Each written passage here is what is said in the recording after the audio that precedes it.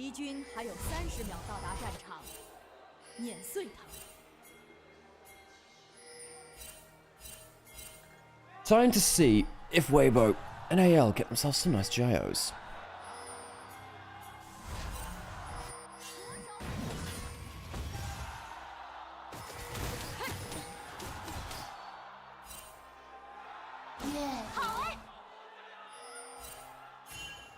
Hey, you know, NIP's arena's got some decent acoustics to it, doesn't it? Just as I started talking last time, it started those gyos, I was like, hang on, it's a bit delayed. Perhaps there's an audio issue or something like that. Thank you for the stream streak, John Beatus, as well. 40 stream streak. Appreciate you all. And I hope you're having a wonderful LPL experience. LPL playoffs is a very special time of year. Teams tend to glow up in LPL playoffs in a way which you just don't tend to expect. There's always a playoffs run which you don't expect. Whether that'll be, you know, we've got a lower bracket, right? Now, right from the start. Whether that'll be someone like, I don't know, I think EDG could surprise people. Or there could be, oh, hang on a second, jumping forward, Zenith Blade early on. Heal blown by Chris to give them the move speed out. Hope did stack up that lethal tempo. Not really the Zenith Blade they would have wanted. And then Hope he just gets to keep Wing the wave. That's Simmer for you. The Ricochet go rat-a-tat-tat. There's rush from Shanks and from Xiaoxu. Okay, yeah, it's level 2 now. I don't think he wins this because the clock will wind up a flash away from the Unraveled Earth. Unraveled 1 though, the stone tosses. Flash for flash. Xiaohu, Shanks, both losing summoners. Who benefits more from that? I think... Oh, I don't know, because if the flick back lands from Talia now, that's a problem. Was there a ward dropped in this brush? No, there wasn't. Tien has an angle hit. There's no flash in Shanks. Does he flash for it? Ooh, good damage. Level 3 hit now. Xiaohu gonna hit level 3 off the next wave, off this next wave, and gets it there. Alright, okay. I don't... Well, can Tarzan actually contest this? You see the HP of the Wukong. But there is a Xiaohu. Yeah, there's a Slayer. Right, he doesn't get the W onto the E. Hammer shot gets 1 part of the damage, not 2. Flick back missing. Full Raptor secure by Tien. Tarzan doesn't get anything there. Could still potentially contest at a red buff. This, by the way, folks, is full build Poppy. Level 3 red buff. Poppy's full build. Welcome. Welcome to the late game, Poppy. You have everything you need. Does Poppy need anything else in life? No, not really. Chris, did he just queue a minion? I think Chris might have just queued a minion. And Hope will keep walking forwards. Get some damage down. Failing the E this time, that could be a bit of a problem. Tarzan, does he think he has a kill angle? No, not with the cooldowns left the way that he did. He needed his E back up, really. Tarzan doing a great job of battle warding. There's that Poppy.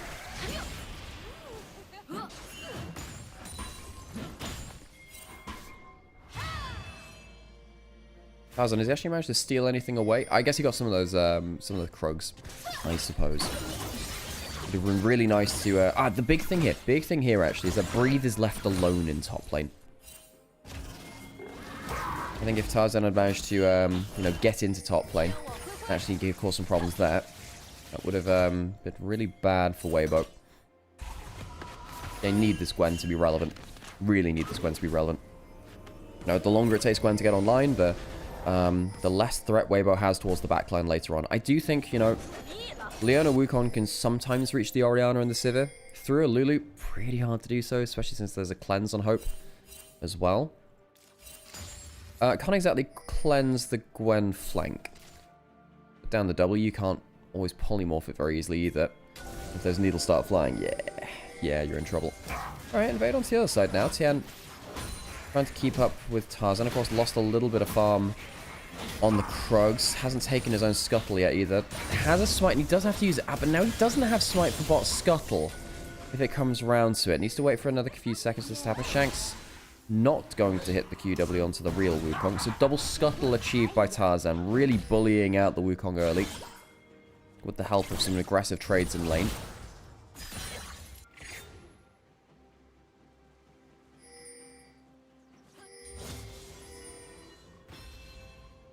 Tarzan keeping about his jungle gremlin ways. continually walking forwards, now recalling in the enemy jungle. This is really battle warding at its best. Hang on, W is just used. Does he get a wall stun off here? Ah, yeah, he does. Well, not the wall stun, but he does get the E. W not there anymore. Loses quite a lot of damage. W now gone, flashing away. Kyle will slow down enemy jungle support. Tarzan going a step too far this time and loses a summoner for it. Having no HP as well means that, well, he has to recall now. Tien has a bit of uninterrupted time now. It's nice for him. Now, Anyone's Legend, they are a team which is completely defined by their jungle support. Now, of course, you can point to a bunch of different players on the team. I think that Hope's had a great year, even as one of the oldest AD carries in the LPL, which weirdly holds a certain stigma to it. You know, veteran AD carries aren't given the same respect as, you know, a veteran top laner or something like that. You know, ADC is seen as kind of like the hotshot young player role. Hope's been fantastic. Age doesn't have to mean anything, folks. Him and Jacula have been fantastic, and then the two oldest AD carries in the LPL this year. And, you know, I think Flandre on the top lane, a player which he's a world champion. He's had a good revival as well. Of course, wasn't playing in 2023, came back for 24, and into this year as well. Anyone's Legend won a split, made it to, you know, MSI 3rd place.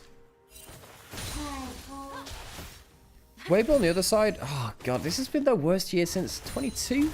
No, 23, 24, they made it to a World's Finals and a World Semi-Finals. Changed their roster about, of course, each year or so. They had what was their roster in 2023? They had, the Shy, Weiwei, of course they had Caster at the start of that too. Caster's just made it back to Worlds, by the way, from PCS, interestingly enough. Second, Kyle giving the shield over to Flandre, potential move speed as well. Needlework used to trade back some damage. The wave is okay for him right now. Ah, he stops a recall, interestingly, too. Has enough HP to stick around. Doesn't want to take that much more poke. Does he want to collect the wave at turret here? Is anyone else going to collect this wave? I suppose he's afraid that a dive's going to come in, but there might be a dive on top side. Cyanult is going to be the farm alarm and bot side. Of course, breathe here on the Gwen, so important to this game, but just important to AL in general. Someone needed to be here to cover this wave, folks. Sivirol's pots. Polymorph as well. Ooh, flash away, and here comes the Talir. Well, there's your cover. Tarzan, remember, no flash, and that could be a problem. Phase Rush helping. And the Poppycopter, we'll see the disengage come through. Some farm was lost to tower while this is happening, and a turret plate was picked up. I'm not sure if anyone got gold for it. I suppose they did. I think someone ended up hitting that. And Tien gets Dragon on the other side. Xiaohu flew into Poppy W while gank was going on, of course. Well, he just had to get there. That was the primary thing. Grub's now traded for an individual advantage a little bit for Tien here. Got the Dragon. Traded for the Grogs, but be able to get himself some extra farm as well. Gets Raptors. Does he get red buff as well? That'll be important, because if he gets that, then actually he's actually pretty happy with the whole jungle state of affairs. Light's going to walk towards Tarzan. Remember, there's no flash on the Poppy. He needs to get himself a phase rush if he can help it. Not going to be... Hang on, ult pop by Light. She doesn't blow the flash. Uses the barrier instead. Shanks helping out his jungler. So Raptors are gone. Don't be fooled by the minimap. Raptors are gone. Red buff is gone. Krugs are gone. Tien takes a whole quadrant, and Tarzan can't even take the Raptors. That's a good play from Light. That's a very good play to cover his own jungler's camps here. Double buff on Tien now. Not really going to be able to do much towards the Sion. Jungle matchup is so important in this game, folks. In between these teams, rather. Just nameplates on. Tien, so often been a regional hero. Up until finals, where things have gone less well for him. Tarzan, very similar on the other side. But Tarzan was another guy that couldn't really make it work in finals. Both these two have been known as finals chokers in their career, but both of them have been on great form, actually, the last year or two, haven't they? Tarzan won a finals for the first time ever this year. Won himself a title. What a legendary player. He was probably the best player to have never won anything up until that point. Tien on the other side. Now he's a world champion. Of course, that was a little while ago now. You really have to respect him within an LPL context. Is this elimination? No, this is not elimination. This is the upper bracket. The loser of this will play the loser of the next series that we're playing today as well.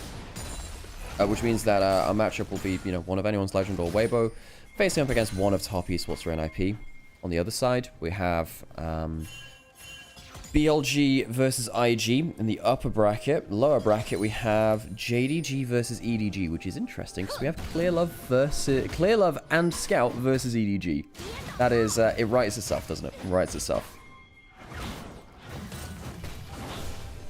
To be fair, TN did get that one finals a while back versus G2. Yeah, you know, one of those small finals which might have won him a world title. Yeah. Just a small thing.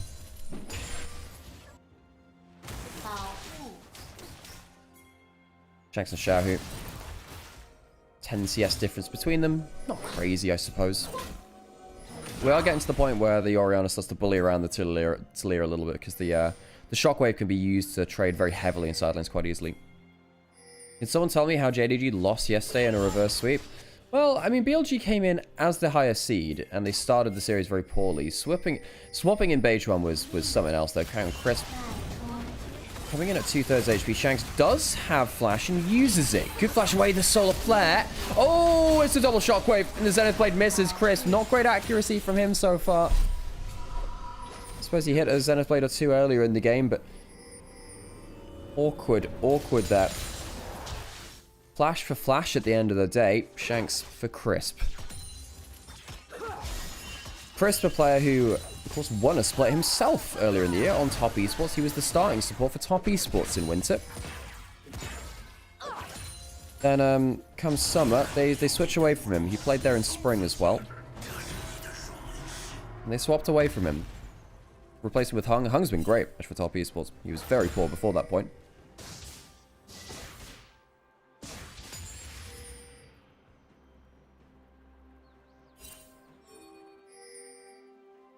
Blade of the Ranking coming out for Light, by the way. Popping in the Cull. Hope has a Cull as well. Both of them just knowing their job, they need to scale. I always take my toll, red or gold. I used to play a lot of Sivir. Getting a really clean auto-attack reset on the W is a very fun feeling. Which is a very satisfying champion to auto-attack with. Being able to stand and kite as a Sivir, oh, one of the better feelings in the... Now, the problem with someone like Sivir is that you do require a team to, you know, be alive. Sign-up pop. It's going to be the farm alarm again. Dragon spawning now.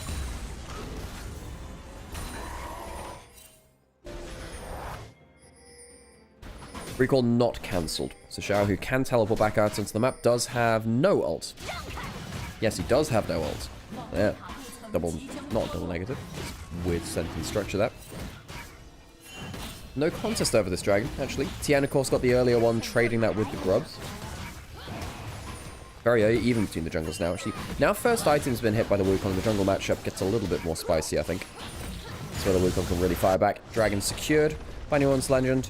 And they'll get themselves a play on top side too, actually. So they're actually getting something off both sides of the map. Quite rare to see that in the way that you do.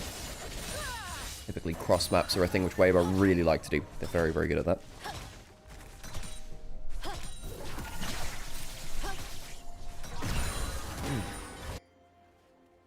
Quiet game in terms of kills. No kills so far in this series. Anyone's Legend, often known as our strategists.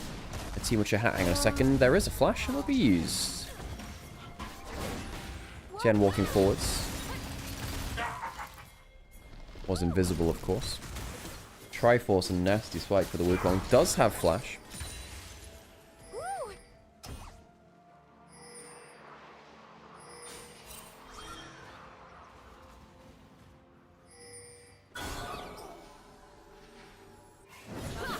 What are we fighting over next then, folks? What do you reckon? Herald in 10 seconds. Do we finally get a fight over that?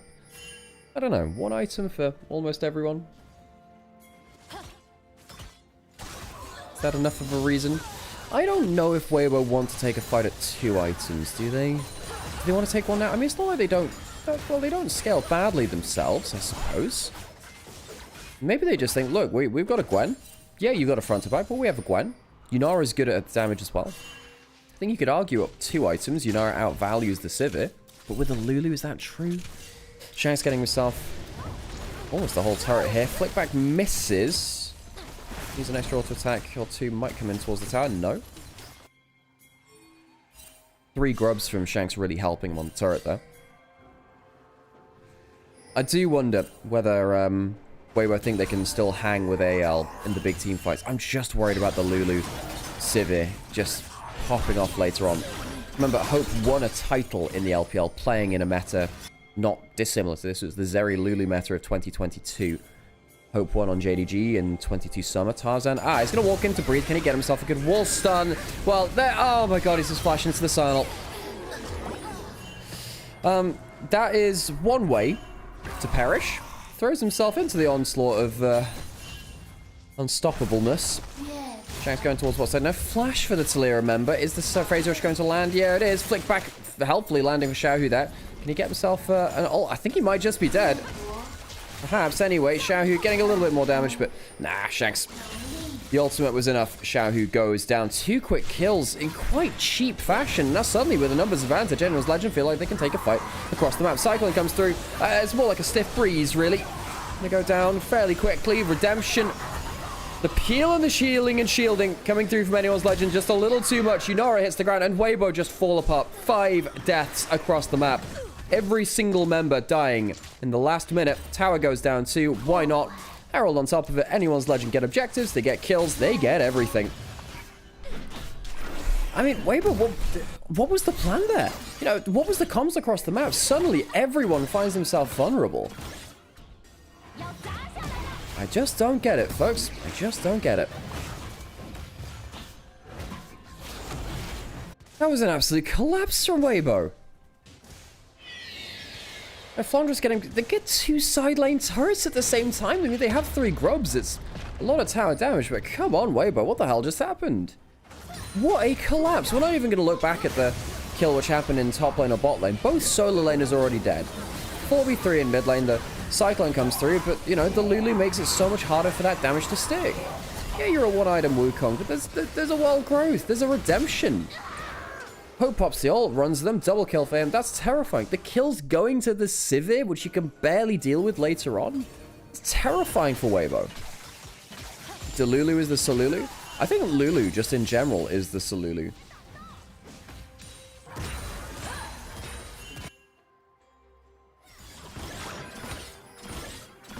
God, that's a 5,000 gold lead out of nowhere. Where did it all come from? Where did it all come from? Well, I mean, I say that we did literally just see where it all came from, but you know, I think the energy's right there. Herald summon in mid lane, trying to finish off the last of the outer ring of turrets. 3 grubs can help him with that. An auto attack on tower might actually just be enough, you know. Does he even need that? Oh, it's going to go down, I think, just to the Herald charge, actually. Hope wants to stick around for local gold if they can. Damn, that turret just about alive. The dragon spawning now. Tarzan, gets a wall stun. Shockwave afterwards, and Crisp, yeah, he's looking a bit crispy there. Burned alive by anyone's Legend. Putting him over the fire. Oh, it's a great polymorph. What a top-tier polymorph. The Cyclone comes out. Not at all stopped in its tracks. Flandra here to peel away from... That is such a good polymorph. Coming in from Kyle. Cian tried to look for a slapback. Just finds himself a little cupcake in the enemy team. All towers down in the outer ring. Dragon going to fall to anyone's Legend now too. 7 kills to none. Weibo, I mean, they have 1 dragon, and that's the only thing stopping this from being a perfect game. Utter collapse from Weibo. I don't even think it was going that badly before all the kills came in. Breed flashed himself into a, you know, face planted into a Scion. Oh, the polymorph was insane from Carl. We'll watch this back. We'll watch this back. But look how good the polymorph is in this play. You know, the initial engage is good. Engaging onto the hard engage support makes a lot of difference. Poppycopter removes the Nymaera, and a lot of the damage is just gone. You should never be flashing in there as soon as the Poppy ult hits. Perhaps just not reacting in time to his own AD carry being punted out. Sion would have been there early enough anyway. And Weibo just lose their minds. They just lose their minds. Got a 3-kill Orianna now with the Horizon Focus second. suppose it's quite a squishy team on the side of Weibo. I prefer this to something like the Shadow Flame, which is a very overrated item. The flat pen is a little overrated in general, because the passive doesn't ever really give you that much value when you're playing like a full chunk mage. Oh, Shockwave onto one, and that's onto Tien. There's not going to be any steal now. Walks away from his own redemption. I think he realizes, look, I just need to recall now. Weibo still stick around? I mean, your Wukong is no HP. You can't really do much about this. Just back off, Weibo, I think. Just back off. Don't let the Atakan make things worse for you. Secured easily by anyone's legend. How many petals are they going to get? They were on, you know, 6 or 7. Go to 26. Good amount of petals for them. Good value. Quickly taken. Not too much time wasted on that. So now you have over 1,000 gold lead in bot lane and top lane. Almost 2,000 in mid lane.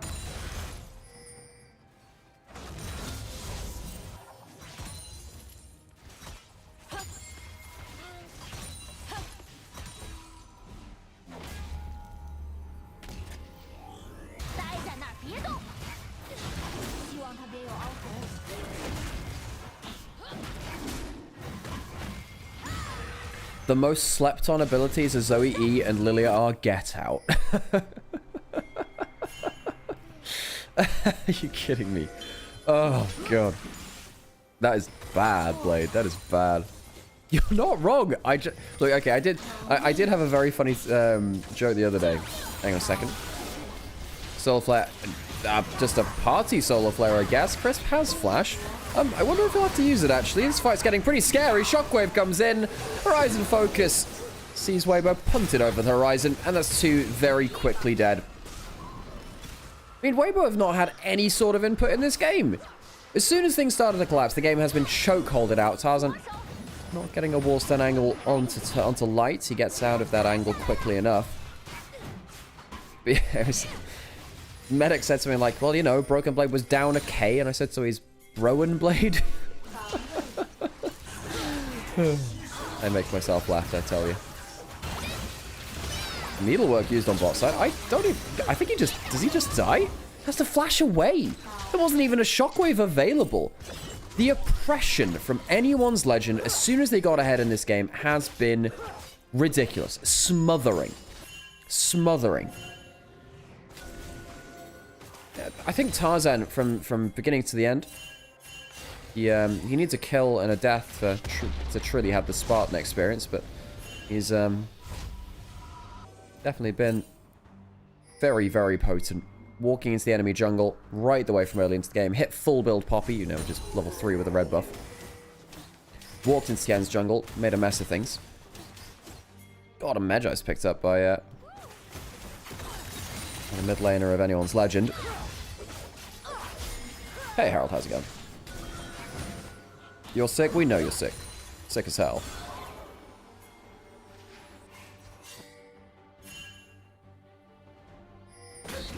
Two items across the board from anyone's legend, really. Sorry, support. Minute-Till Dragon would be 3rd for anyone's legend. Again, the one dragon from Weibo, the one thing which has stopped it from being a perfect game. Can Weibo mount a real fight in this game now at this point? 2 items on Yunara. I don't know. 2 items on Gwen. You know, normally these breakpoints, you think, well, yes, that's not a bad point for these champions. It's a good power spike. They're just so far behind now. You know, you're behind almost 2 levels on Flandre. In fact, you will be behind 2 levels for this fight. You just hit level 16. Level 16 to level 14. 2 levels in jungle. Fight coming through from Weibo. Trying to jump forwards onto the Lulu. Now, that's a target they might be able to kill. Good flick back. The wall stun from Tarzan's not bad. And Hope is going down. Wow, Weibo, they've actually found a good angle. 2 kills very, very quickly. So that's going to be Flandre walking out. Getting 1v1 by Shanks. That will be a kill back for anyone's legend. But 2 quick kills onto the bot laners. That's not bad from Weibo. Now, just imagine what could have happened if they weren't so far behind. Tarzan walking forwards again. Now, he's potentially going to go down. He doesn't have flash. There's 3 kills for Weibo. Out of nowhere, they were kept to 0 so far in Flandre. Well, you're very tanky, but you are also very, very alone. Shanks now coming up to help. He has flash. Does he have to use it? Zenith Blade missing onto him. God, Sam, that's a lot of damage. Like walking forwards again. He's a pretty good duelist. I don't think you beat out the 15-stack Magi's 3-item Oriana, though. Spots out Tien, very low HP. Shanks, make sure that the dragon is not going to be let go. Despite the problems flashing forwards. Using the Q, don't think the QW lands. Barry coming through as well. Can TN get enough damage? No, I'm not sure he can. The Atacant getting slow, but the damage too. Teleport coming through. And Shanks does everything himself. Double kill for the Orianna. The battle ball, the bowling ball, knocks down the pins of Weibo. And what started as a good fight for Weibo ends up being much, much, much less good for them. Won't be able to get the dragon. And now with Smite gone, is that going to be Baron going with it?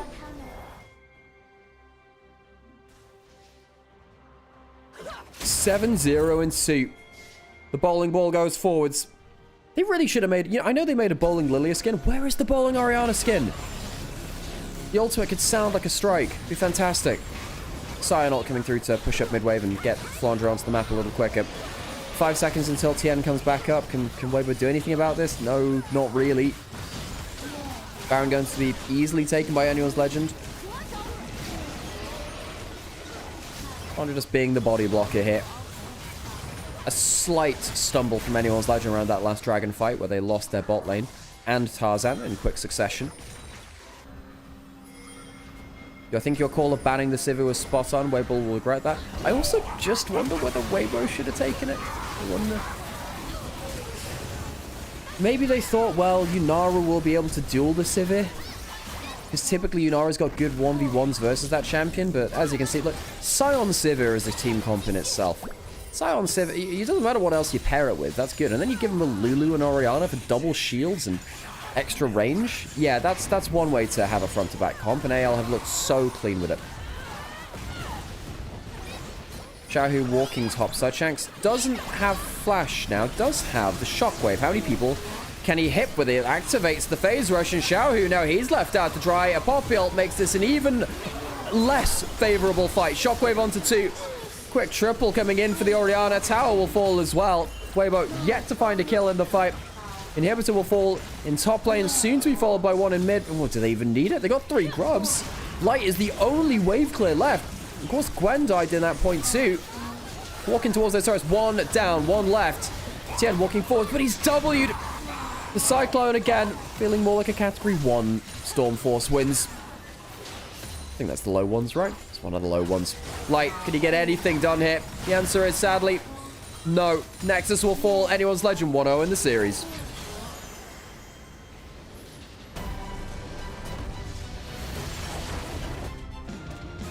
I'll go check out the stats and let's hear those JOs. 欢迎来到英雄联盟。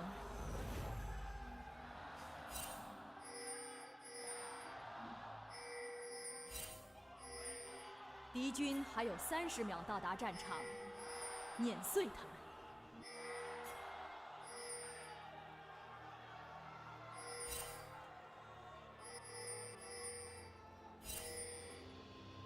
Let me go check out these Kai'Sa stats. From this year, Hope is 20 games deep on Kai'Sa, 65% win rate. It's Kai'Sa all time, 60% win rate, 50 games of it. God, he's had some good games on it though. His Kai'Sa is just an anomaly. He did lose versus BLG and IG in his last 2 games, but you look at some of these KDAs, 14-0-7 versus Top East, 7-1-10 versus JDG, 7-1-12 versus Team WE, 10-2-4 versus T1 and MSI. You know, he's got some when Hope pops off on Kai'Sa, the kills just don't stop coming. And they don't stop coming. Hey now. You remember All-Star? Like the actual event? Remember that? Fun event for a while. Okay, we've got a little bit of an audio desync. I'm going to quickly angle. We'll see what happens at level 1. But I do just want to make sure that we can get the audio resynced as soon as possible. Okay, just going to quickly restart the audio. Should be safe. The screen will go dark. Darkness. And we're back. There we go. Quick reset on it. Just making sure that the audio is completely topped up. I say topped up. Sometimes it gets a bit desynced as the day goes on. I think it actually might be because of my CPU. I'm not exactly sure.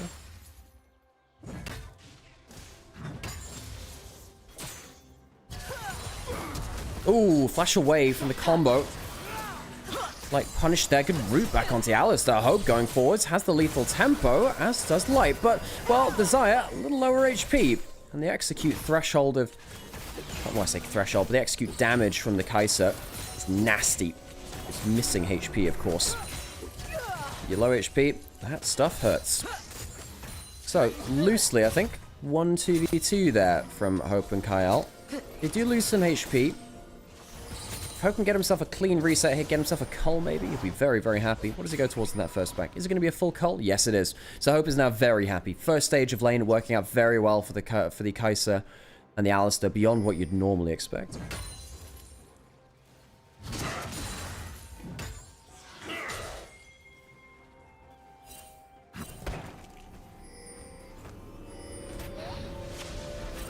I'm sad that we don't see Camille Galio as much these days. Camille really struggled with the loss of Sundered Sky. Triforce has been fine at some points, but she's really struggled with a lot of different nerfs, particularly to her W, her base stats as well. I think what really killed her was the durability patch, where a lot of the matchups where she could burst people out became much less playable. Hang on a second. Shank's going to get approached by the Kiana. Tien should be able to get a trade here, actually. The, oh no, root missing. Phase Rush was running off, so I was wondering if there was a trade to be made. Tarzan in bot side now. Junglers both very even. The Zed and the Kiana both have hilariously quick clear speeds. Raptors respawning. Tien on his first. Tarzan not a... Ah, that's Tarzan being spotted heading in here. Stun for stun. Tarzan, oof, nasty double shuriken trade there. I guess an auto attack involved too. Now, one thing which is not... Now, I am a Zed player, so I've played Zed for 10 years, you know. The thing which has not impressed me about LPL Zed players has been their shadow usage for poke, and then also remaining safe. Tarzan's shadow usage has been a little better than some. Kanabi's actually probably been the worst at this.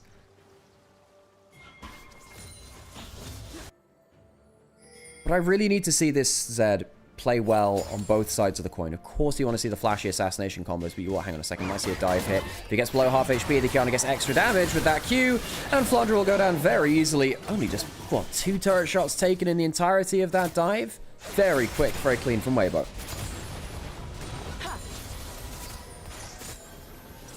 Kill goes in towards the Xayah too, who also has a cull, picked it up at the same time as the Kai'Sa. First blood going over towards Weibo. Divine Sunder. Wait, what did I say? Did I say Sundered Sky? Yeah, Divine Sunder. That's the one. Yeah. Camille, when I was talking about it earlier.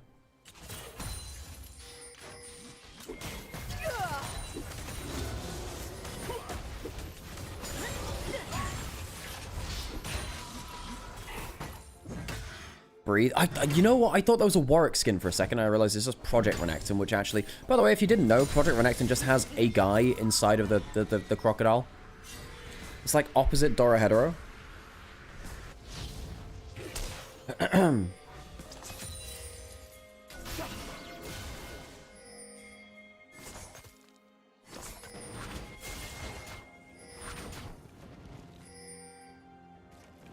Hot take, Wei has the best shadow play, even if its mechanics are noticeably slower than Kanabi or Tarzan's. I actually can't remember Wei's last Zed game. I know there was a game of it. He had a game of it yesterday, right? I was busy prepping for LEC, so I didn't get to catch that.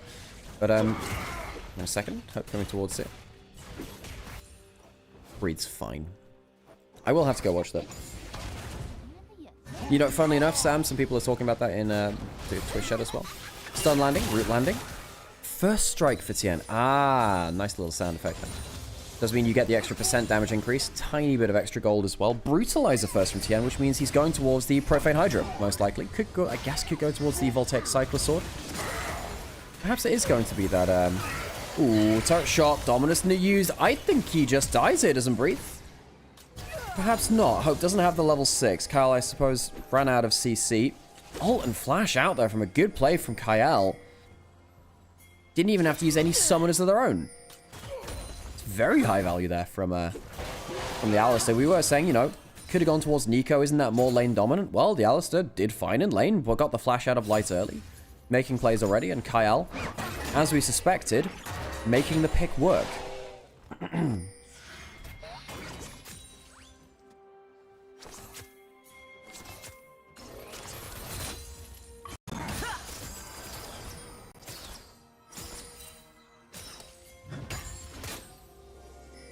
Tarzan on top side has level 6 now. He'll be going towards likely an Eclipse. I will say, I think Eclipse is super overrated on a bunch of champions right now. Just go Death Stance instead. Especially on jungle. Death Stance, hang on a second. Kyle caught out a little bit. Does have Flash. The root doesn't land because it is used. What happened to your co-streamer? I'm literally here. Oh, my co-caster? Sam? Sam is taking a break for the first series. We occasionally do solo cast just to give each other a break.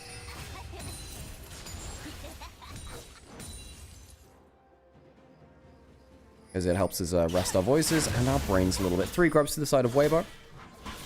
Dragon not started from anyone's legend on the other side. Quickly taken by Tien. Yeah, I mean, one of the reasons why Qiyana jungle is back is because the clear speed's gone up so far. Okay. Flandre does he use the ult for wave clear? I'm a little bit worried here for Flandre. Yeah, he has to pull out the ult very early. It's a 4-man dive coming about here. Quickness coming through. Shahu will get a stun in, potentially. And that'll be a dead Flandre for the second time in this game. 2 kills onto the Ornn. I will say it hasn't actually led to an individual top lane matchup, because Breathe has been forced off of, you know, a number of waves from that bot lane plays. Down on Shanks in terms of XP, so top lane is below mid lane is just a little bit.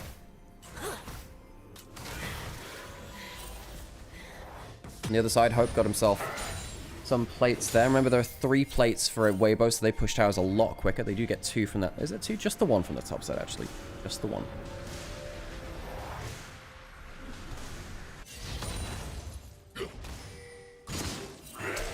So 1,000 gold lead for Weibo. 2 assists onto the Qiyana, who's gotten some gold from the first strike as well. Kills have gone towards the Xayah. It's not a great comp for Xayah to close down the Xayah, actually. You know, I think that there's a world in which anyone's legend funnel into the feathers and, like, really hurts them.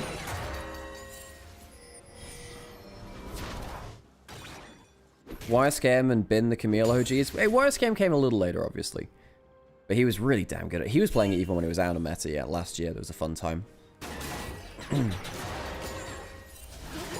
had a ton of very good Camille's here in the LPL. When I think of Camille, wasn't it? Oh, God, was it? Who? I mean, we had, of course, Tien was a player of Camille in the jungle.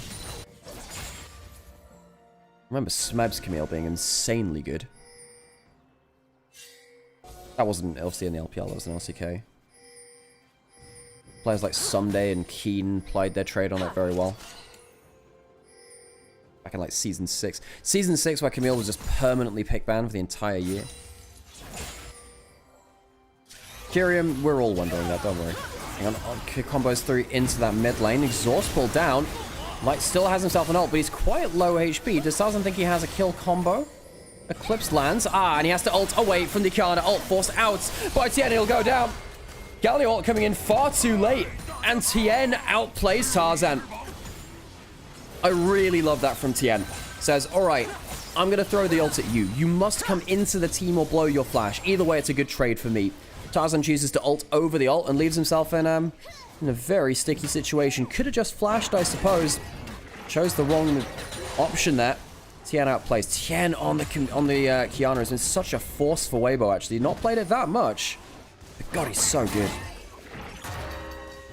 Ning is my most remembered LPL Camille. True, yeah, the 2018 World Championship jungler, of course. Tien, ooh, hang on a second. Hope has ult and flash. Tien doesn't think he has a kill here. Wow, that's a lot of damage. Oh, he hits the second Q as well.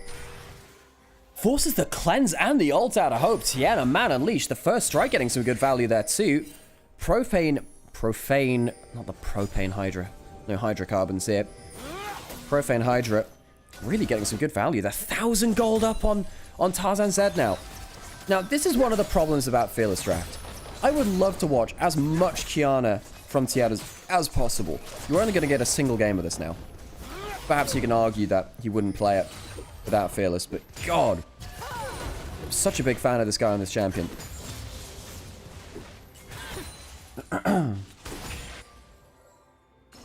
Propane Hydra and Propane Hydra accessories. I know.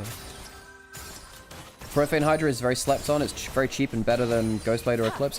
The problem with Profane Hydra is its build path is less good than Ghostblade. It's very good when it's completed, but up until that point, it kind of sucks. But I agree, it's an underutilized item. Also, one of the other issues is just that we don't get that many lethality melee champions in right now. It's not fantastic on ranged champions, of course. Arla Camille, true, that's another big player of it.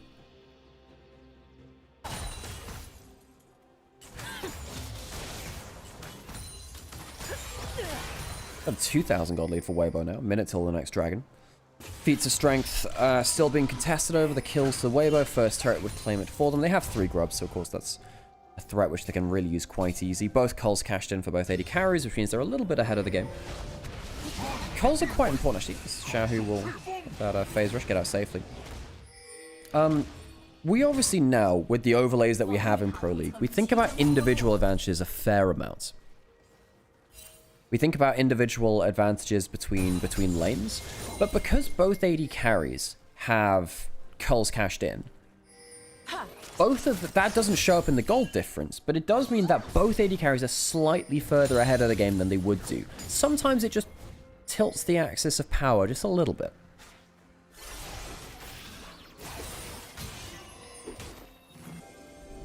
Onivia can live now. Yeah, we're restreaming onto Onivia. I'm not hang on a second. Oh, great damage again. The first strike. Jesus, it reminds me of when Talon Jungle was the thing. We just jump at someone, get the first strike, get a bunch of gold. Make your way out. Looks like Tien is going towards the Cyclo Sword second, by the way. Yes, just for the record, I am not Onivia. We're just restreaming onto Onivia's channel. It's given us the opportunity to do so. It's been a fun time this year doing so. Xiaohu has flash, has ult. Good combo coming in for Kabyle. Good exhaust onto Tarzan. Has to flash away. Root coming through onto the Alistar, and the teleport start to fly. And he's gone into the enemy jungle. The stakes are high, and behind enemy lines, Kyle will go down. That's a steal from Tarzan on the objective, though, and Shanks goes in, and that is an awesome display of talent. A supreme, a peerless display of talent as he knocks Shanks out of the Justice Punch. Oh, Tien, I could watch your Qiyana for days. Take a bow. What an insane ultimate from Tien. Just knocked the Galio out of his E. That was insane. He loses the dragon. It's a good steal from Tarzan, but what a Qiyana play from the jungler away. But jumping forwards, Cope, ulting to the side. Another cooldown blown. Really, really need to see a replay of that one. I mean, AL did get the steal. He did get the steal. The initial combo from Kyle was okay, but the follow-up wasn't really there. Tarzan being exhausted meant that his damage wasn't really much of a factor. 2,000 gold lead for Tien individually now. Alright, let's watch this again. Combo against the double bot lane looks pretty fine. The exhaust goes on to him, though. Things get spooky after this point. You know, Kyle forced out of the play, front line's out of position. You could argue there's a bit of an overplay here. Tarzan managed to get in. Watch Qiyana now.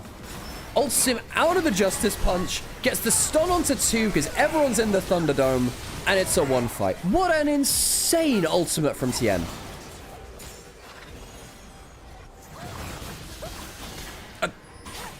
Just a round of applause. Love this guy. And he's gone for the Axiom Arc. I was wondering if it's going to be the Voltaic Cyclo Sword. He's gone for the Axiom Arc for lower ult cooldown. Of course, they're good stats on the item too. If you get ahead of the game and you start getting kill participation, more Qiyana ultimates, hell yeah, that's going to change the game. Thank you, Spirits Maker, as well, by the way, for very kind comments on the cast yesterday. It was very cool again to cast GT versus KC with Medic yesterday in the LEC. And thank you, CZ, as well. Appreciate the kind comments over there. Flandre will get himself a bot lane turret. First get one of the game for anyone's legend. Feats of strength were claimed by Weibo as they took. By the way, and the outro to that play, we really need to talk about this. 3 turrets there. 3 turrets in a blink of an eye, using the 3 grubs to open up the map. And, you know, last game we saw the game fall apart off of one play to the side of anyone's legend. They took 1 kill onto Breathe and onto Xiaohu, and then things fell apart, and the game went with it. Similar is happening here now in favor of Weibo, actually. Did not expect to see that after the game 1, but again, LPL players have a way of confusing you sometimes, of throwing you for a loop. Weibo, can they ramp up in a way that they somehow always do when it comes around to World season? They've made it to World semi-finals and finals in the last 2 years. Kyle stopped out in river. Crisp actually takes the scuttle crab. Shanks, hang on a second. Did he just use his E? I think he did. And I think he might be dead for it. The root's not going to come through. He'll escape with the ultimates. Tian, I think, could have flashed to confirm the kill. Choosing not to. I do think it's quite important to hold on to your flash as the Kiana, though. Need to get out of the likes of, you know, Ornn combos and the CC from the melees of anyone's legend. Breathe, getting ulted onto. Now he's the one that's overstayed. That is a very, very dead crocodile. Kill goes towards the Galio. Kill towards Shanks. First kill of the game for anyone's legend. That being said, they've used how many ultimates now? Well, they've used the Ornn. TM will steal a red buff. Tower goes down in mid lane.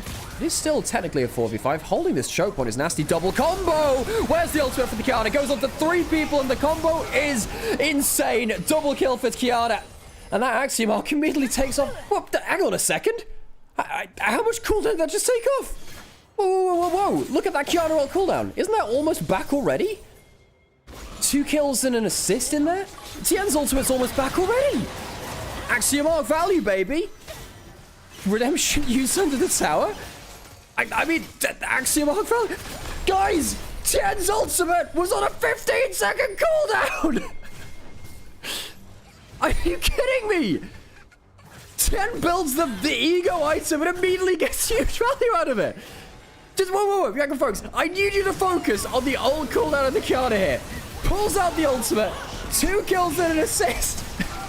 Kiana's ultimate's back off cooldown.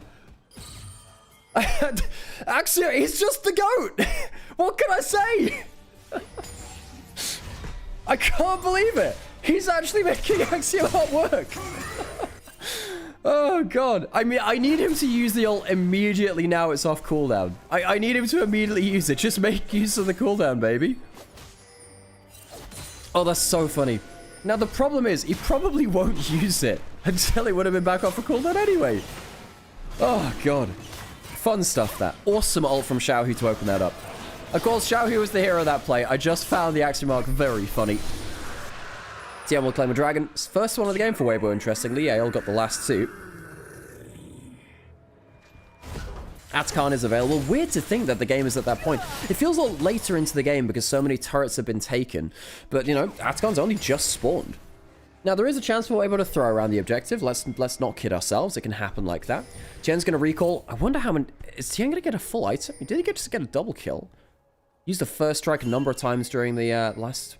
So, yeah, he's got himself 3 items already. 3 items at 20.5 minutes. Jesus. Doesn't stop off of the tier 2 boots. Kiana doesn't always need them.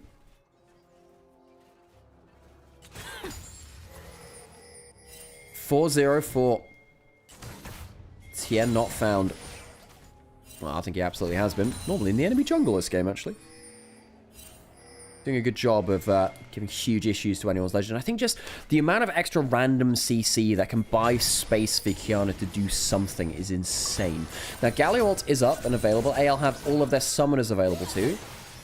They are, however, down. Just a ton of gold. Just a ton of gold. Yes, they have 2 items on the Kaiser. Yes, they do have a Galio appealing for them. I don't know if it's enough. Now, the magic damage shield's not going to save you against a Kiana. They are on vision if they start this Atkan, and they will do. I mean, this is your chance to make your way back into the game. Losing HP on your Alistar doesn't help, but he's still got 2/3 of the HP. Xiaohu still has flash, actually, by the way, and he'll stun up the Alistar. Down to 0 HP. And a flash away will not save him. Combo in from Chris, buys out the Galio ult, the Ornn ult as well. That's a lot of tools used by anyone's legend. The Atkan has been releashed, though. Gains a lot of HP. Now you don't have the Tibbers. You do have, you know, flash still available from the Annie. 4v5 around the objective. Do they think they can take this? Garroot onto the Zed, and he's forced backwards. Supreme display of talent. Gets some damage onto Flunch. Not that fantastic. I wonder if AL feel like they can go for something. Flash away from Desire. Makes things hard. Steal from Tarzan. Good on the smite key this game, but sadly not in the fight. He'll go down again. And anyone's legend will claim themselves the Atacon. That is a big objective for them, but they will lose all 5 members, quote unquote. Question mark, rather. No, they'll lose 4 for the Atacon. The petal value, not insane, I suppose. Anyone's legend do get themselves an objective bounty off of that. It is worth noting. So anyone's legend get themselves the objective bounty. They get themselves a kill onto Crisp. the battles aren't that insane. Kyle gets blasted. He was first traded onto by Light Xayah. Xiaohu takes all the remaining HP basically after that point. Tien didn't get the best ult in this fight, has to be said, and they were tanking the Atakan an awfully long time. Couldn't quite cleanly get the take. They walk into the Atakan shred there as the circular rings come in. Good route from Light. Light had a very good fight here. Very good fight, actually. Flashing away from Shanks' combo, too. Ulted, immediately flashed back. And the Xayah wasn't killed. It was a real threat there, actually. Flandra a little lucky to get out alive.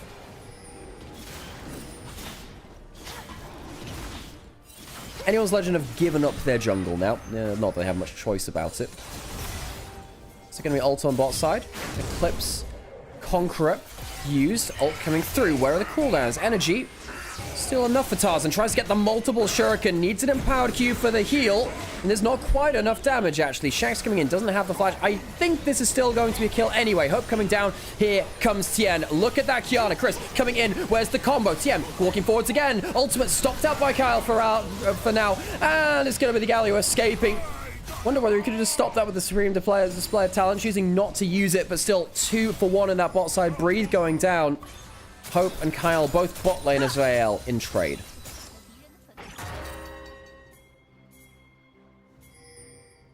He was stunned out of active reactivation. Damn, sucks for him. Flandra couldn't get that much in that last fight around that top side. I believe that's what that was in context for. Mid lane turret not able to be taken by anyone's Legend here. They did try to get some damage onto it, whereas Light is a 3-item AD carry with 3 grubs, so we'll be feeling a lot better about that. Tien, so hard for the Galio to catch out. Teleport down to the mid lane. Tien getting great damage down. Jesus, Shanks, no ult, no flash to get out of this one. 6-0-8 on the Qiyana. 2-0-12 on mid lane as Xiaohu picks up only his second kill this game. He's been donating the rest of them across the rift. How different is this from game 1? We were saying, you know, LPL playoffs has a very strange way of making teams ramp up. There's always a run in each playoffs. Always is, particularly in summer. When teams realize that Worlds is on the line. We had WE in 2021 so close to making it towards that Worlds Championship. Jomong back then. Also known as Elk. WE last playoffs, of course, was one of the biggest stories there. Weibo had been that story a little bit before, particularly through regionals. As we've talked about before, Weibo made finals this time last year against BLG. And you know what? Breathe was pretty damn good in those finals back then. That was part of a very good streak of form from him.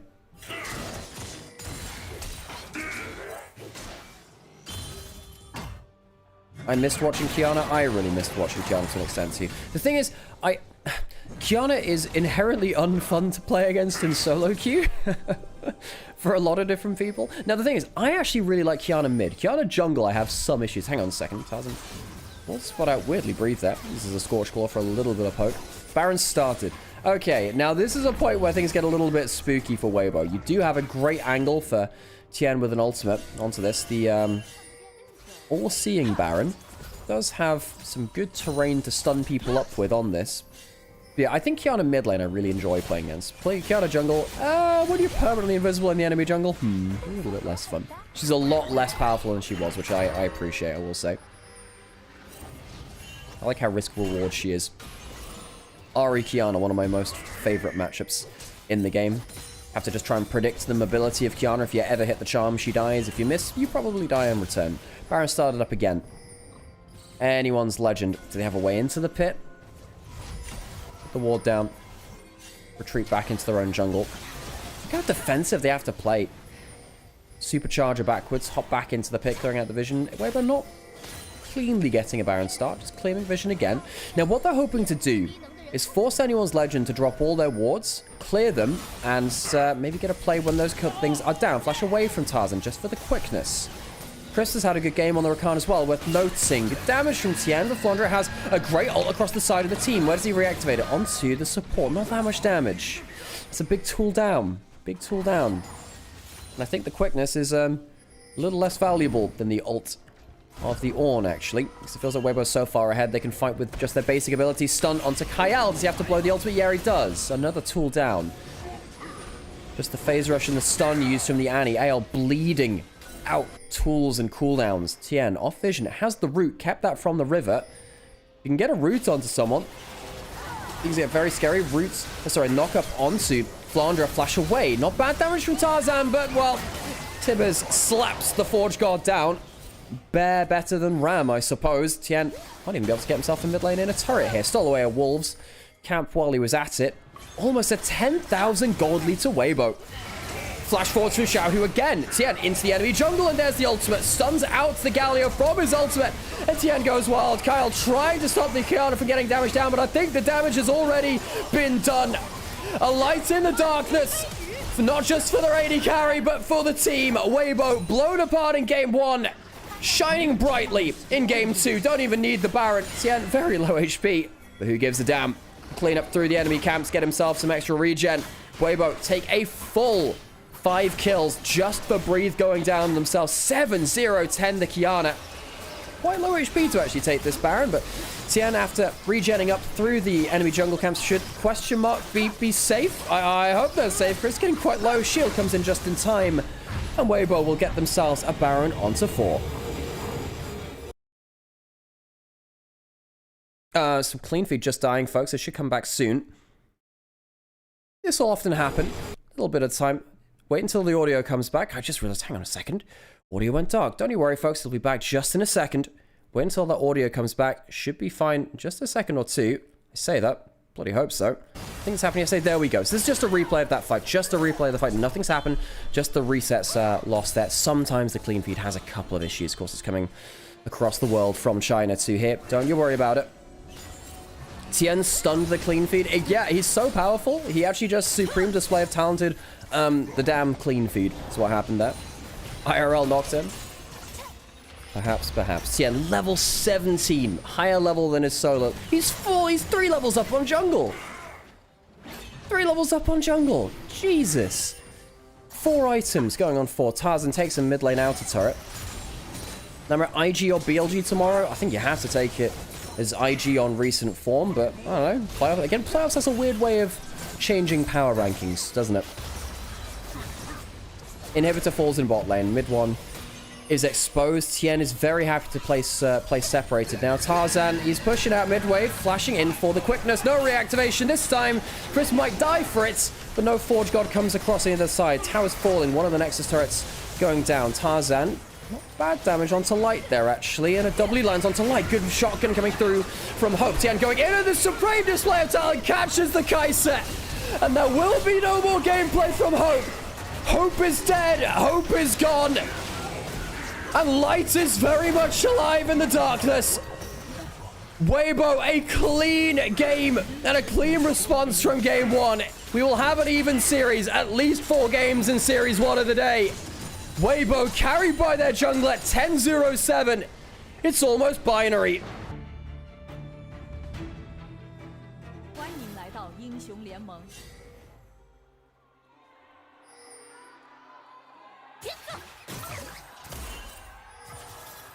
敌军还有30秒到达战场，碾碎。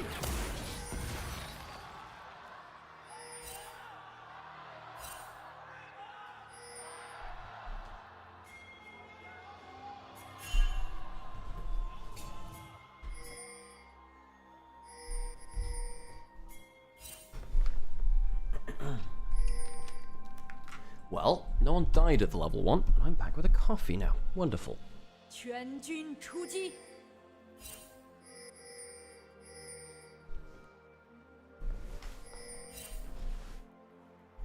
I'm surprised that Weibo didn't go for heavy dive after the Varus was locked in. That's usually how T1 tries to punish the pig. Yeah, but with stuff like the Jarvan band, it leaves you with some less options. You think maybe something like a Vi comp could have been okay? I think when you have the Varus and the Rumble, you're just in so much crap. But the Varus ult into the Rumble ult is enough damage to win a team fight by itself, really. You pin someone into the full equalizer. I think that Varus Rumble is one of the strongest combos in the game. Very, very strong. Laning phase of the Varus Nico, kinda disgusting. The Calm is here to try and mitigate some of that. It is going to be the Poke Varus.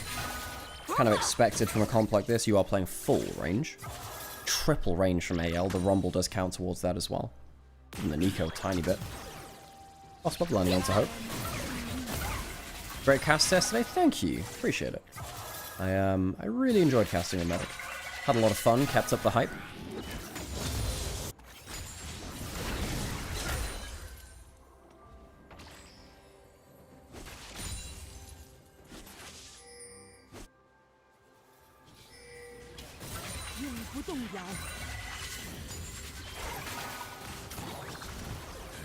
Ooh, minion or two lost on the tower there, weirdly, actually. Didn't expect that. Hope had all the ability to last hit them. Just didn't hit them in the right order, I suppose. Xiaohu, good wave positioning here. Could potentially flash roots if Shanks goes really looking for this wave. Shanks knows he's in a bit of danger. Yeah, he doesn't see either side of his mid lane, knows that Tien could be hit. Needs to be afraid. It does need to be. Very large amount of CS time used, though. Shanks flashing away early. Is there enough damage? I don't think there is. The Spell Flux not bouncing. Not bouncing quite far enough. I think it would have killed, actually, if the Spell Flux had reached him. Not sure how it didn't bounce there. Must have gotten out of the bounce range from the minions which are hit before it. Very lucky to survive there. The full route not quite landing onto Shanks. The slow only from the Rune Prison. Tien slowed down his clear to do this, worth noting. He went for his first quadrant, stopped in mid lane for about 30 seconds, I want to say, and now he's going back towards bot side. Only going to be level 3 to fight this Scuttle Crab with that now. That's enough. He'll get the Scuttle Crab. Does Tarzan go into the enemy jungle now? I don't think he can, because bot lane has too much prio. Xiaohu's teleported back as well. No flash on Shanks. If Tarzan goes in towards a Gromp steal or something like that, he will die, because Karma and Corki can roam over. Okay, so that works out quite well for Tien, actually. Shanks, really bad wave position. How the hell did the wave get like that? This whole problem comes because Shanks lets the wave get away from him. He pushes too hard. Well played from Xiaohu to keep the wave on his side of the lane. Now, Tarzan is going to get a Raptor steal off, which is nice for him. I think it will be a full steal. Should be. Should be there. Ooh, going to be quite close. He'll get the steal off. There you go. All right, Smite comes through. So you get all of the small Raptors, all but one. Scuttle on top side available. Tarzan realized, look, okay, you've slowed down your clear. I need to get something from your jungle. Couldn't get anything on bot side. Does get the respawn of Raptors.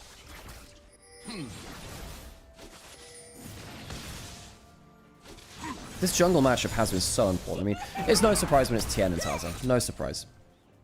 Now, both these have been top-tier LPL junglers, especially on a regional level for a very long time now. Can Weibo win even if anyone's legend has a better draft? Based off of regular season, it's unlikely. But, as we've been saying, LPL playoffs has a weird way of affecting things. Teams just ramp up in playoffs. Sometimes. And Weibo has been one of the more notable examples of it in the last couple of years, of course.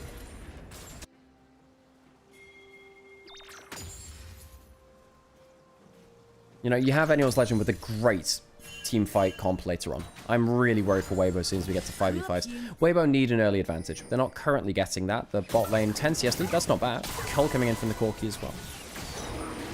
Weibo, if they get early dragons, yeah, that'll help. That'll help. So they can cross-map later to avoid some of those fights if they want. Especially if they think they're losing 5v5. But they can also potentially look for a soul point win condition if they get enough of them too. First one going towards them before the grubs spawn. Important that the team actually roams over to help this get taken a little quicker, because we don't want to waste too much time here. Tien already behind a camp or so. Or about two actually. Oof. Good double root into the arrow. Paris Nico, nasty damage.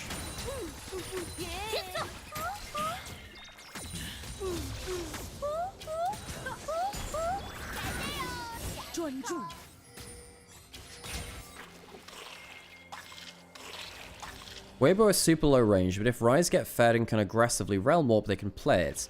It's on Xiaohu being strong enough. I think the Realm Warps are really important. I actually think if Breathe gets ahead, that's potentially a game break. You just need a side lane that you can play towards with the Realm Warp. The roots, the stun through into the Chaos Storm. Takes a chunk out of Ryze. Another Raptor still coming through. Tarzan wants chicken. He wants those chickens, man. You do be loving the poultry.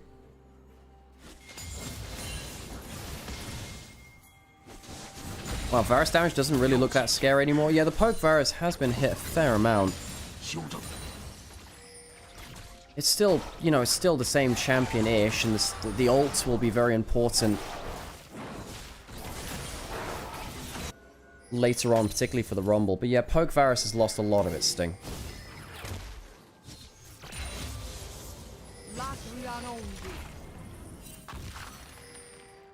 I don't really know what Light's going to do with the Corki in this game either. Feels like the Corki really struggles to teamfight later on. There's so much random damage which can kill you. Rumble, if he's anywhere close to you, your teamfight's over. Even Shinzo can randomly, you know, walk in with those crits with the Sundered Sky. Cause you a ton of issues. Hey, couldn't catch game 2 due to meetings. Was it close? No, not really. Tien had a Kiana game which was disgusting. Went 10-0-10. It wasn't close at all. Now the problem is you only get one game of Tien Kiana. That is the nature of Fearless Draft. God, it was good. I would watch that one back just for the masterclass there. Tien had an awesome ult in one of the dragon fights to cancel out a Galio E. So he kind of bopped him out of his E into the wall. It was really, really sick. Grubs now being started. Tien took the first dragon of the game onto the grubs. If they can get 2 grubs, they're happy. If they get 3, obviously they're very happy. I'm not sure they're going to be able to do that though. Xiaohu has flash. E was used by Tarzan. Tien would love to stick around. Doesn't get that second one. So 2 grubs to anyone's legend. They'll be able to take 2 of them. However, not able to get the full objective dominance. Oh, the auto is really desynced now, actually. Okay, sorry, folks. Looks like Clean Feed's really struggling today, actually. Just going to quickly restart the file again. 1 second, folks. The screen will go dark very briefly. Should be back soon. Just wanting to make sure the auto is resynced. I think it might actually be due to my PC, folks. Might be. Sorry about this. Does happen. It's the nature of being a bootleg co-stream broadcast.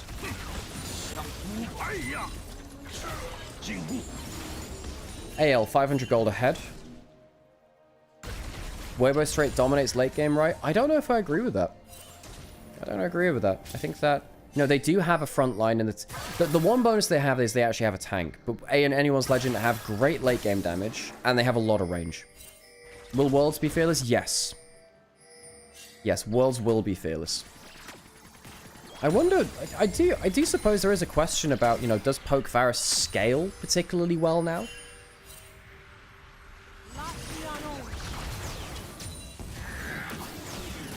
You see the damage from the Varus, it's not as scary as it was before. I know it's only a Dirk, whatever, but the early damage of Varus used to be so oppressive. Vision traded for vision. Not that much done towards the combat. No, before if, hang on, if a Varus had done that, I was about to say you get quite scared. I don't know, I guess, you know, light jumping forwards, all the cooldowns now used. Like, if Varus had done that a patch or 2 before, that would have been a dead karma. Not the problem here. Hang on a second. W used. And flash away from Hope. Good from Tien there, actually, to say, alright, you've used a lot of your cooldowns, and I got a W to dodge the last one.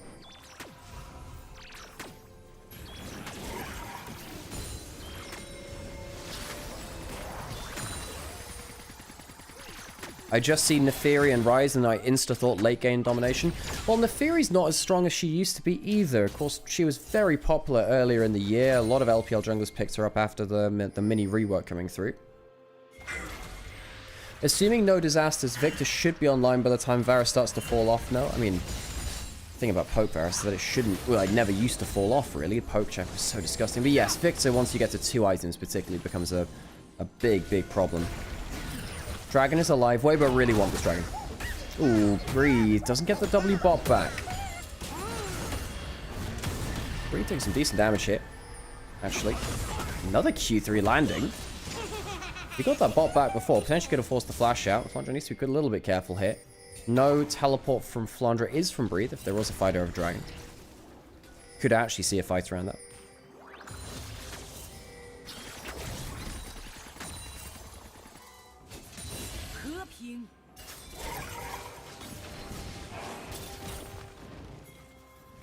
Hey, Sillipup, good to see you.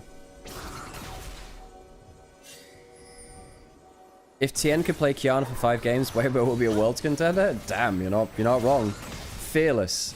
Fearless is removing us of Team WE and Weibo being, you know, world finalists. Dragon started. Weibo really won this. Bree teleporting in. He's actually very strong at this point. Has that first item, and he's the only frontline on the match, really, on the map. Easy grub dragon take. Anyone's Legend don't find a place to contest. Kyle is off vision. Uses that shape splitter to get a bit of tangential vision. Oh, jumping forwards onto the Nico, and that's a W from the Neferi. Kyle flashes, but he's only going towards the enemy turret. Tarzan going forwards. Chris will die here, but that's a turret. That's just a support dying. It's not that valuable. Flandre doesn't have a flash. Can't really get himself that easily out of the play. Has a little bit of space blown, and the victor is in the middle of the fight. Tarzan trying to buy space and doing a decent job of it. Xiao who gets the kill, and Tarzan is now left alone as the front lane. Hope putting arrows down, but is it enough? I just don't know if the Varus is strong enough anymore. The nerfs really hitting a flash away. Light and Xiaohu alive. I wonder whether Xiaohu will go down to Varus on the back end of this play, but Flandre will fall first on the other side. The bleed will be enough. Weibo take an early fight, which they really needed to do so. Hope not able to kill Xiaohu on the other side, and Anyone's Legend lose the early fights. So that's two dragons for Weibo, 1,000 gold lead to them, 2 kills on the Neferi. Perhaps this is the early game they needed. Now, folks, I'm not going to lie. I thought Anyone's Legend would be dominating this series. I thought it might be a 3-1 with Weibo lucky to get the 1. I thought, okay, Tien Kiana, that'll be what gets them to it. Weibo choosing good fights here, jumping onto the engaged support and saying, all right, you are not getting the value you need. Kyle, not great value there. The jungle support caught way too far forwards. And now Flandre flashing forwards for a support feels really bad because your Rumble needs to be a lot of your damage. As we've seen, the Varus isn't really carrying. I just feel like in previous patches, Varus would have been able to carry these kind of fights. Just not here. Breathe gets to go all out. There's a ton of damage down. You just see the cleanup is not there from Anyone's Legend. One way or another, Weibo managed to keep rolling forwards and keep that damage ticking. Shanks caught out massively there too. Shanks had managed to get himself into a better position. Perhaps the damage from the Victor could have made the difference. Of course, it is the Rod of Age. It's not the most damage from a first item. That comes later once you get 2, but still, it's not bad. You know, Victor's base damage is typically strong enough already at that point.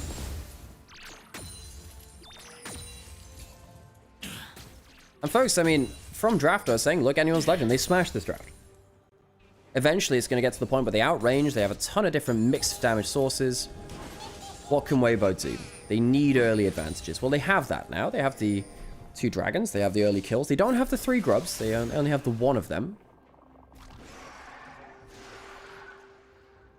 Perhaps Weibo can educate us on how to play a draft like this.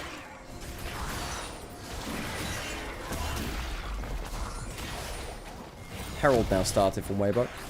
Do Anyone's Legend contest? They do have Flandre hitting level 11 and walking towards this place. Shanks will push out. Don't think they're going to be here in time to contest, are they? Low half HP. Another eye hit will probably do it for them. The arrow hits onto Tien, but not enough to steal the Herald. Not close enough at all. Easy objective take. Anyone's Legend not contesting. Weibo need 1 more big fight before 2 items for Anyone's Legend. I'd agree with that. I think this lead is a good start. They need a little bit more than this for me to be confident in how they go in towards the middle lane game. Maybe I think I really underestimated how much weaker Varus was compared to previous patches. I mean, now you're down 700 gold, it feels much worse, but Varus has been such a, you know, a hallmark of the meta. Very strange to see him fall off, really, to this extent. I suppose he has kind of ruined the bot lane meta for a little while. Like, this champion has been so dominant for so long. Hey, Shelly. Good to see you.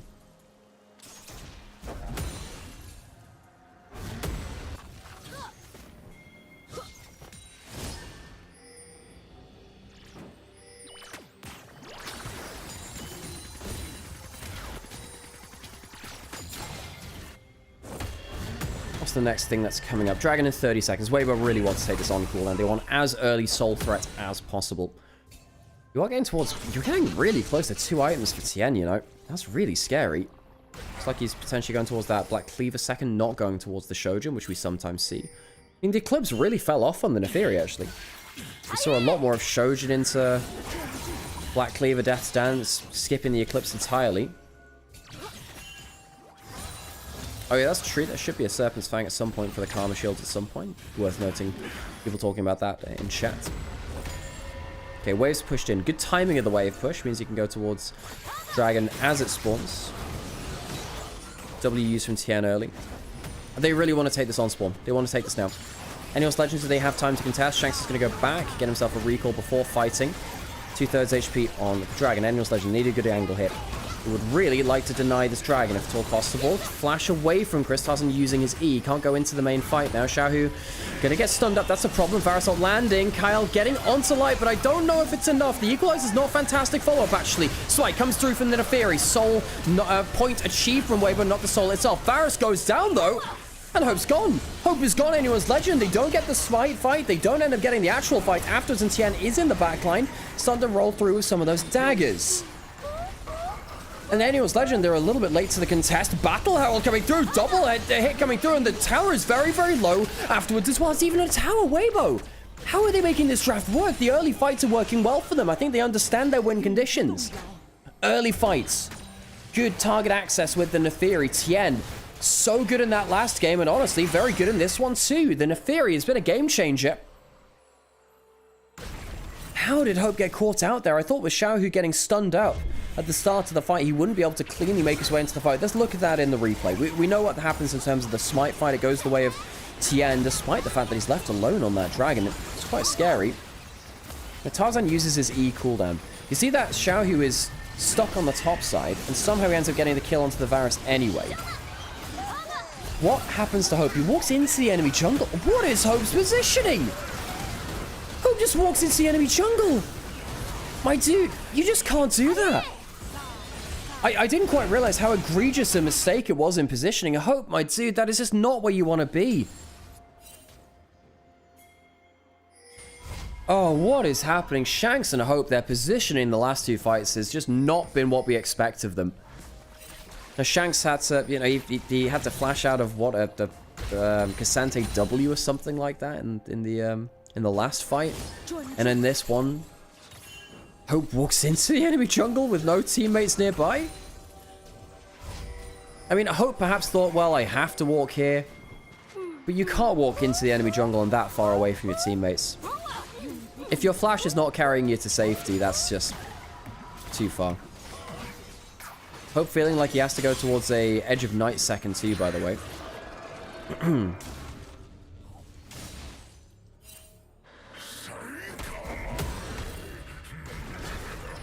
It was a good pincer, though. You're absolutely right there, Liam. It was a good pincer.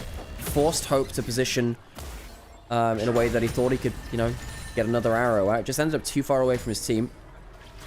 And now Weibo have early soul point. Soul threatened. 2,000 gold lead. You know, Rise is online. The Neferi's online as well with the Eclipse Black Cleaver. Stop oohing me, Nico.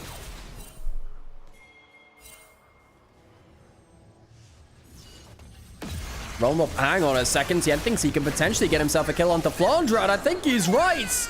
The Equalizer equalizes nothing. The sum shows the same answer. Kills the Weibo. Now, Atakan is available. Weibo will teleport in with the Rise. I don't think there's going to be much of a contest. Hang on a second. That's awesome. From Breathe. Gets the kill onto the Nico. The Atakan does go down. I think Tarzan's going to die for it. So it's actually technically going to be, what, a 3-for-1 if you include the kill in top side? 3 for none, rather. And the Atakan. Shanks might even die here as well. No flash. I think that even might be more than that. Hope.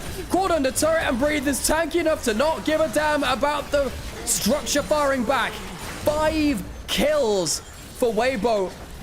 They give up the Atakan, but I don't think they give a damn. They'll take the bot lane turret on the outer, the inner one, the next threat. Weibo, where has this team been? We said that about JDG yesterday too. I thought this draft was going to be so unplayable for Weibo after a certain point in time, but you know what? They're educating me, folks. One of the better things about League of Legends is learning about the game as you watch it. The Varus just not strong enough. The positioning from Shanks and Hope just not good enough in this game either, bluntly. Now, Neferi is not here at this play. He was on top side, killing the Rumble instead. Breathe. Double shunt into the wall. Takes the Nico out of the picture so there's no pop loss. And the engage is largely gone then from that point. Tarzan dies very quickly. And you can see the problem where anyone's Legend, if they lose their front line, die very quickly. The teleport was cancelled by Hope, so he couldn't get out for free there. Shanks dying afterwards as Tien finally makes his way to the plate. And I don't think Weibo care about the Atacon now. They just don't care. Dragon in 20 seconds. Weibo, they spent a lot of gold. They'll be able to threaten the Soul at a very early 22.5 minutes. Xiaohu. How much can he trade back onto Tarzan? He has flash. Good trading back, actually, on the whole. Half HP on that flash for the Rune Prison. And Breathe will kill the jungler. There's no smite for the Dragon anymore. Cassante will go down. Perhaps anyone's Legend can take the fights now. No frontline for Weibo is important. I think Breathe is happy taking the smite off the table. If this Dragon goes to low HP, there will only be one smite in play. Xiaohu is on the flank. Use that flash. A very critical flash to make sure that Tarzan was in real threat. Teleport back into the play. It's a flash away from Shanks. He's in the enemy jungle now. Dragon getting taken lower. I think it's on high enough HP that AL can still fight, though. Realm War, Phase Rush rather, coming through from Xiaohu. Good damage coming back from AL on the whole. Shanks trying to poke. Light is actually very scary, though. And the Dragon's going to get lower and lower. Realm War used to reposition. There is only one smite. They want to kill the Neferi, but they have a W. You can't kill the dog. They just go invulnerable. Soul for the side of Weibo. Another couple of kills at anyone's Legend, or no one's Legends here at the Dragon. They are left to the storybooks, and the Legend will just have to be passed down by word of mouth because they're not here to tell their story themselves. Tarzan dying at the start of the fight leaves anyone's Legend in dire straits. Weibo, Cloud Soul for them. It's not the strongest soul in the game, but the extra movement speed will very much be used by them. Thank you very much. Tien, another wonderful game from him, and a real shout out to Xiaohu. Ryze was one of his clutch picks in years gone by, and he has been so pivotal in the last minute or two. You know, setting up for that kill onto Rumble before the Atacon, coming down for the teleport into a great Atacon fight for himself. And in this fight here, flashed before to confirm the kill onto Tarzan, and it provides a flanking threat, gets the spell flux threat. They don't get to kill the Neferi. They have a W. This is what Neferi does best. Tanks a obvious telegraphed engage and then just runs it back at you. Weibo with Cloud Soul going to be so hard to escape now. Varus hates playing against Cloud Soul because he often says, look, I want to run away from you just with my own 2 feet. How do you do that against a Cassante with Cloud Soul now? If Breathe gets a good ult onto the backline, Victor and Hope's Varus are just not going to be able to survive. Tarzan, taking a bit of chunk on Tien. Has the 2 items himself. Blue buff, I think, secured by Tien there. W Pathmaker used by Breathe. I think he needs to flash out of here. He's going to go down.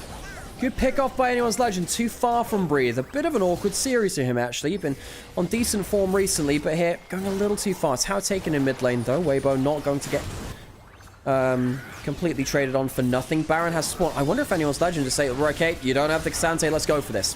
Weibo already have that Salt. Potential of a Realm Warp coming in from Xiaohu.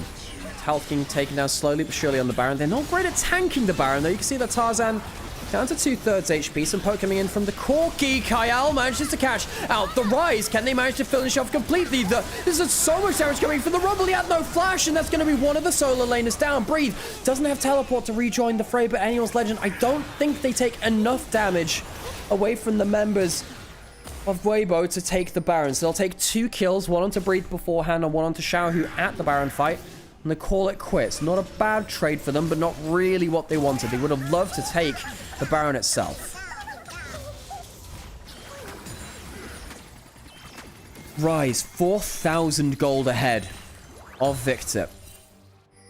Mage on mage violence is going the color of blue as Ryze comes out on top. Did die for that last one. Has Cosmic Drive, interestingly. Don't always see that on the Ryze, but the extra cooldown reduction makes it much harder to catch him because he gets the extra move speed from the Cosmic Drive passive and gets to go through his own passive much quicker too. Weibo. Well, they have their Cassante back now. They have their Ryze, and they're going to go towards the Baron itself. Breathe. Again, very threatening with the Cloud Soul, by the way. Can potentially hold Tarzan at bay. Doesn't have the Q3 charged up anymore. This could come down to a smite by Tarzan. What you got? It's a Baron steal! Tarzan with the smite key, which might save the game. Weibo should have just seen him out. Anyone's like, can they escape the fight now? The Varus goes down. I think the Shinzo will afterwards, but not, well, perhaps not. Flandra, great turnaround damage. Weibo, this game was in your hands. All you had to do was keep the Shinzo away. 2 dead. Will they escape with any more? I think a 3rd will come down. Flandra likely to die here. 3 dead, but Tarzan has done the damage. Weibo will march forwards in the mid lane. 4 dead, excuse me. Anyone's legend. Hang on a second. The Baron still comes through. Will they just lose the game off of this? Perhaps the damage isn't done. Kyle is around just as support. Is there enough wave clear? I think with Varus reswanning there will be. Weibo, oh, giving up. That Baron. Great smite key from Tarzan, perhaps keeping them in the game. If the Baron had gone down to Weibo, it would have certainly been the end of the game. Now it's more of a question mark. End of the game? So Tarzan manages to get in range here. Very close to being taken down. Flash in. Smite is good. And then the fight comes after. Realm Warp allows Xiaohu to get into the plate. Does, of course, throw himself into a number of different members, and Flandra, real credit to him. Gets a ton of damage down on the Rumble. Means that at least the Rise is not there to potentially aid in the finishing of the game. Breathe, really pulling the trigger well. Shut up, Rumble. Shut up. Oh, Shanks, he has Flash. I don't know if he's going to hold on to it for that much longer. The root not going to land, though. Tien could have thrown the ult through. Didn't want to dive without any follow-up. Baron buff only available in Kyle, of course. Elder Dragon in 30 seconds. Folks, I still think this is very Weibo favored, despite the snafu at Baron. It's a large lead in mid lane. Mid diff has been huge this game. The Victor has had very little to say about this game, and Xiaohu has had some great realm ups and great... Oh, he's flashing forward again. Wants to get another great playthrough here. Kyle, at the one person of the Baron, trying to play defensively here. Tien going on to Hope. Hope is only a little Varus, and he can't escape the Cloud Soul. That dog's got legs on him. They're going to start running faster than the Uma Musume horses. Run. Run all you can, but you don't have the aptitude for this race. Is that Tien or Goldship? Who goddamn knows? Walking forwards, Chris has so many shields, will just about escape. Amazing! Has his own move seed to bring towards the plate. Shanks will make it out in the sad B. Will not really be enough to save this game. Weibo will march towards the Nexus. Did not get the Baron, but who goddamn cares? Weibo will take the lead in the series 2-1. I didn't think this one would be the way it would be. Weibo very much underdogs. Anyone's legend finished the split strong despite a loss to WE. Alright, this could be game, set, and match for Weibo. Let's get into game.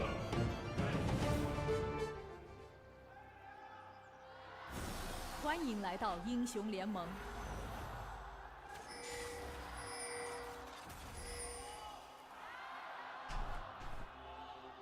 敌军还有30秒到达战场，碾碎他们。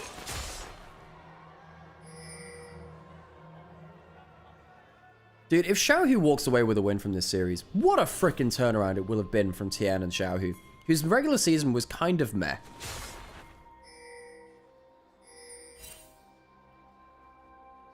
Xiaohu, a player who, you know, not too long ago, you think back to the start of last year, we thought his career might be over. He was playing so bad the Hound, so going to be a Q here. Ooh, hang on a second. W start, doesn't want to lose lane pressure. You really need the W start as Morgana. Bit of damage onto Tarzan, ward cleared. No XP given by wards now anymore, by the way.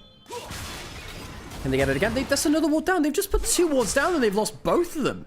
Anyone's legend looked really rattled. Xiaohu has the first strike, by the way. Gets 2 autos onto Shanks, but no W. Doesn't have the W now for the first bit of the wave push, but who cares too much, right? We'll be fine here. Does he want to auto shot that wave? You presume so.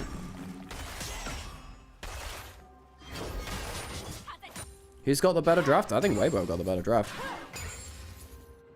First time This is 2019 in the LPL that we've seen a Morgana mid. We've seen it occasionally in support. We saw it in jungle in 2021 a fair bit around the MSI meta. It has been a rarity. The recent buffs have really given something to play around for Morgana. Massive win rates, right? I think she's been buffed 3 patches in a row, I want to say.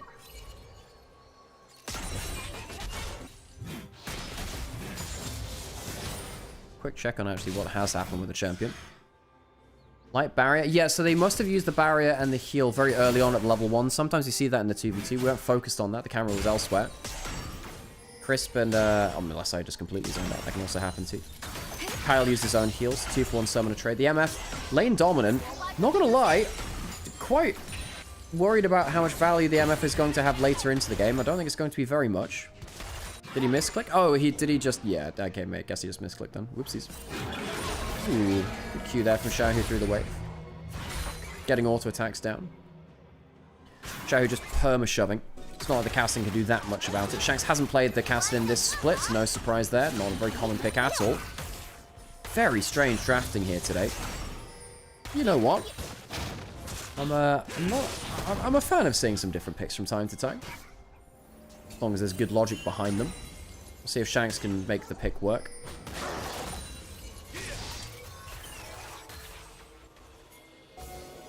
Breathe his first Aatrox game of the split. Didn't expect that one. Light was a very good Zeri in the past, by the way. He's very good at that. One of his favoured picks before. I wonder what the build's going to be from Xiaohu. Might be the Blackfire. I presume it's the Blackfire Torch. Ooh, double hits onto Flandre. There's both procs to the W. You do get extra damage from it re-procking.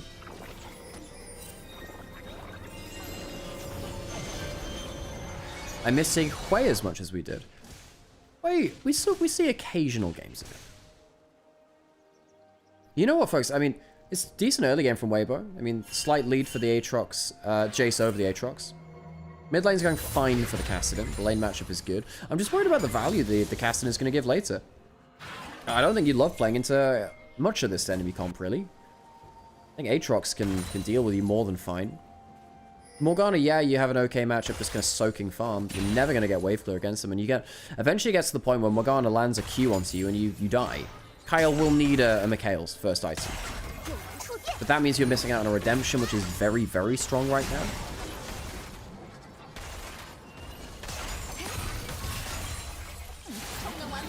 Yet to see whether it's a W max Zeri or not. Nope, it's the Q point there, so it's not going to be the W max.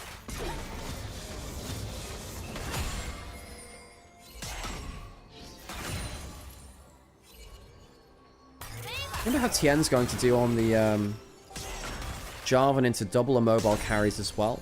It's technically you're not awful into the Trundle all the time too. Crash down misses. Makes a bit of damage there. Had the shield, of course, and not too much.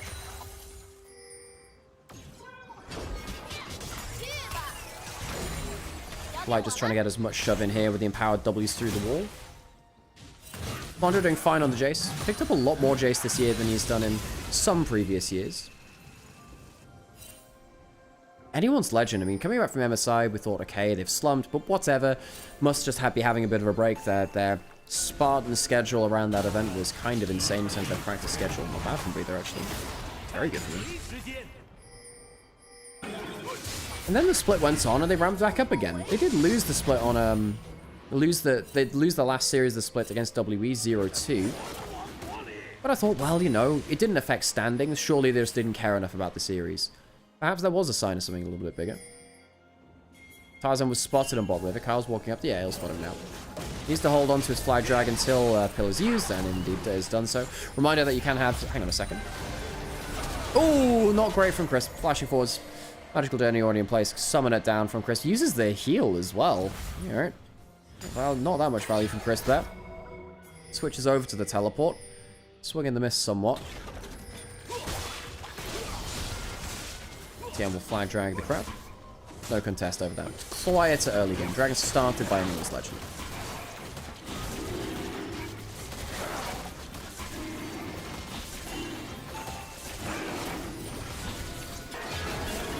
Ooh, contest over the dragon after all, actually. No flash left on Chris now. Bullet time pretty good onto Xiaohu. Ult coming through from him as well. Magical Journey will get Tarzan over the pit, but there's W onto him as well. Xiaohu getting good damage down there, but he might die all the same. Light starting to pop off. The bullet time's already been used, as we highlighted before. Barrier on Light. It's not enough. He misses a Q in there as well. Where's the damage? And Shanks has his own cleanup potential too. The dunk flashed away from Tien. No flash himself down. Now they're stuck in the pit. All they need to do is wait a little bit longer. Tien gets the passive down. It's not bad, actually, into Shanks, and there's no mana left on him either. He'll get out of the pit. Good fight, though, for Anyone's Legend. All things said and done. Dragon will survive the encounter somehow, someway, and 2 kills to Shanks on the Kassadin. He's got himself a lot of money in the bank.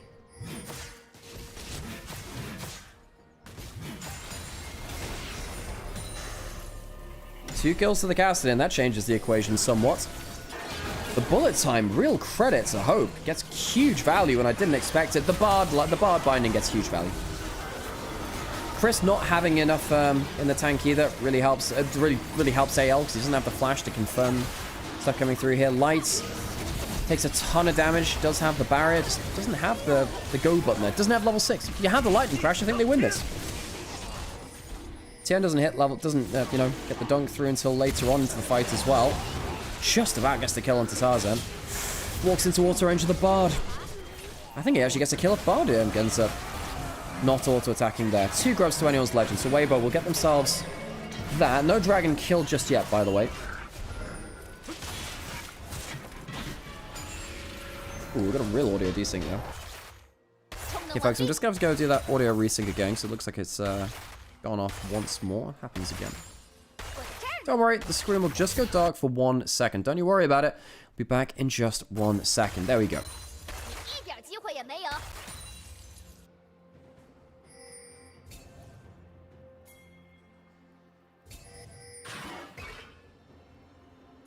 So Weibo, losing that early fight.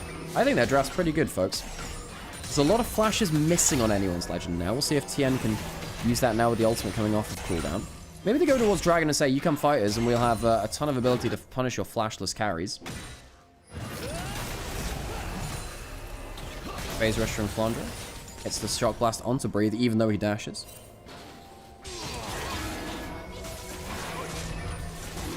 Easy take of the Dragon. Xiao likely going towards the Blackfire build.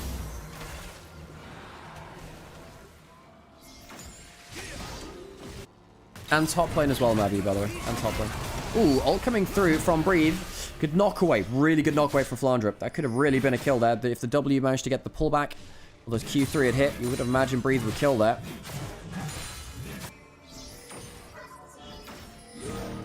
Does Black Shield block Bard ult? Yes, it does. Yes, it does. You can spell shield Bard ult too, by the way.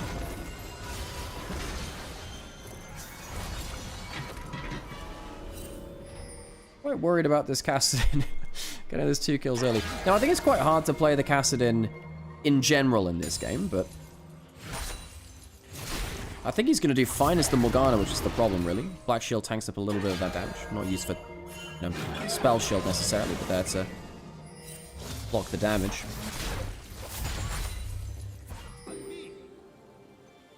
I missed the top lane. Was that in a fake league I don't watch? Just in solo queue, maybe. Just in solo queue.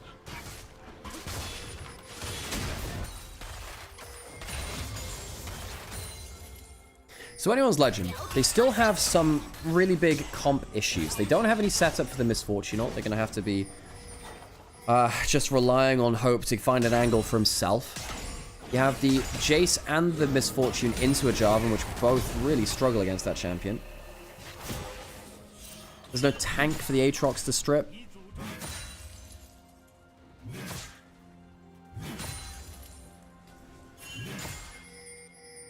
What happened to Anyone's Legend after the international break? I think that jungle support really failed to adapt to the new meta, with some bits of the new lane swaps coming through. I think that drafting really fell off for them. Hope you're better now. Yeah, I'm doing okay, Zareth. I'm doing okay. I'm just a little bit exhausted after yesterday. 2 best of 5s is going on. Jump forwards in the mid lane. Hope does have flash. Like, racking up that lightning crash. By the way, I'm interested to see if Light goes towards the Hexplate build of the Zeri.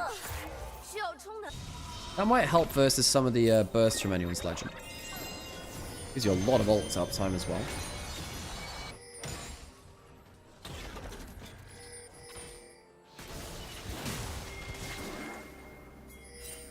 Tien slightly ahead of Tarzan.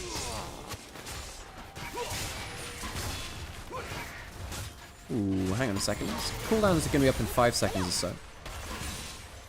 Steals everything but one small raptor. Yeah, I think that Tarzan is really strong. He's been out jungled by Tien, largely this series. Light still has his dash. Ooh, not great from Chris. Kyle is around. No 6 just yet. Tien exhausted. Xiaohu not there in time to save his own jungler. Subjugate was used. Tarzan still has flash. Has ult, rather, and his flash. Yeah, no, that's the one. Yep. The cooldown's right. Death to Chris. Chris has had a poor game on the rel, folks. Struggling to make ends meet. Struggling to make skill shots connect either. Another kill over towards anyone's legend. I think Weibo are actually okay if the game goes late game. I know it sounds strange going into a Castellan, but I think they're genuinely okay with that.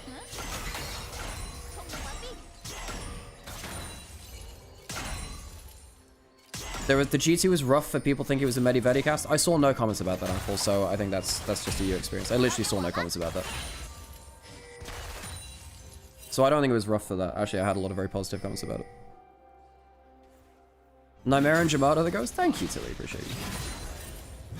I actually hadn't seen a single comment about that, Apple, by the way. And Caedrel's chat, at the end of the day, is just a Caedrel's chat. And they meme all about a lot of things.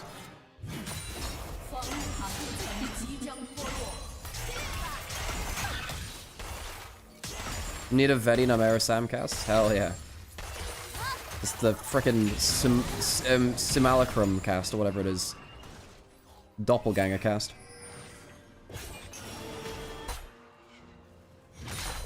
It can't be Black Shield. Black Shield only works when you can cleanse or QSS. That's not true, I didn't think. I thought that Black Shield did work on Bartle. Oh, strange.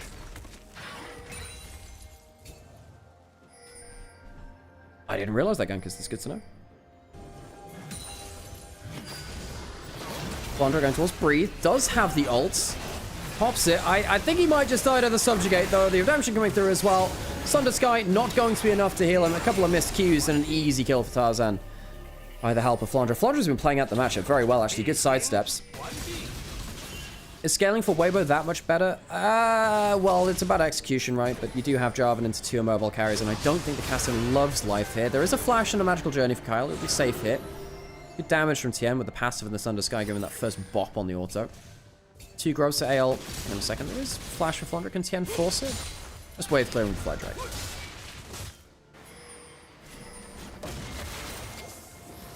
Dragon available. Weibo did take the first run, but that was like a huge fight where it actually lived through it. Oof, great trade from Hope there. I don't think there's a contest now, not with Light being so low HP. Castellan can assassinate from that HP. Crisp is walking down. Weibo, I guess maybe they do want to contest. Crisp getting jumped on by the Castellan. Xiaohu missing the Q ultimate coming through. Not great from Xiaohu. The Castellan just jumps away from it. Losing a lot of HP now. Hope caught though. Forced to cleanse. Tarzan flashes immediately, and that's anti-synergy, all right. Luckily, the magical journey will see Tarzan out to safety. Weibo somewhat escaped that one. The bullet time was actually pretty good from Hope, and Kyle undoes a bit of the hard work.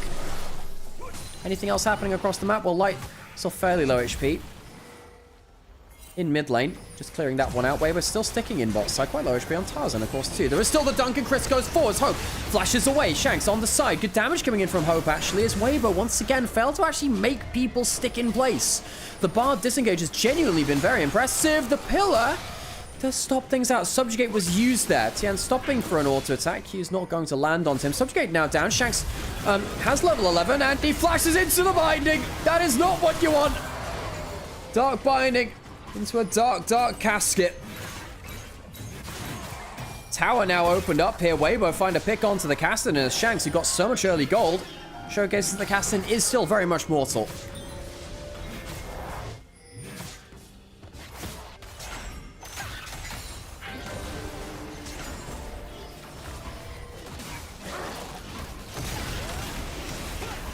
Herald taken by anyone's legend on the top side of the map as Weibo focused very hard on the bot side. Kyle doesn't have flash right now. There is a chance he can get a dunk. If he can magical journey out of the Cataclysm if things go certain ways. Stacking items for Castin almost online. And of course, he's at that level 11. So close towards that level 16 mark where he becomes so mobile. Siege in towards mid lane. You know, one more Q lands. Things get very dangerous. Redemption coming through. Killing up the minions, interestingly. Good Bartle. Where's the combo afterwards? Nothing. That's it. Breathe. Does he have ult on the side? No, he doesn't. Has the Sundered Sky, which can help him a little bit, but he's left out to dry. Does he have anything to help him? No, not really. There's a heal from Crisp, and it's a little too late. Redemption now coming in from Endless Legend to corral Weibo into one side. I think Shank's walking forwards. The bullet time is really quite good. Double kill for the Caster now as they roll forwards. Weibo, the siege failing for them.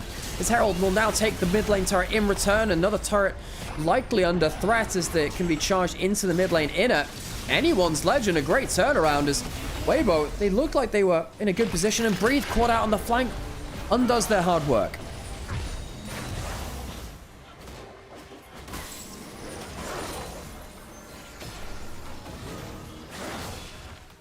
Not the cleanest game from either team, really. Tien does have level 11, and he has himself an ultimate. Cleanse coming through from Crispin. Tien's just gonna die. Gets the dunk through, but it really doesn't matter. Blast going to get them out of the Cataclysm.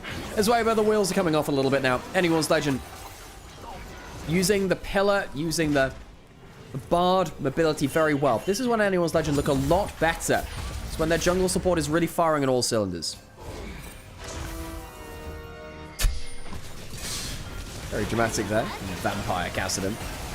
Good Bartle. Set things up well, but Breathe makes huge mistakes here. Goes too close to Flandre, misses his Q, runs into Shanks as well, and it's a 2v1 solo lane kill. Breathe just goes way too far. Should have just backed off a little bit more.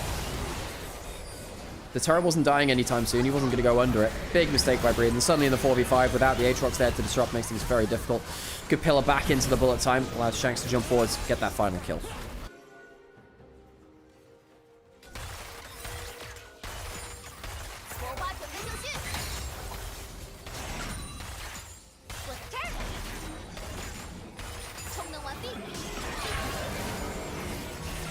Binding onto the bar, lands some poke afterwards. Is there going to be a Rylise for Xiaohu afterwards? Means that the W gets quite a lot of value. You walk over it, suddenly it's a full slow field. I do wonder whether it should have been higher damage, but the extra HP doesn't go amiss, I suppose, against a team that has a lot of burst. I don't think this is the best Zhonya's game for the Morg. I don't actually think it saves you for everything.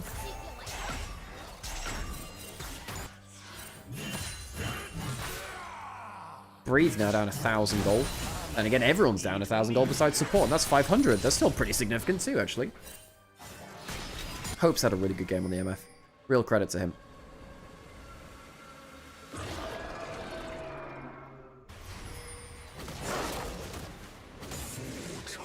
Dragon in 10 seconds. Weibo presumably wants to fight over this one. Shanks at level 13. 2 stacked items in the Rod of Ages and the Seraphs. No 2 items for Zera. Well, no 2 items for anyone, actually. Xiaohu caught on Zera. Doesn't have a Zhonya's. Doesn't have that much to play around, really. Good flash, though. Will that save him? Not sure, actually. Redemption's going to come through. Shanks has gone quite far. And he's gone far enough to get the kill. Xiaohu goes down. Weibo not in position to protect him. Actually wonder whether Xiaohu should have stuck under the Bartle. Maybe that gets him killed, too. Weibo now down a member for the dragon fight. Tower taken, Atakan started, Dragon not even focused so far. Take the Atakan, why not? Shanks really scary now, especially with some of that dedicated CC off the table. Atakan, no contest. Easy take by Anyone's Legend, just much more coordinated as a team. I do think the composition from Weibo should actually have a lot of answers into Weibo. Yeah, when they're a member down, and when Anyone's Legend are playing very coordinated, makes it much harder for Weibo to play the game.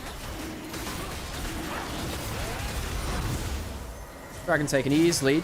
Pull back from the Aatrox, a little scary, but Magical Journey will see the team out to safety. Blast Cone is available. No Q landing. Safety for Anyone's Legend. Anyway, we're really still spoiling for a fight. Hanging around the red buff. Kyle looking for a Q. Breathe. Not going to get stunned there. Zeri W going wide as well. Red buff secured by Anyone's Legend. Nothing really found by Weibo. They are gonna deny Anyone's Legend a wave on a mid-turret. Small objective, though, all things said and done.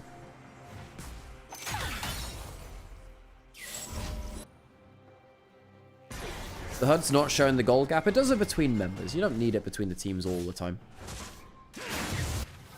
LPL doesn't always show the gold difference immediately between the teams.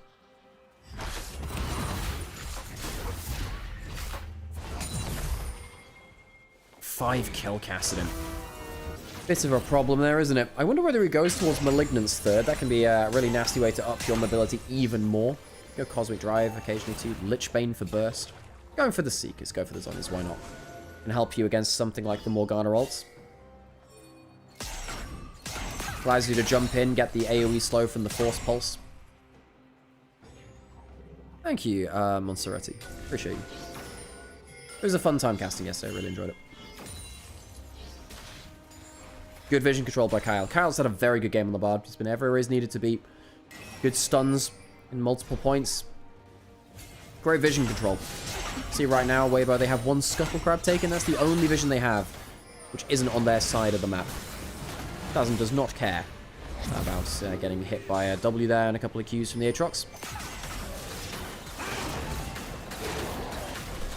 Weibo still. Getting all this praise for LEC casting. They should schedule you more. Hey, I mean, I'm hoping for that too. I'm hoping that I gave myself a good shot. I think I'd Gromp steal away from Tarzan as well. So the blue buff and the Gromp. The slow bleed away has led to a 5,000 gold lead to anyone's legend over Weibo. Tarzan used the Mega Cone to get towards Breathe. Bartle, not bad there. Crash down, interrupted there too, and it's a flash forward for an awesome binding from Kyle. I think the Cosmic Binding has outweighed the Dark Binding in this one. It's bardgaming.exe. I think it's crashed the computing systems of Weibo. 2 dead so quickly. Anyone's legend. Jungle support take over the map, find a play when they need to. Shanks hasn't really needed to go crazy Kassadin mode. Anyone's legend break the base in Weibo, wondering where it all went wrong.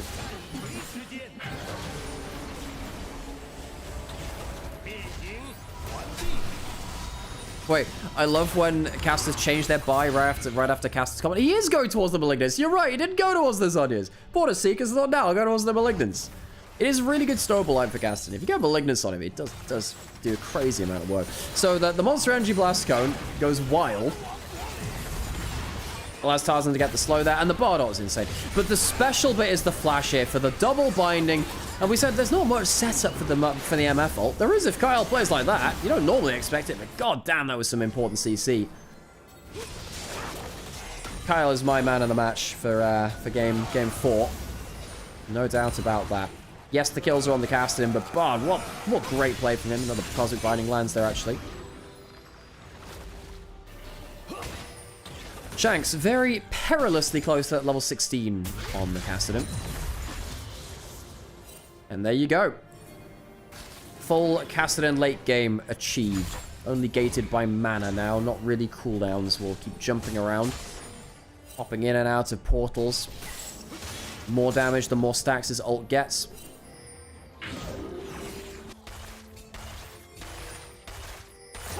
And Weibo are just so far behind. They're so outstatted now. They'd like to hold anyone's legend at range and then say, well, you know, the Aatrox can burst through the Kassadin or the Trundle if they walk up too close. I think Breathe dying so many times isolated. I say twice, so many times, twice, right? And then not getting some of the better trades, actually. Flundra was out trading the Aatrox a lot in terms of being able to escape the Ws and not fall down to the Aatrox. Has really left Weibo without the disruption and the cleanup they need.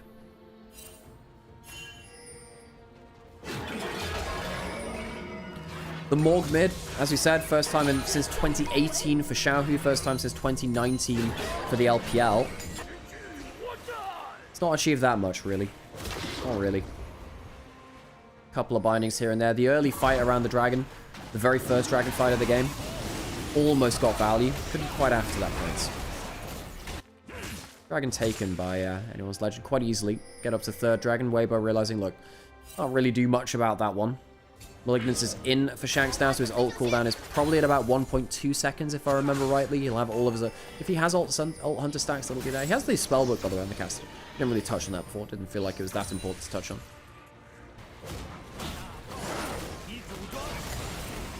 Xiaohu maybe going towards the Zhonya's next with the Leaderly Large Rock.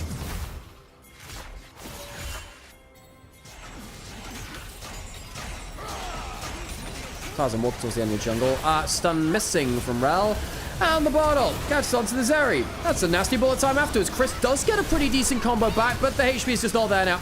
Support down, jungle pretty much the same. Xiaohu bursted out. Some summoners down from Weibo. Tien is alive, but he's got no HP, so we'll go back to base, and AL might just peel back towards the Baron and force Weibo to approach into their vision they've set up now. Blue Trinket used. Control wall will get cleared here as well. Weibo losing important information across the map.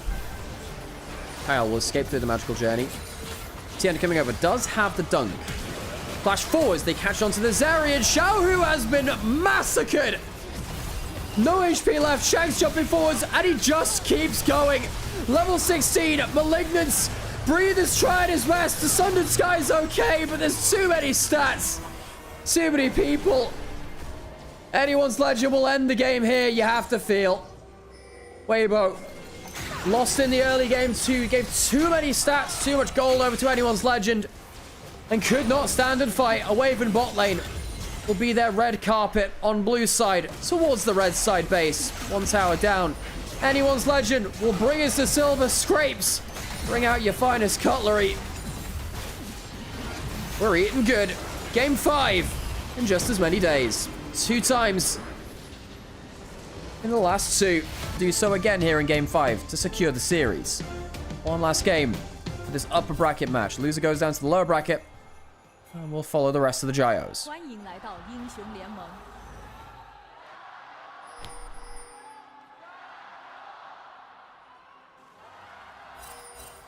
敌军还有30秒到达战场，碾碎他们。 A stack up for a level 1, but it's on a ward. Hey, I'll know about this. I'll spot the ward. Crisp, my friend, maybe be a little bit careful there. The electrocute from the Lucian. $5 from Alex. I appreciate you. Appreciate you an awful lot for the super chat there on YouTube on Onivia's chat. Thank you for what you're doing. I appreciate it. Go AL. Well, an AL fan and shout. Sure, there are many of you. Anyone's Legend earned a lot of fans across this year. Particularly for the likes of Tarzan getting his first title. Shanks going to walk forwards. Gets gold carded immediately. Good auto attack reset by Xiaohu. Xiaohu, one of the more famous TF players actually around there. Another good auto attack reset from him.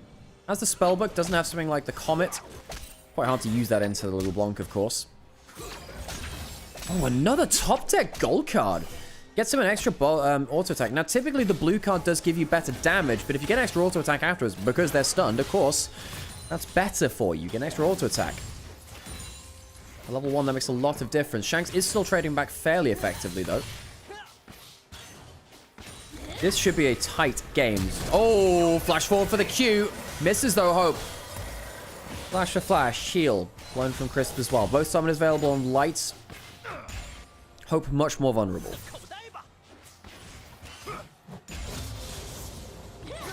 Jumping over another bubble. Kyle not getting value there, but the Qs are not landing either. HP trade not as bad for AL as it could be.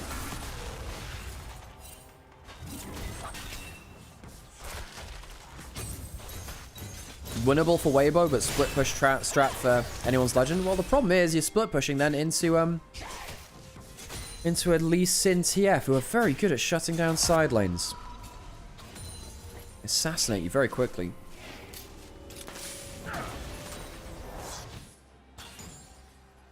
Anyone's Legends comp does feel like it needs to get an early game lead, honestly, to me. I mean, does it? Oh, does it? God, I don't even know if... Normally I'd say that against any other kind of composition, but I don't know if that's true versus Weibos. Both of these teams really spike on 1 to 2 items.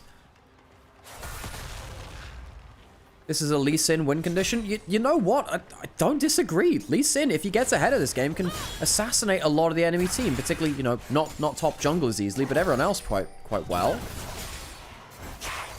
Oh, Breathe misses the cannon there. I wonder if Breathe could be a win condition here too. The Ambessa probably the best scaling champion on the Rift? Yeah, Breathe on the Ambessa. He is the best scaling champion on the Rift here, I think. A lot of early game champions. The Ambassa gets rolling. I think Anyone's Legend have trouble.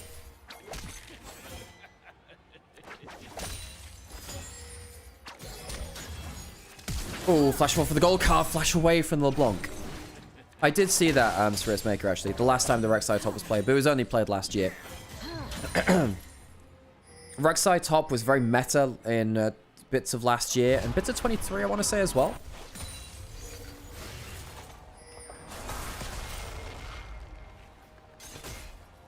One of the few games where Lucian isn't really outranged, so yes and no. You're outranged by a Fire Cannon TF. And if you ever get hit by a Lee Sin Q, you feel awful. But yeah, Lucian actually can dance around quite effectively here. This can be a Lucian carry game from Hope. Hope's Lucian is actually pretty damn good too. Jumping forwards, rocking the Spell Flux. Shield getting some damage reduction. Junglers on opposite sides of the map. No openings presenting themselves right now with the bot lane pushed in. TN no option there. You can't exactly shut down an Embessa that easily in topside. Wave is not in a good spot here for Xiaohu. Shanks looking for that chain trade. Does get it. Breathing low HP now. Flandre, can he get a kill with the E? The knockup could be really painful here. It was obviously on cooldown. Grasp traded for Grasp. Early trading of the Rek'Sai working out well versus the Embessa. Hang on a second, Lee Sin on the bot side brush. Tien, champion which he is very, very familiar with. Won a world championship on it. He has a skin on the damn champion. Not using it here, by the way. Really good chain there from Shanks. Kyle flashed down. This could be an early game Lee Sin snowball win con. I don't know who Tsuyan was. He was the player for IG that replaced YSKM. He had a short stint in the LPL. Level 6 from Shanks. 2 chains here potentially, by the way. Gold card onto him. Ooh. Nothing really more follow-up there. Good trading from Shanks. It hasn't led to a huge lead in mid lane, but it's a little.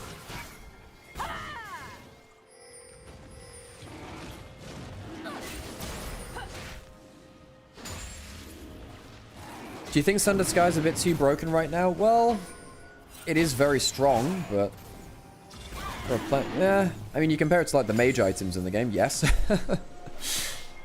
Yeah, it probably is it's very strong as an item. Yeah, it is very strong, Sundered Sky. It's not good later into the game, but if you get it first, that item is so broken to the one-item spike. Tien aiming for what would be a, you know... decent Scuttle Crab to bring him ahead in terms of counts. No level 6 from Tarzan.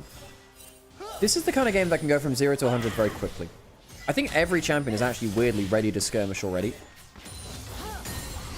know, gold cards, Braum Qs, they can start fights. LeBlanc is level 6, so, you know, she has random kill pressure as well. Tien hanging out in the enemy jungle. Looking for a red buff steal. I guess anyone's legend don't spot this coming. I suppose they know that topside is not their friend right now. Xiaohu, look, if you're invading on topside, you probably shouldn't be here, friend. He doesn't have flash. Xiaohu's going to die for first blood here. A bad overextension. You're invading in topside jungle. You should not be in bot side river as a flashless TF. Bad mistake from Xiaohu. Easy pickup for Tarzan.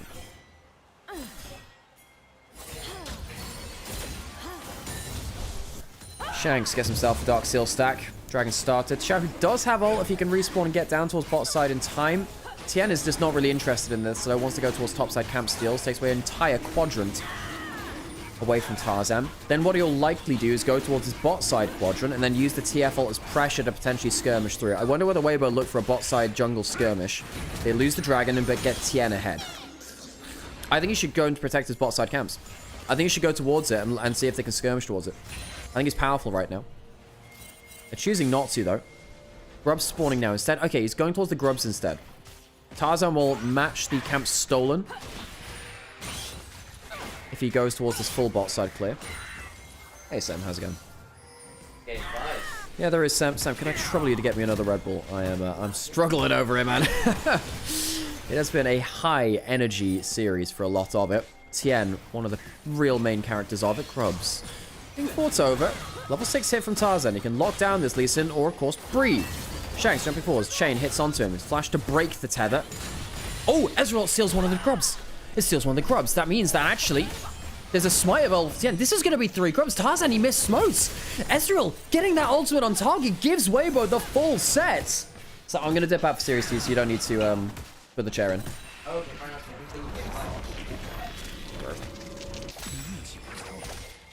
Xiaohu pushing in this mid lane. The 3 grubs really helping Weibo. Of course, now they'll have great pressure on the split push as well. Anytime AL leave a tower unattended, perhaps Xiaohu can go for a split push win condition. Be a big problem here from Anyone's Legend, actually. Andra trying to wave throw as best he can. He can get a lot of good push here on the Rex side. A lot of good wave clear from him.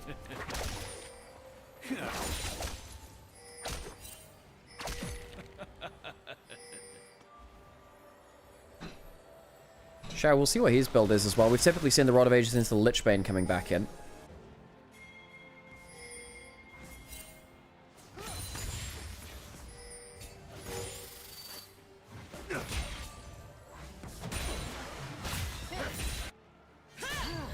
Slight gold lead to Weibo.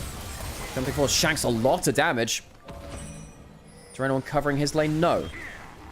Shanks still has flash, fairly safe. I don't think you can really jump onto an Ezreal Braum in mid lane. Tarzan's running out of options, you know. I say running out of them. It's not like he's really looked for them that much. I'm worried that Anyone's Legend just gave up 3 grubs against a team which they can't really punish that well. Tarzan's in bot side jungle. They do spot him there with a ward. Does he feel safe enough to use this? He uses the Q. He's used the Q. He doesn't have his safety out there. Might use to use that ultimate quickly. Xiaohu has the gold card now. Q cancelled out from. That's a mistake, Tarzan. And he has to flash the wall. Breathe. He teleported down towards that bot side. Flandre. Low HP. No, not really, rather. Blah. Low cooldowns, I suppose, with the tunnel in. That was an awkward Q from Tarzan. Cancelled out by the gold card. Teleported towards top side from TF. You can see very quick engage coming through from his ult.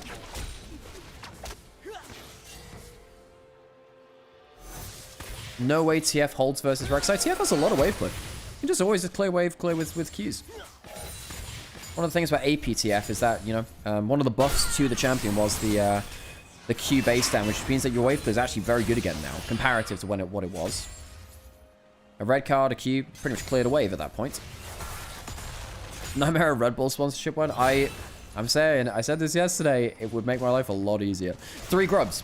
Makes his life a lot easier here. Breathe, maybe don't take all of those tower shots. Took 2 of them.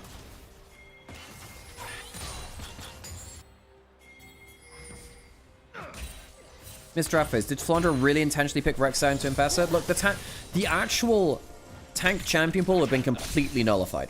There was no Ornn, no Cassante, no Sion. Tanks were basically off the pitch, off the table. So it's about the best tank-ish champion you can get, whilst also having, you know, infinite sustain, good wave clear. It's not a bad matchup as the investment was winning the early matchup.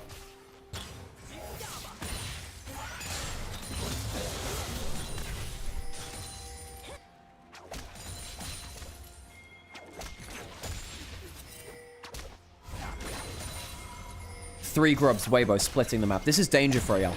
This is danger. There's still 2 minutes left to turret plates. Xiaohu doesn't have a Sheen, but does have the stack deck and the W's. Stack slip pushing is doing quite well here, actually. It's not like Anyone's Legend have their own globals to bring in. They have no teleports in their solo laners. 2 plates quickly taken by Xiaohu. It's going to be a 3rd even. Not exactly sure how much he's going to get there. Did he finish off that one? Guess we'll see when the Rek'Sai moves their damn portrait off of the tower. No, not going to be able to get that 3rd plate. Ezreal has a cull. Lucian doesn't. That's another discrepancy we'll have to see. Kind of utilized by Weibo. Xiaohu's a rich man. I mean, TF Prince Gold, folks. He Prince Gold. Has Merc Trez now as well. Dragon has spawned. Anyone's Legend. I guess they just say, look, we're not going to win the split push. Let's win through objectives. Let's get that Dragon started up. Anyone's Legend. If they group up, are they stronger than Weibo? I'm not sure, you know. I'm actually not sure. Tarzan going forwards. Good damage onto Crisp, actually. Flash away from Shanks. The passive that hits him from the Braum was threatening. Gold card not through. Low HP. Tien, very good at securing these as the Lee Sin, and they'll get it. Flandre not able to get himself an engage, and AL just leashed the Dragon, and now can they get out? Another flash from a solo laner. Flandre down there.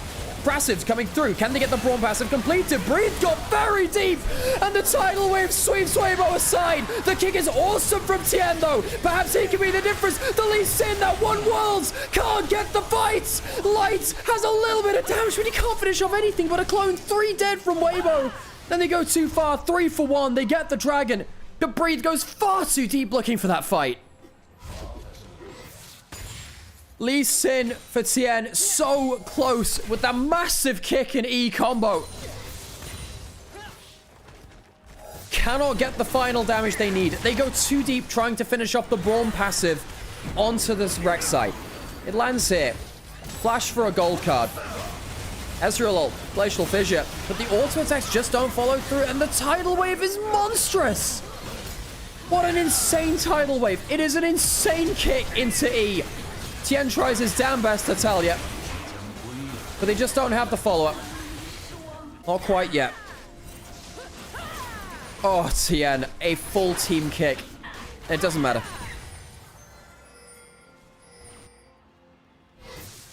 So close. We did say that the early skirmishes matter an awful lot to both these teams. I do wonder whether Weibo could have just let that one be, though. Hang on a second. There's a gold card. There's no flash for the LeBlanc. Out of turret range is Xiaohu. Another gold card like that does make some problems. Gold card. Charged up by Xiaohu. Not used there, though. Merc help him an awful lot. Pop that ghost as well. Hang on a second. Tarzan, he's got no ultimate. What is Tarzan doing, my dude? That is not the play he wants. Gold card onto him. Loses half the HP. Still no ultimate for him. They really want to defend this. So a great chunk by Shanks. Chris has been blown up by him in the last couple of fights, actually. Despite being tanky on the Braum, the turret will survive. Weibo not able to capitalize on bot side.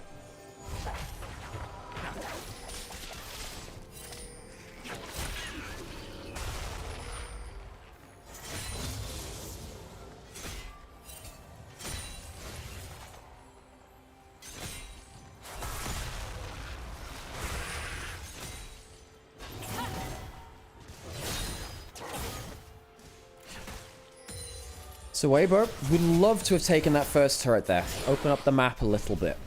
They have the 3 grubs. It's easier for them to kill towers, and they really want to play around sideline. Shanks is going to get a great trade onto Xiaohu as he comes into that bot lane. Potentially, no, not quite. I was wondering if he'd have actually be able to shunk him out as he arrived in that bot lane. Has the Ether Wisp with movement speed. Going towards Lichbane second. Very even in gold. Shanks at 103, 5 stacks on the Dark Seal. Powerful on LeBlanc, actually. That Luden's first item is a nasty spike for LeBlanc. Imperial Mandate from Nami, one of the best support item spikes in the game.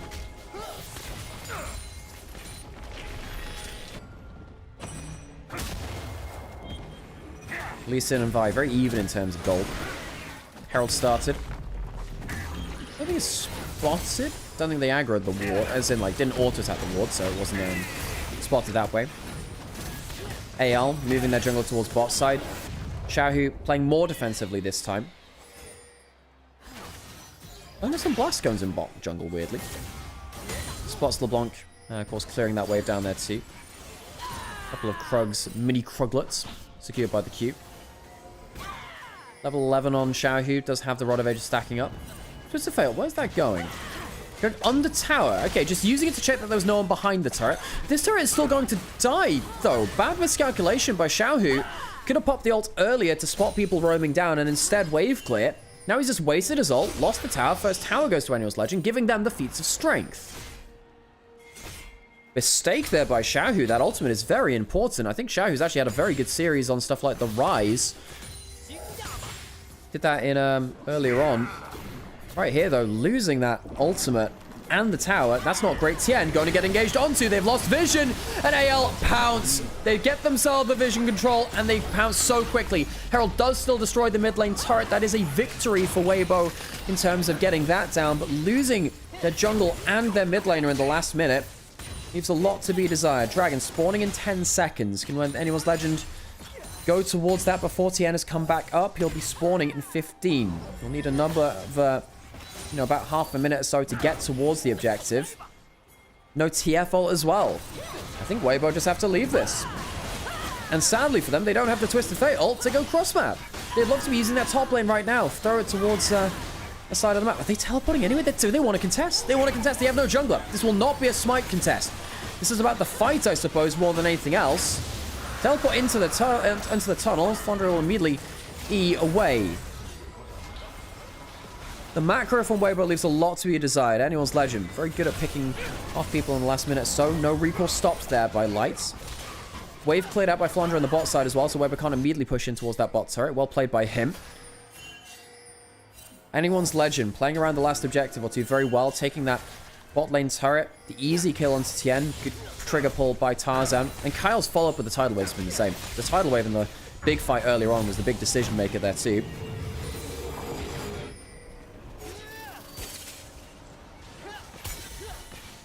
Tower will fall. Light will get solo gold for that.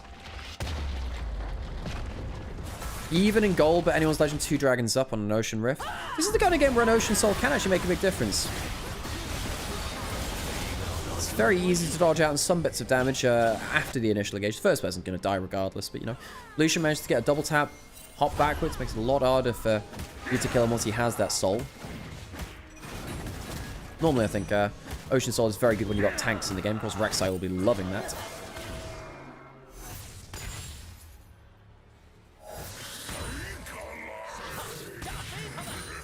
Second item in for Shanks. That Horizon Focus is very cheap. Very cheap.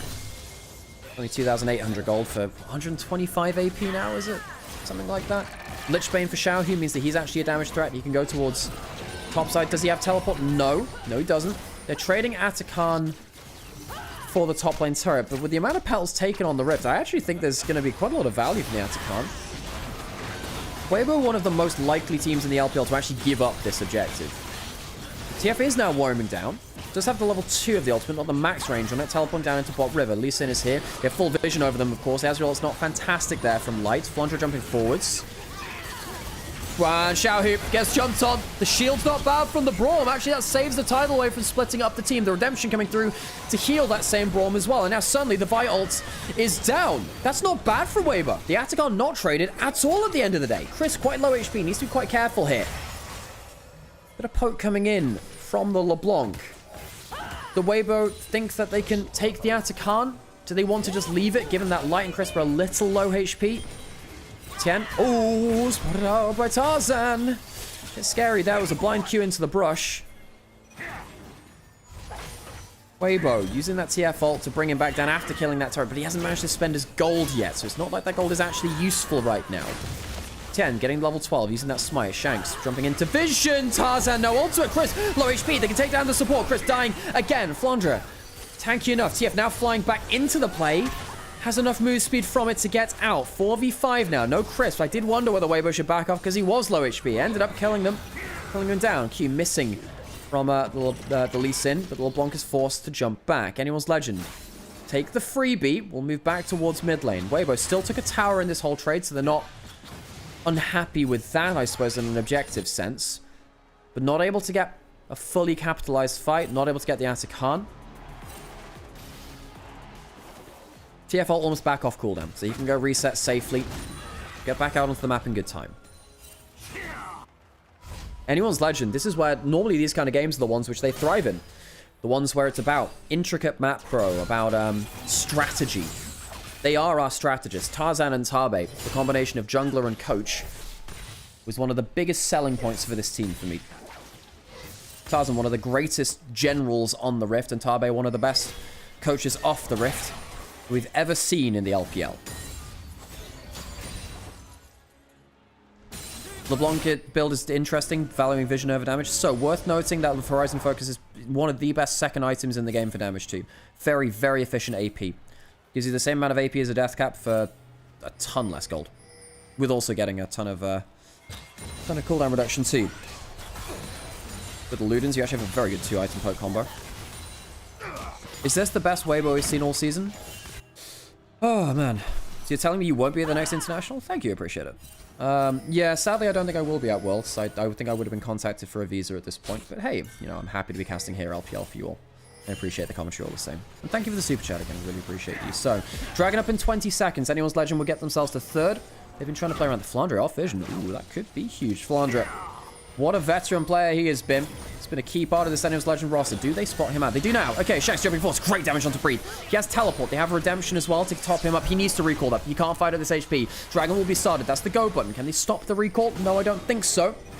The flash force, they want to go force before Breathe can regen. Shield, miss. The ult from the Van Versa just not working well enough. Tarzan goes down. It is a trade of jungle for support. I think AL might have put enough more than they can chew. And the bite comes down onto Flandre. 2TN gets a kick onto Hope, but cannot follow it up the Q. Cannot be followed by a deadly sin. Gold card comes through. Carnage in the bot river. 3 for 2 in favor of Weibo. No smites on the table. Is there a spellbook to take one through? I don't think it'll matter. Anyone's legend. I thought that with the chunk onto Breathe, that would be the difference, but apparently not. Shanks, can he get a chunk over the wall? There is no smite. Remember, jumping over. Spotted. Needs to play a lot more safe now. Gold card charged up from Xiaohu. Dragon claim by Weibo. Folks, strap yourselves in. Even dragon game. Even enough in gold. We are going into a tense mid to late game. You know, I remember my first split in LPL 23 spring. I think it was Weibo versus LNG, which went to 5 games in that playoffs. They've made a habit of tight playoffs games ever since. Teleport back out onto the map.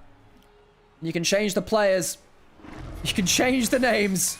But somehow Weibo retained so much of this crazy late game series potential. Atakan starts again. Teleport coming in from Breathe. This time has himself 2.5 items. Atakan started but not finished. Xiaohu has the gold card. And he charged it up onto anyone. Had himself that ghost running for move speed. Couldn't land it.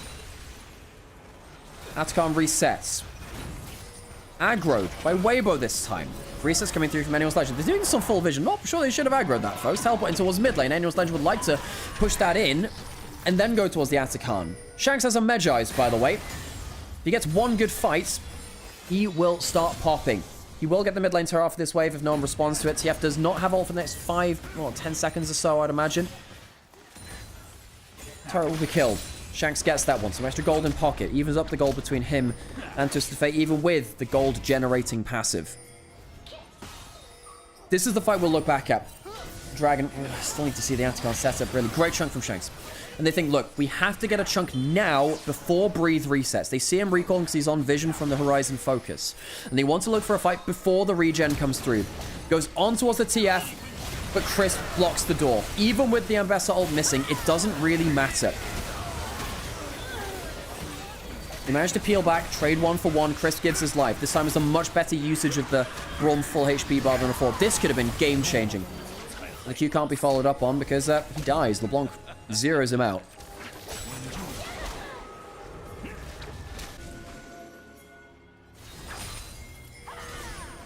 Oh, if Breathe had hit that ult, that could have been so different too, you know. Breathe had hit that ult, I think that would have been a clean win. Rapid fire cannon for Xiaohu. That is terrifying for Anyone's Legend. These fire cannon gold cards, they can change the game now. They can genuinely change the game. Got the Rod of Ages to walk at you a little bit more aggressively. Has Flash and Ignite, worth noting. Breathe still at that 2.5 item mark. Would love to get himself to 3. See what it would be on the third one, whether it's something like a Cyrilda's or something else. Oh, catch on to Chris when he's gone. CC'd, can't even raise the shield. And the shield wall comes down. Anyone's Legend, is that the sign for them to go now? Atakan, not taken still, but I think it will be after this. Crisp. 0 and 4. Great fight the last time, but his performance in team fights has determined so much of this. Shanks over the wall, looking for another burst potentially. That assassin LeBlanc. 14 stacks now on the Medjai's. Happy with that one. It's going to have to be a 4v5 for their lives. Good Q landing, good poke. Hope is low HP. Tarzan gets chunked a little bit lower too. TF is going on to a... He's going on to control ward! This bottom but Breathe goes on to the gold card. He's got enough HP for the Rod of Ages. Breathe takes down the LeBlanc. Medjai stacks ripped out. And Ezreal goes over the wall.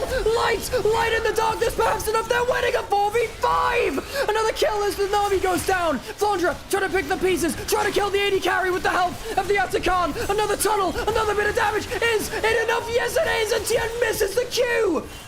Only in the LPL do you see fights like this. Somehow, Weibo fight themselves in a 4v5 into a good spot, but they can't quite capitalize. It's a 3 for 3. Tien does retain the smite, and somehow the Atakan will remain up and available. I hope you're entertained. I hope you are indeed. Anyone's Legend not able to get the Atakan at the first try, and they can't quite win the 5v4. I thought that ultimate onto a control wall was going to be the death of Xiaohu. Put the gold card into the Ambassador roll. It changes the fight. Ultimate from Xiaohu. Gets the gold card onto the LeBlanc. The CC lands from the bubble, but Breathe goes into the fight. I mean, credit to him. He pretty much gives his life for it, right? Flandre ends up getting the kill onto him, but he ends up saving Xiaohu for long enough for Light to start cleaning up. God, this is so close. The Q over the wall means that Flandre can get onto Light. If that doesn't happen as well, it's probably a lost fight. The Atakan shredding him. I don't know if he'd have the HP without this. So close. LPL knife fights are so entertaining. We are within 500 gold coming up to 30 minutes. Xiaohu, gold card, loaded up with the cannon again. Atakan, was it taken yet? No. No, it wasn't. We still have Atakan available. Now, after a while, you just think, oh, bloody hell, is it worth dying over this thing? The dragons spawned now. This is the longest I've seen an Atakan live in a pro game for a while. Right, gold cannon, gold card, the fire cannon loaded up again. Atakan started. Do they use the TF ult to spot it out? They spot Flandre up here. I don't know if they realize that the Atakan's going down as fast as it is. They spot it now. They'll spot it now. It's only half HP. Can they finish it off in time? Does he go for a flank? No, he wants to go for the front and center. It's going to be... Oh my god, it could come down to a steal. Lee Sin stealing objectives. We know how powerful that can be. And Annual's Legend have been tanking this for a very long time. The longer you tank it, the worse it gets. Gold card. Loaded up again from Xiaohu. I think they can take it. Look how much they've been tanking this in terms of the shred. It's not that much damage, but it can help an awful lot. Breathe. Good damage onto him. Tarzan trying to go into the back line. Gets Breathe, but he dies for it. Is it enough? Is it a good trade? Flandre gonna get passive up Hope. Great damage onto him, but now he's alone. Tien caught up by a bubble, and that bubble could send them into the dark depths. Hope gets a second kill and starts to ice skate. I don't know if Weibo had the damage. TF dead as well. Tien trying his best, but I think this shot has already landed in the heart of Weibo. Anyone's Legend, ever our strategists, finally win the Atakan dance. Atakan finally claimed after 11 minutes. It has been a dance for almost all of its lifespan. As Anyone's Legend somehow slipped the dagger in the ribs of Weibo, that might be the game which, the play which breaks this game and breaks the series, but goddamn Weibo have given them a run for it. Just a little bit slow to the objective that time. Breathe caught out the Ezreal ult, was damn close to stealing that too. Third dragon for Anyone's Legend, now threatening the soul. Breathe killed at the start of this team fight is crucial. The Ambessa is the champion that could break this game. They are very good in the late game, especially if they get onto one of these carries. They get to stick to them so well. Breathe on the flank. I think he just makes a huge mistake here at this point. No, Flandre gets a great engage onto him. Tarzan manages to catch him out, and Breathe doesn't really get to interact with the fight after that point. Hope gets some great damage weaved through, buys enough time for the extra cooldowns from LeBlanc, going in and out and in again into the team fight. Breathe, it's not been his best series. Needs to show up for later fights. He can still turn this game. Anyone's Legend shut him out of that one cleanly. I will get hydrated. God, I need to hydrate.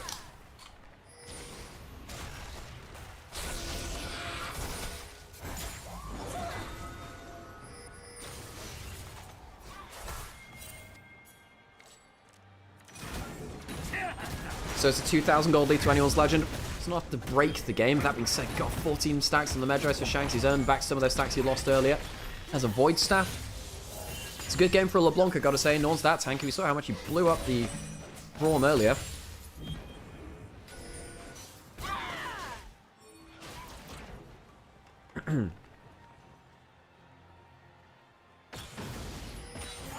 Cyril's and Light helps him cut through the Rek'Sai a little better. I mean, folks, this could be a game decided on a single team fight. AL won the last one. It got them a good leg up in this game. Got them to soul point. Got them a little bit more extra XP and AT. Shanks trying to one-shot Light. That is scary. Light is not that tanky. He has a Hex Drinker. Will help a little bit. If he gets himself towards more of Malmortius, that'll help him even more. Surely he has to recall on this HP. Surely.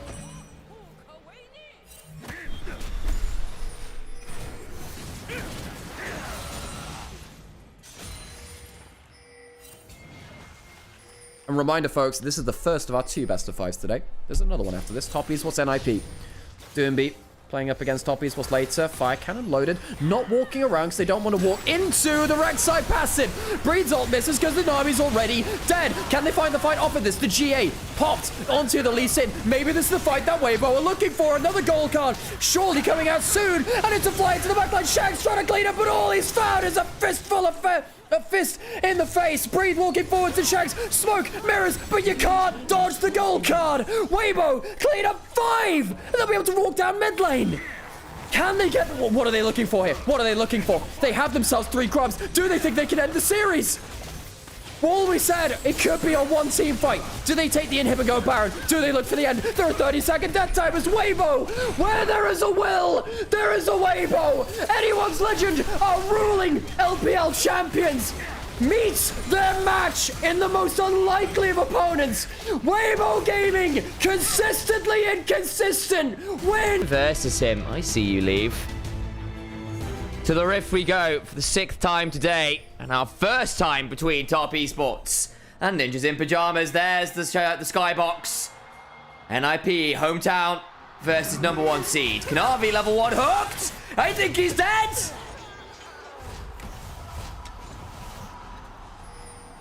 Giles for top esports, turn for despair. Oh dear. Who got the first, but it was Kaiser as well. Well, can't ask for a better start there from NIP. 全军出击！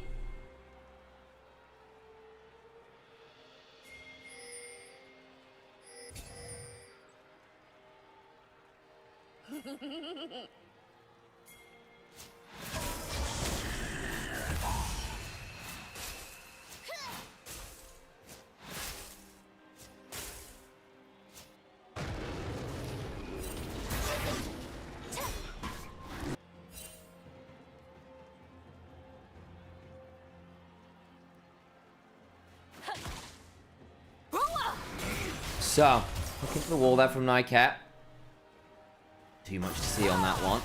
It is going to be that first strike build from Kanavi again. Yeah, the fans feeling top esports. I suspect that might have happened before Kanavi died at first blood. At least he didn't blow flash or anything. Awkward, but not the end of the world.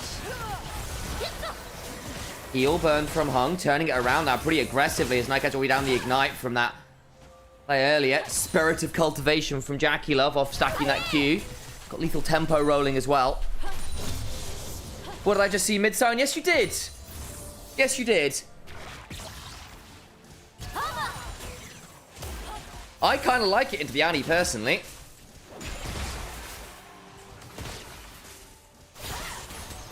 Forbidden Unsealed Spellbook. I can see it. That's barrier down. I think Jackie could just be dead here as Nio with the early flash play. Wonderful flag and drag. Reads the flash at the last possible moment. And I would say first blood. It's second blood to NIP. Get all the summoners they could ask for there as well. The only thing is Kanavi's not going to get the opportunity to immediately head through enemy jungle. Jarvan will reset here. Himself the long sword, gets himself the ruby crystal. So we'll have better items to work with. Kanavi may want to just go over the wall here. Yeah, this is the plan. Do this while Nayo does red buff. Gets the ward down. Steals us away. And most of the Krugs, very astute. Has most of a quadrant to get through here. Jackie and Hung have already swapped out to come support as well. Cullen for the Kaiser. Look at the bottom side replay. Nycat, great flash. Catches out Jackie, who flashes early, but then the flag, drag, and flash it. Realistically, the last possible frame, I think.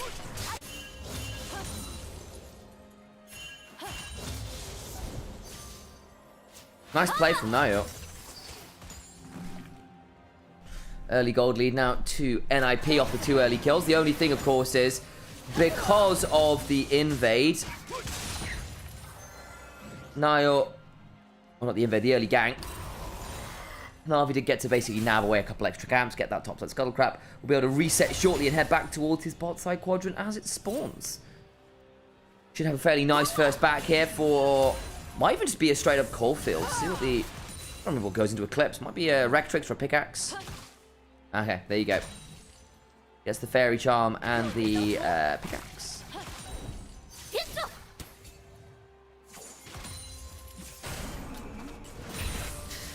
Chinese cast mentioned the Naya and Nyket were both on Top Esports Academy. Indeed, they were. They were on the LDL squad that was incredibly dominant. Incredibly dominant down in LDL. Naya, Nyket, and Jachi are the ones that are up in the LPL right now. Nyket and Jachi were the most aggressive and dominant bot lane in LDL. Big Draven enjoy us. Big Samira enjoy us. Samira Rel. One of those LDL combos. And then Naya will play a lot of things like the Lee Sin. Really play off early aggressive bot side. And priority to get value down. As players started moving up and down, they didn't win as much as they wanted, but they had some incredible regular season revolts. There's the start. And Doinby gets blasted. Kanavi just about able to escape. Sion with no resist is very killable early still. CC chain is strong. Edge of Ixtal comes across and chops the head off the zombie man of Noxus. Call of the Forge God summon, especially a solo kill yet to hit level 6. It will eat a pretty brittle proc there. A lot of this is basically off those lane swaps and solo kill being a little later to the bot side play. We'll get 6 off this wave, but already having been chunked out pretty heavily. Kind of sucks. 369 can probably afford to back here if he so chose, but I don't think he will.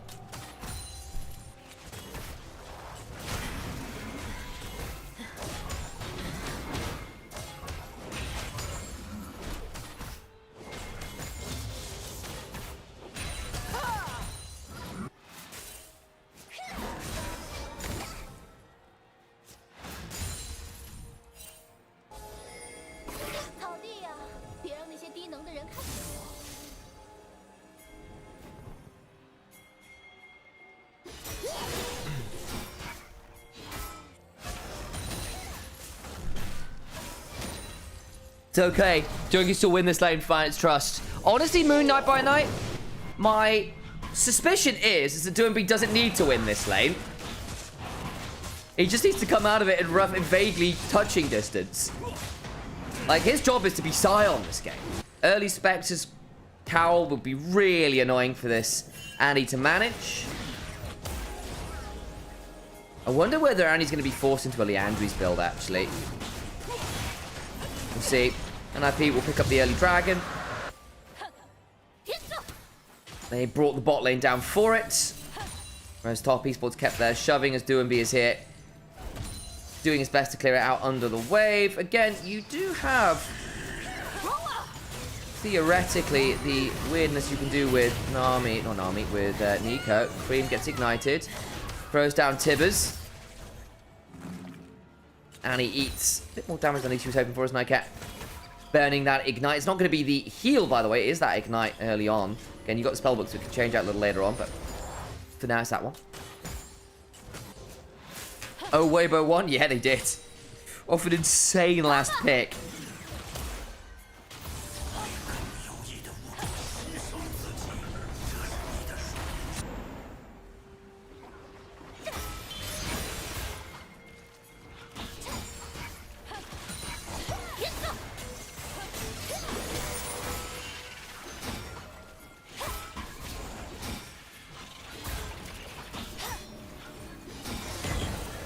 Grubs looking like they're going the way of Top Esports right now. They pick up 2. They get hit by the Void Seeker. Oh, nice little combo there. Pulling that one out and times it well. With the edge of Ixtal. Flash away as Doinby just about gets mana enough for his unstoppable onslaught. Hung briefly changes form. Doinby will probably going on Ending Despair.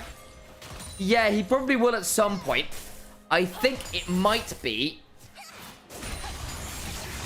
something what might be first with the Spectre guy. Yeah, I mean, Unending Despair will come in second. Probably. It normally is a tank option. What does Spectre's Cow build into again? I never do remember the full things. I don't think it'll be Spirit Visage this game. Does Kanet Rukon build out of it?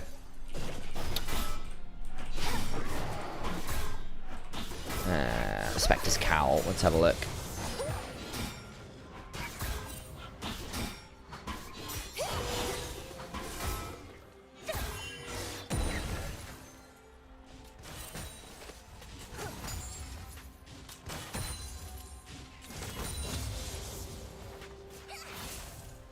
Yeah, it might be. I suspect Kanet Rukon would be my suspicion. Or potentially Hollow Radiance, but I don't think Hollow Radiance builds out as... Oh, it does build out a Spectre's Cowl. In that case, it's Hollow Radiance. For sure, it's Hollow Radiance. Better wave clear. I thought Hollow Radiance was out of a Negatron cloak for a second there. Apologies, folks. So yeah, it'll be Hollow Radiance. Yeah, exactly the same. There you go. I'm surprised he didn't get the Barmies first, but then again, he's into a lot of AP. Already died once, just to resist early. It's kind of fine. You are a silent lead. Eats a nasty chunk there from Cream.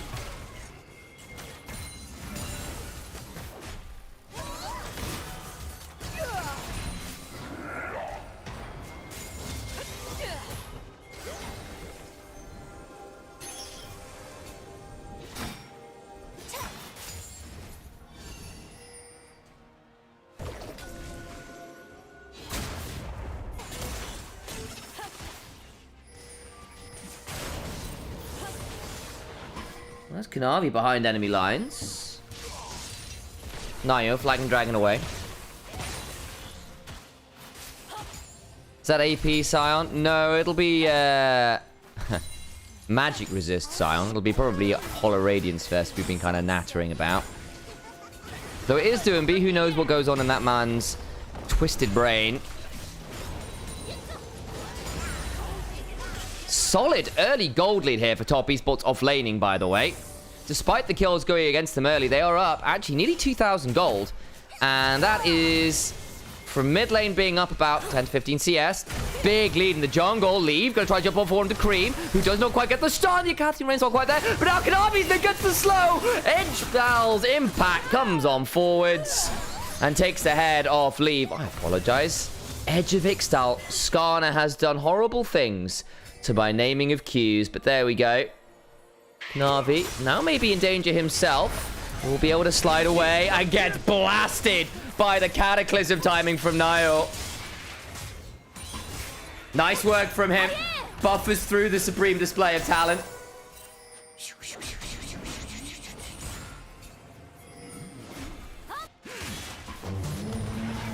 26 now jumping onto Nio. Remember, he just used his flag. I'm like, ooh, missed the knock on the wall. Actually may now be in danger. Oh, the harpoon hit the crab. I guess it actually turned towards the crab. That's fair enough.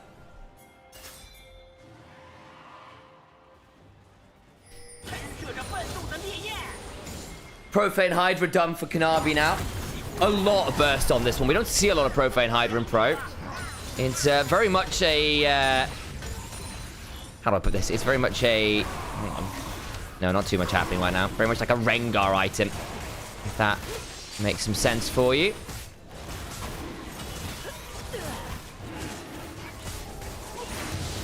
Dragon secured. Top Esports in the river. But again, without the supreme display of talent, we don't have that much threat right there. A lot of lethality, obviously. A lot of ability haste from that Profane Hydra. You get the AoE. Oh, Nymaera looking for the flash. Can't quite find it.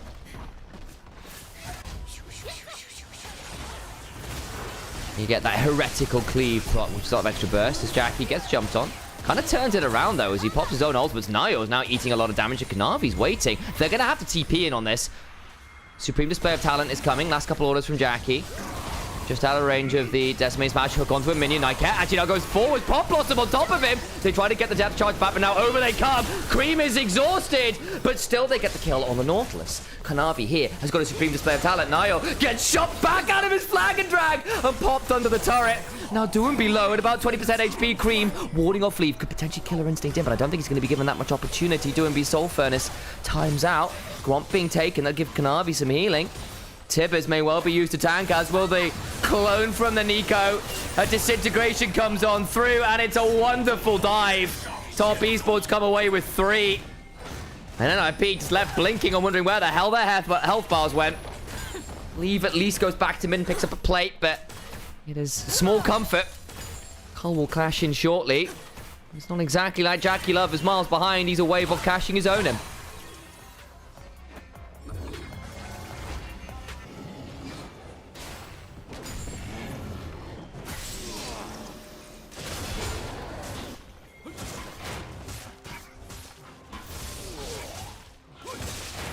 $1,300 gold lead for Cream on this Annie. Involved in everything so far. 1,600 gold lead for Kanavi, who has gone for the Axion Arc second. This is all about upfront burst and ulting on repeat.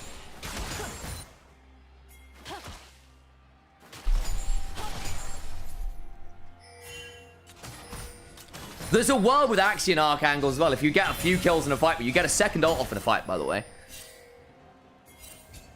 Kanavi goes Ionian boots. Legitimately, that's a lot of ability haste.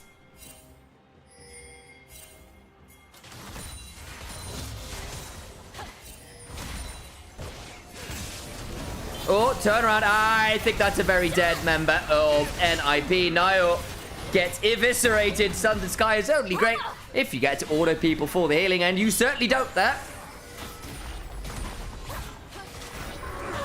Depth charge onto Jackie, who speeds away with the Kanmei steps, flashes out of the decimating smash, gets charged on into. There goes Lave into the backside, and Jackie will die. Leave looking for some more, but the turnaround for 369. Call of the Forge got on top of the rumble. Hung now turning around with the side of Cream. A supreme display of talent. It's pretty good. 369 to get some more value. Cream brings down that Kai'Sa. Solico trying to run away, but Kanavi over the wall. Looks for some more, can't quite get it. As Duembi is still tacking up a lot of damage, but shoved up into the air is Nightcat. As another kill for Kanavi. Reset. Potentially for the ultimate available at some point. Grabs the grass with the terror shape. Gets a stun off the water. Nio is respawned. And it's a messy, messy fight. 369 buffers through the CC with the Bellows Breath. TP back in from Cream. And NIP, I think, have to back away.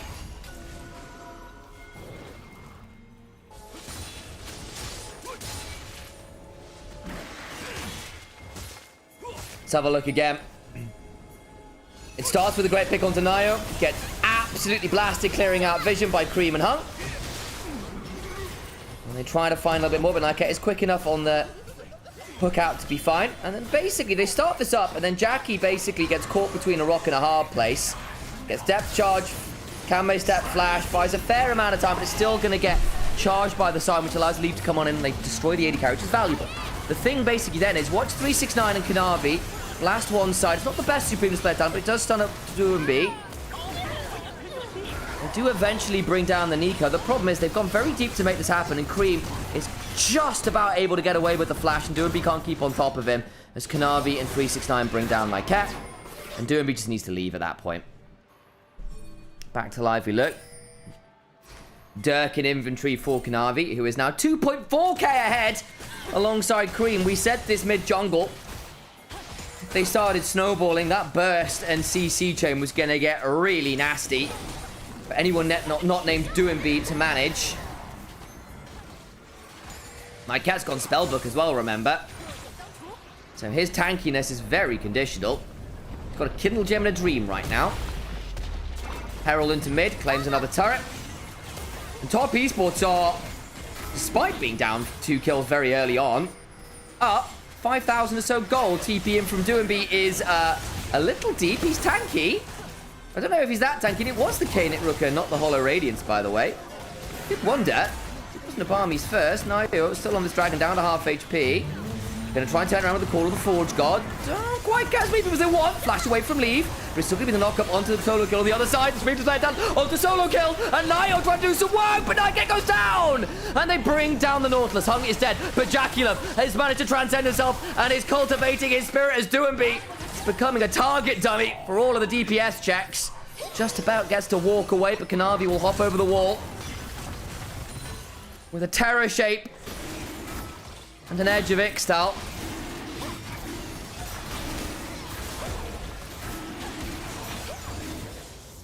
And the dragon goes down as well. Now up a whole 6,000 gold. Dragon is theirs. That earns them feats of strength. And I am shuddering to think what this next back from the likes of Kanavi will look like. Because Call of the Forge God doesn't quite catch Leave. If it did, that Pop Blossom was going to be brutal. Leave just about gets away. But the thing is, Solo Kill and Leave are then forced to deal in a 1v2 with the support. While the rest of top esports go great, that's fine by us. Jackie just runs at Duembi, who just needs to run away real fast. Hurricane in from Jackie now as well. Going for this AoE into melee comp. That's kind of fine. We'll likely want Vamp Scepter 4th. The Infinity Edge third. A little bit vulnerable if he gets jumped on, but fortunately for him, enough damage elsewhere. He isn't necessarily relied upon to be alive at the end of the fight.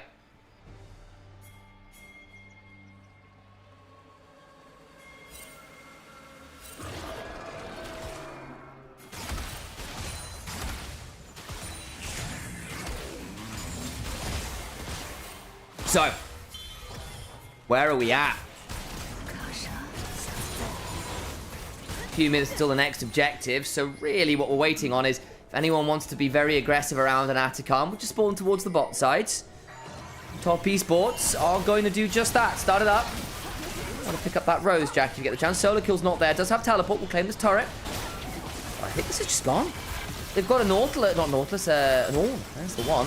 Blocking it off. They'll spot out that control wall, but I just don't think there's anyone getting over here in time. It's gone. Couldn't find their way through the bouncer of Orn. Top esports got hung now on his flank angle.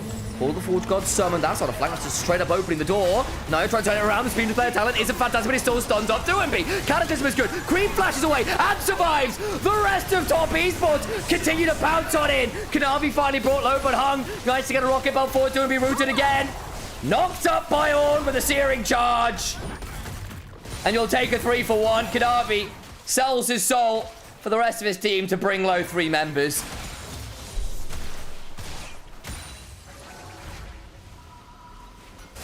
Question why is Doinby trying to play the Scion mid? Theoretically, to make Annie's life hell, to have the frontliner.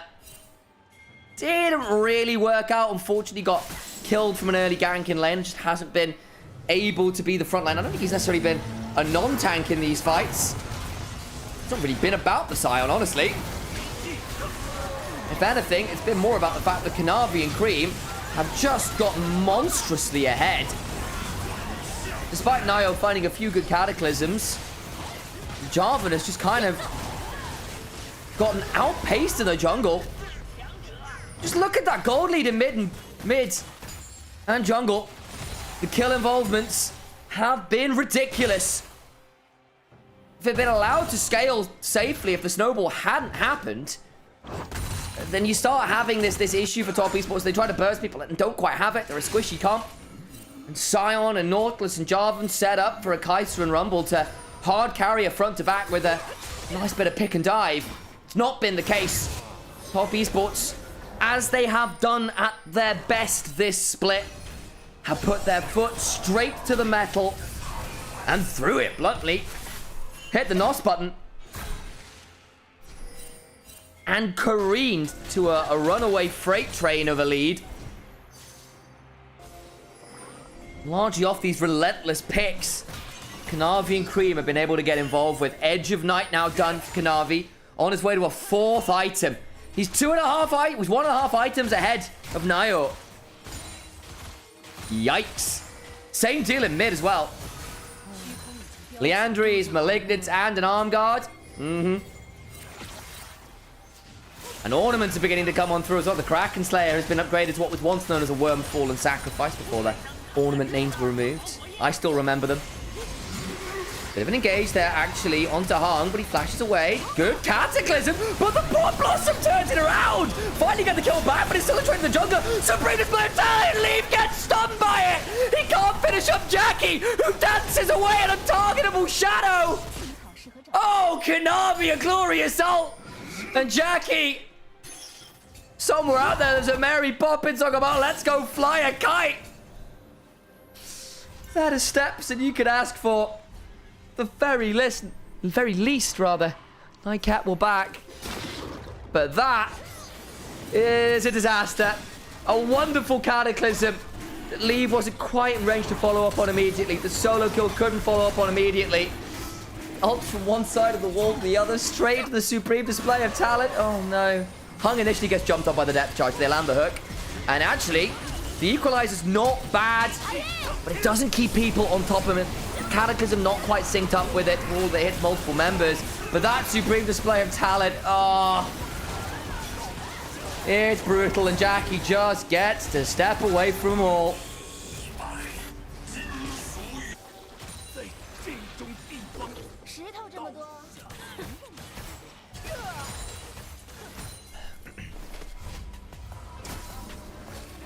How do you give MVP to the... Watch this team and give MVP to Jackulov and not Kanavi, by the way? I think it's because Kanavi had significantly bad games as well as a lot of very good ones like this. Like, when top esports have lost games, often been Kanavi doing that Kanavi thing where he just sort of like Leroy Jenkins from behind and gives up kills he really shouldn't. Serpent's Fang done, by the way. Picture-in-picture replay. Jackie just blasts him, doesn't he? Yeah. I mean, good grief. Whereas Jackie's been very, very good in lane. Very, very consistent team fight. And when top esports have fumbled early games, it's happened every now and then when they haven't snowballed, Jackie's been the one who has been more reliable in that case. So, yes, I think Kanavi perhaps at higher highs, but he's been a lot more mercurial. And Jackie's still been genuinely excellent. Supreme display of talent. Only catches 2MB, but I think it may well be enough. Leave comes on in. The equalizer is solid enough. The turnaround is okay. They do kill off Kanavi. But already Jackie picks up two because he's undamn touched. Keeps on autoing, cultivating his spirit. And it is a mighty one indeed. An Arc of Ruin. Will have to be blast coned away from, and Jackie will pick up the turret. Kanavi dies. The rest of NIP, though, with the exception of solo kill, follows suit. Baron goes down, and there is no team in the LPL, folks, who snowballs the way the top esports do. 50 petals to 9.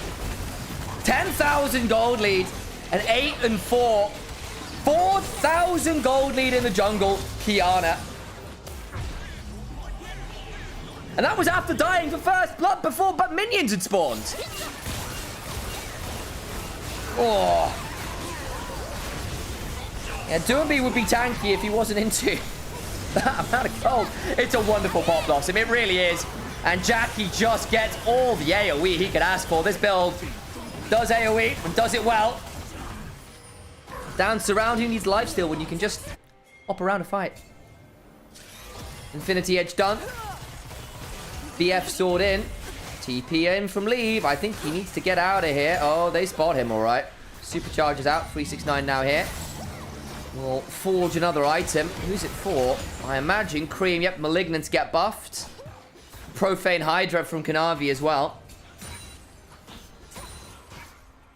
And the Profane Hydra build, this is the Rengar build, guys. It is very, very aggressive. Your burst is very dangerous. You don't have very much consistent damage with this. It is first, it's this. It's this! It's this! Oh my god! Heretical Cleave and Kanavi, your gods of the Nirvana stage, will not stand before the first place squad.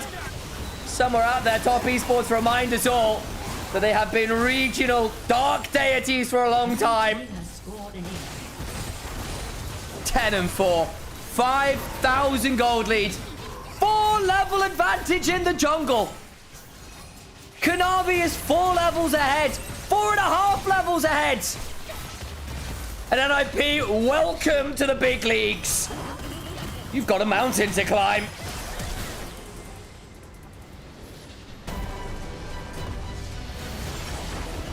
Volume, get ready for this one as we head on to the red for game 2 of NIP versus Top Esports.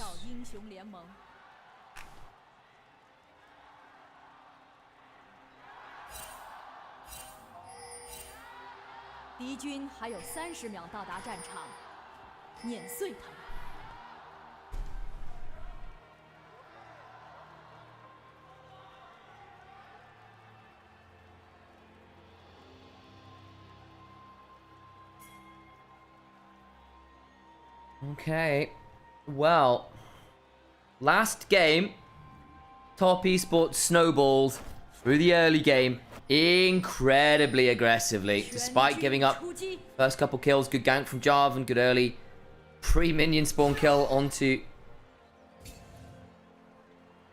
Kanavi.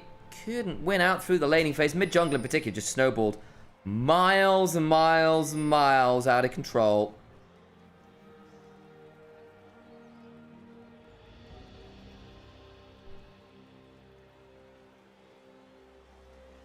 It was not pretty.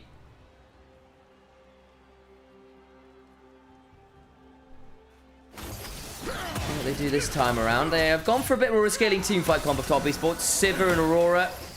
Frontline and Shinzao, Cassante, Braum.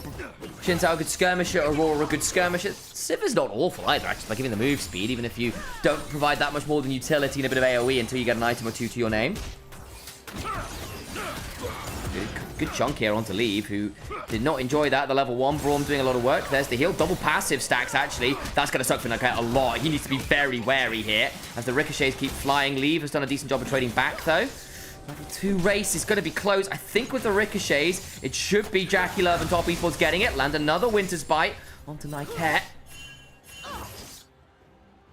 Leave undefeated so far this split on the Varus, I'll note. A little bit more hit and miss, ironically. For Duumbi's infamous rise. Ooh, nice idea. Jackie Love did have the spell shield available.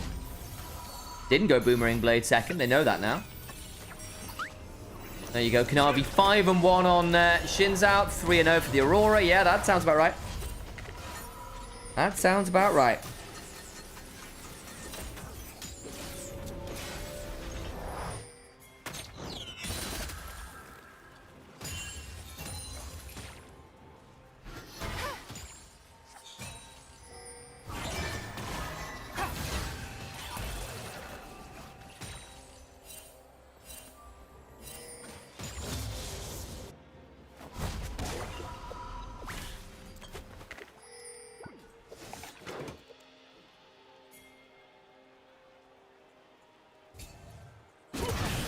Well, there's the engage. Hung. Actually, it's been a bit slow to reset, but he's getting passives down. Kanavi's coming. This is going to get really scary. Flash away. And Leave dies to first blood. They thought they were catching Braum.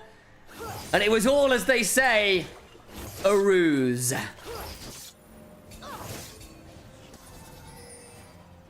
Oh, Kanavi getting in there with a flash audacious charge. That one is going to suck.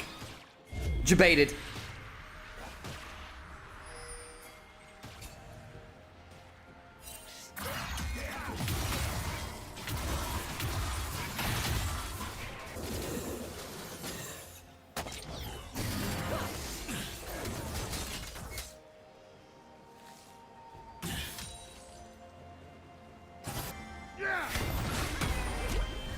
B69 caught within the Dark Procession there. Had actually got to flash. Have a lot of mana, can reset now. Jackie didn't get involved with that last fight, which is a bit annoying for him. And actually, because of that awkwardly delayed reset, despite getting the level 2 first, actually behind here into the farm. I have a bit of a wave to pick up here. Now you're being around, yeah, good block from Hung. Needed to be. They have to back off this wave really fast. Hung, body blocking here to prevent the easy abscond of Duct Angle. Nicely done by the Braum.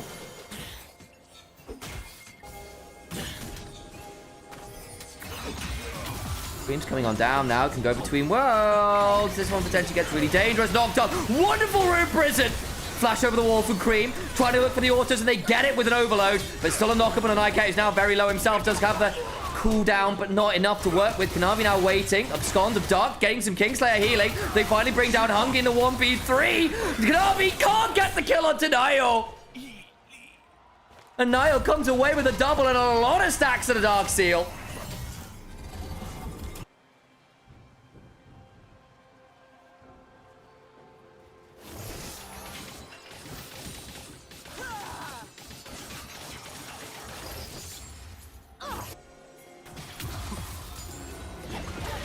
Cream went looking for Between the Worlds angle, but got hit by the Rune Prison. Jackie's not able to get on top of that when looking for Leave. He flashed over the wall and gets out. But it's then a 1v or 2v3 in the jungle. They get the Braum passive down, but the thing is, this kill gives the healing. Leave gets to come and rejoin. Oh, last auto would have done it. MIP come away with those extra kills. It gets this Silas rolling. Was falling behind Kanavi, not anymore. Necessary stuff. All out, though, on a solo kill. Is very much out of mana. 369 were looking to see whether solo kill would flash away towards his turret. Didn't. But now left him in a really tricky spot. It's got a lot of grubs coming, though. Make those ghouls happen. Where's the third strike? Look for the Odopo strike. Flash then from solo kill. Last rites administered. And 369 is attending his own funeral. Oh, he tried to read the flash, and solo kill held his nerve until Odopo strikes part 3. Much better early game from NIP this time around.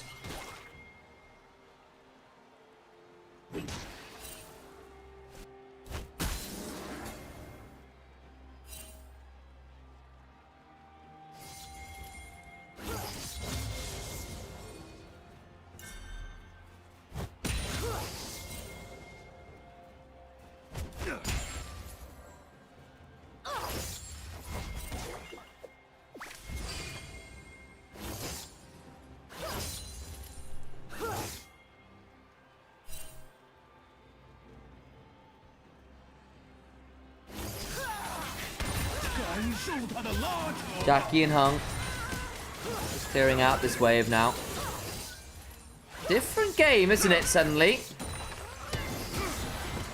When LIP are the ones with a slight lead. The only thing I will note is that once again, Cream has managed to get a significant CS lead over Doumbé. Siren into the Annie was a bit more understandable. This one roamed quite aggressively. Cost him a wave or two.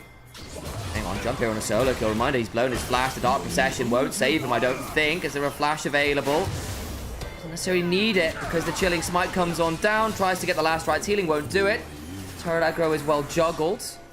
Cream is coming, so is Nayo. Has got hijacked between worlds. Now this could get interesting. Nyket hit with the Winter's Bite. Gets exhausted. Does Kanavi. Bad between worlds, but use it to close the distance. Kanavi crescent guarding, trying to find a way out. Will unlikely to be able to do so. And ends up becoming a 1-for-1 as NIP turn up with all remaining members to make that play.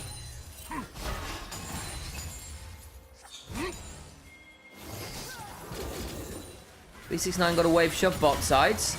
We'll get grubs off this as well for NIP. So what does it end up being? 1-for-1.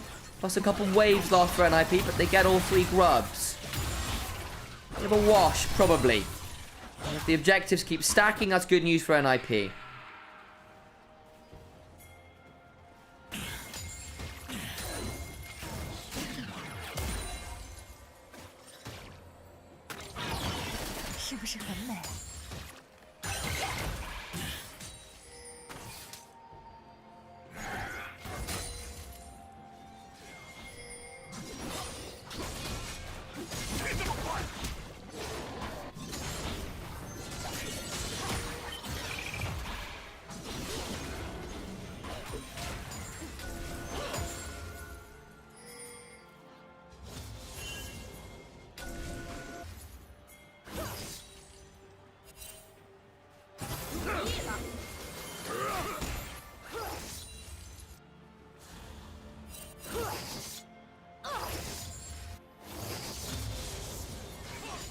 Too much happening as yet. Dragons up. Top esports.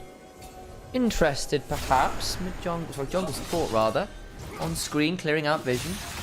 Over goes Nayo, and we'll find Hung in the pit. Nyket dodging the wind becomes lightning, and Nayo will abscond out of the pit after. Navi looking for a wind becomes lightning.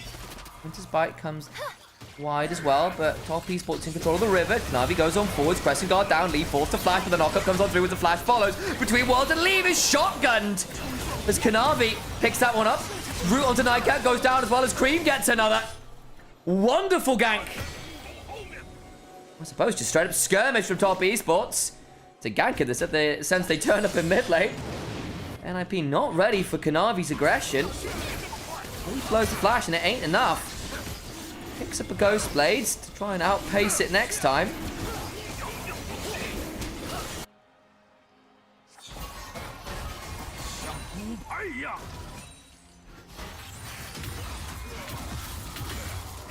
Roll back to even.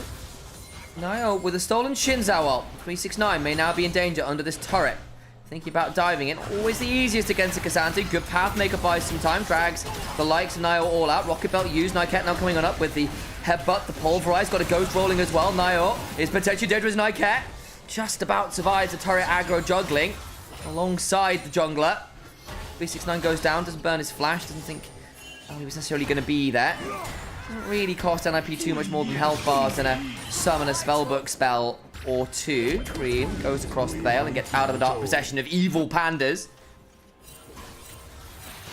A parade of pandas. Nio is actually really low here. They could threaten this. Nio needs to be really wary, actually. Yeah, I think Nio needs to back off that. Yeah, he will. We'll lose the Gromp as a result. Change to Corruption, which Jackie immediately cleanses. Ghostblade to prevent any reprisal. Nio so low, he's going to lose 2 camps off this. Okay. The penance for diving topside. Cream now under the turret. Oh, those last right sting. Ow! Ghouls keep chasing him. Hang on, he needs to shotgun them. Does. The slow's enough. And they'll pull back away, de-aggroed. A lot of chunk now happening with Grubs on top of Yorick. Leave gets chunked, remember, does not have the flash or the Ghostblade active anymore. On the hunt is enough to give Kanavi all the move speed he needs to make Leave go 0-3-3. Kanavi gets to steal another camp. Ooh. The spike gets it. Nicely done. 3 camps away and the Scuttle Crab respawn. Cream TPs towards that bot side for the turret going on down. Because it is worth noting, and the Yorick with the Grubs. With Trinity Force starting to get ahead a little bit there in terms of the ability to take those side lanes into their own hands. Eyes on those rings in Doumbia and Nio's inventory as well, folks. A lot of stacks on those Dark Seals, giving a lot more power to the Silas and the Rise than might initially appear to be there. If you've got a fully stacked Dark Seals, worth about 700 gold, reminder, in terms of AP. Or something like 500 gold worth for Nio, which will actually probably put him back even with this Shinzao right now. We'll face check Hung, steal away the Glacial Fissure. Realm Warp. Glacial Fissure just shy, throws out some sandcastles which are blown away by the tides. Navi's still here, but it'll be a 1v4. I don't think they want this, and so the red buff steal is successful. Bit of vengeance for Kanavi's invades.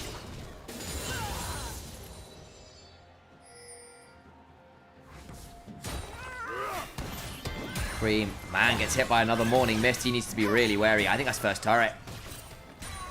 Cream can't stick around anymore. Fortunately, Jackie Love is coming between worlds to clear the way. 2-fold Hex. Shotgun. And the Maiden will die here. Ooh! Actually, kind of dicey there for a second or two for Cream. Jackie swift enough on the roam. Helps clear that one up. Wave is gone. Cream gets Leandries. That will help.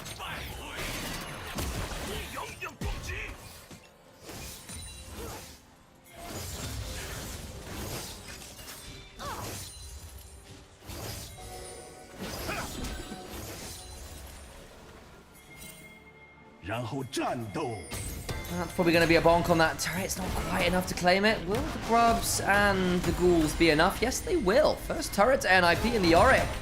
Beginning to do what Yorick often does, which is just slowly take over in those side lanes. Gets some of the feats of strength then with the first kills. 3 of them specifically. And the first turret. She's got to pick up this Herald as well. Kanavi going to take the opportunity to be a bit selfish here. 5 and 2, he's pretty damn strong. Got to pick up the Krugs as well. Set up 369 for a bit of a crash into this turret bot side.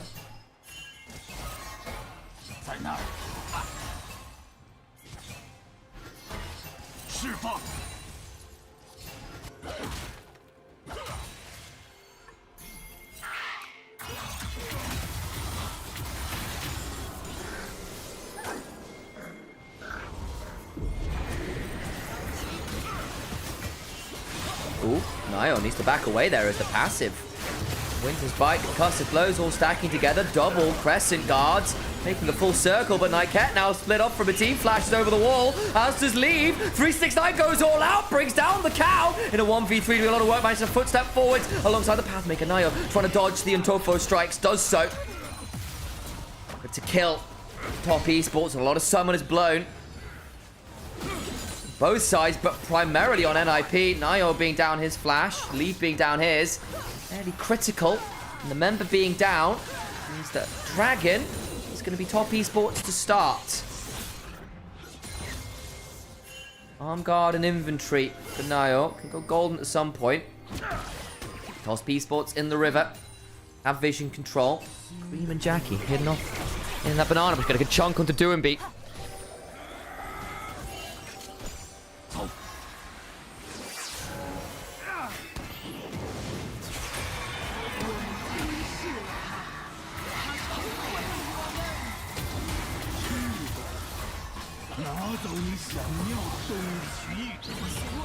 Cream trying to back away here between worlds. As actually NIP did manage to pick up that dragon slightly against the position in the river. Jumping onto Cream, getting slowed down, but there goes Hung in front of him. Can put up the door, try to keep the Aurora alive. Flashing away, turning around our top esports. But NIP chased them all the way back to the base gate and get a kill on the Braum.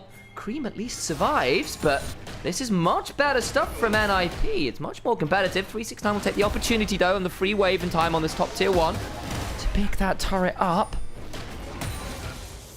Successful.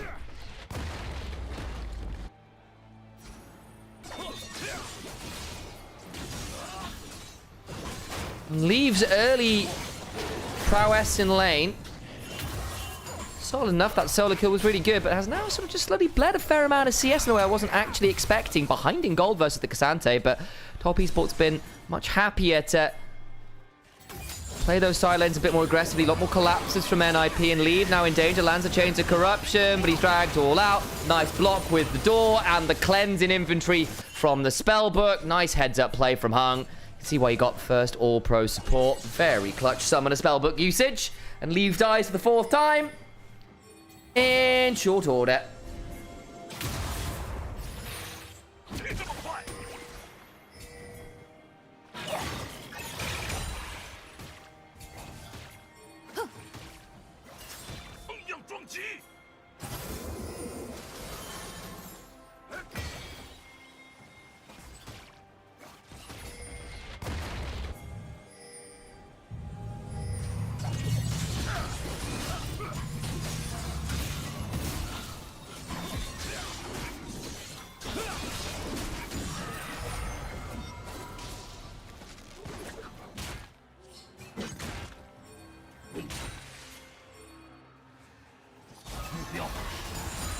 Gonna be just shoving up this top side. 3-0-3. Soul gold leader now for NIP. Managed to turn around that CS discrepancy by aggressive side lane play. Nio tries to get a hold of that red buff and does so. Another one nabbed away. It's becoming more and more of a menace on this Sylas.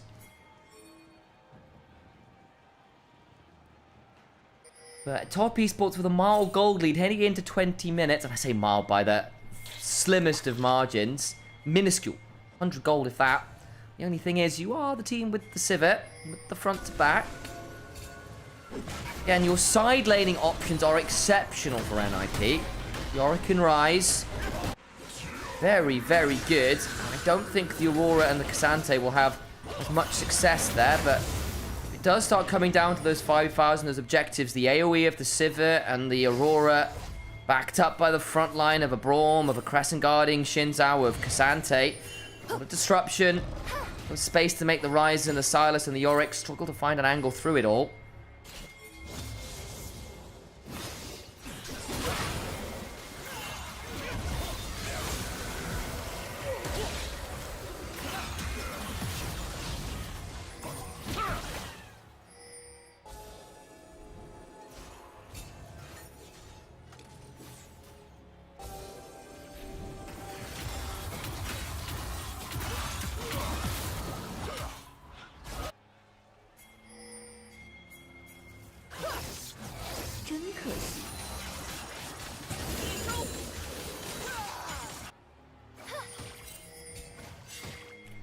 So, IP, getting slowed down a bit.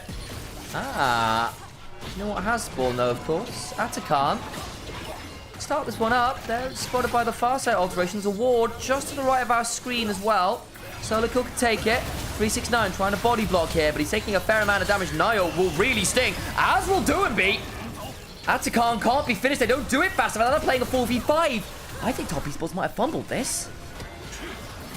Oh, now this gets interesting. Jackie's got hit by the arrow. Redemption will heal people up. Nio having his resist shredded. So is Nyket, who loses about half his HP. Kanavi goes on in. Big damage, and Nyket's gone. Turning it around. They're going to try to go to the other guard. It's going to be a flip. Burgers taken this time by Nio Sylas. Gets to the other side. Goes Nio with the stolen between worlds, but goes down to Kanavi. And the ricochets keep firing. Solo Kill is down. Flashed away from the piercing arrow by Hung. They lose 3, but again the Atakan. Kanavi audaciously charging onto the Skull Crab. Chains of Corruption. And a root. Actually, was what it was from the Rune Prison. Kanavi needs to be a little bit wary. Okay, Top Esports get themselves a few kills, but they do lose the Atakan. They still lose a member. Probably still a win for NIP as far as I'm concerned.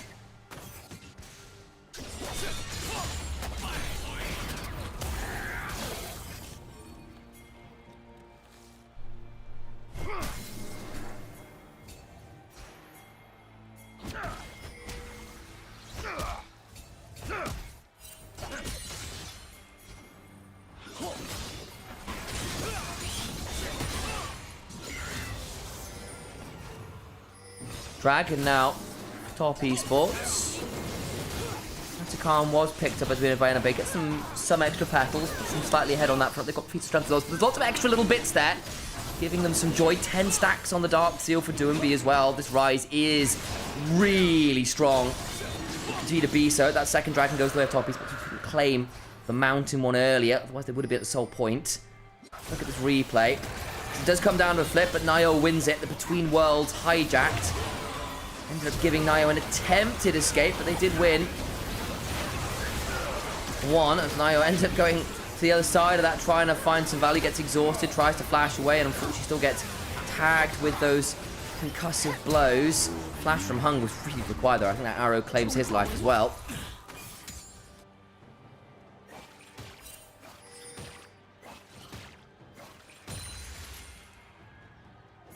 In the balance is this game. Scaling for Top Esports. Good front to back for Top Esports. The side lane win conditions with the Grubs and the Rise and the Yorick. The Atakan. Beta strength. Makes this an interesting affair.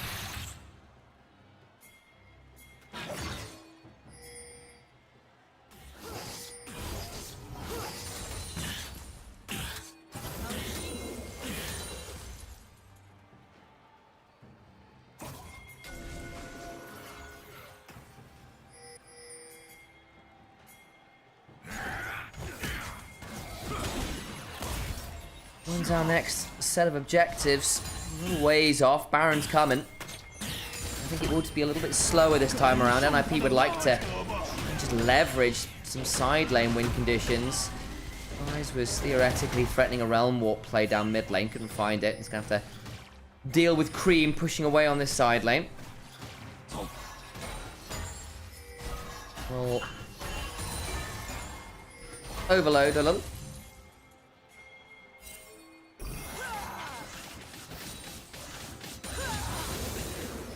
Problem is, again, mid lane, like, Leave is just 0-4-4, having a pretty miserable time. Has died a lot. Because sometimes we have to be about Leave this game at the very least. And if, you know, again, you're first picking Barons, you want to be strong, especially when Leave has often been the talisman for NIP, their carry, in rain or shine. At the minute, it is a bit rainy for Leave. Player who fumbled his first entry into the league. To get involved in some personal drama with his teammates on Twitter. Well, wait though, actually, what it really was. Now about to find an engagement onto Kanavi. Crescent Guard available, just pressed on both sides. It was hijacked, gets Fanny absconded, the abduct, overcomes 369, looking to find an angle here with the Crescent Guard pop from both. Kanavi gets out, Redemption comes on down, 369 potentially in danger himself, won't necessarily need to blow it. Still Kanavi forced out of his own jungle. Loses a few more camps. 1,000 gold, still in a tricky spot. Jackie Love will spell shield.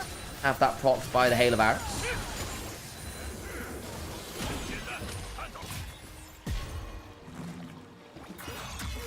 Dragon, minute and a half. And with that aggressive shove there from NIP, they're the ones who end up controlling. Blue side jungler Top Esports, good line of wards straight along the jungle entrances by the Wolf Camp. Will really help them set up for this theoretical soul point fight for Top Esports.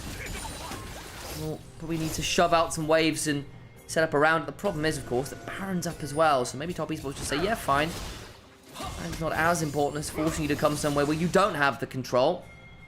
He just picked up Axiomark, and it's been an Axiomark day, apparently. Kanavi pulled it up earlier on the Kiana.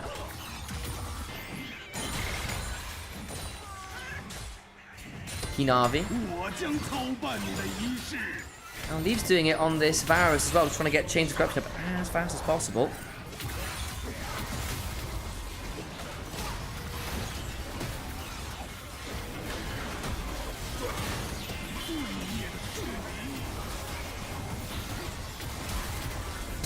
Baron started, taken, nicely done. Na'Vi now in danger himself. It's knocked up. Does Nymaera? That's the one person going down. Is NIP just start it and run through it? Top Esports kind of caught sleeping there. Unfortunate for them. NIP feeling very pleased indeed. Just got shredded by Rise, by Yorick, by Silas. Top Esports can take the opportunity to try and shove through this mid lane, get that tier 1, retreat over towards the dragon, but we're really not expecting that. I wasn't expecting that. He disappeared. Infinity Edge for Jackie at the very least. WBG flashing to get onto Jackie, who immediately cleanses. Has got on the hunt. Has got flash. May need to pop one or the other. Solo kill coming. Oh, Jackie. He has been caught in the middle of nowhere. Flashed over the wall. So does Solo kill. Does Dark Procession comes all down and Jackie goes down. Lots of flashes blown, but they do pick up Jackie, who was trying to reset before this dragon is now dead. AD carry down, 3 items, Sivir down. Hunger to cleanse out with that one, but that's going to be Dragon at the very least for NIP. How much more can they find as they go forwards with the headbutt, the pulverize, but Nyket goes too deep and dies. Na'Vi gets that.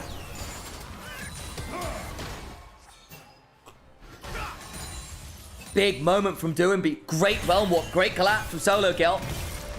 Jackie was not expecting it. Still be Dragon to NIP.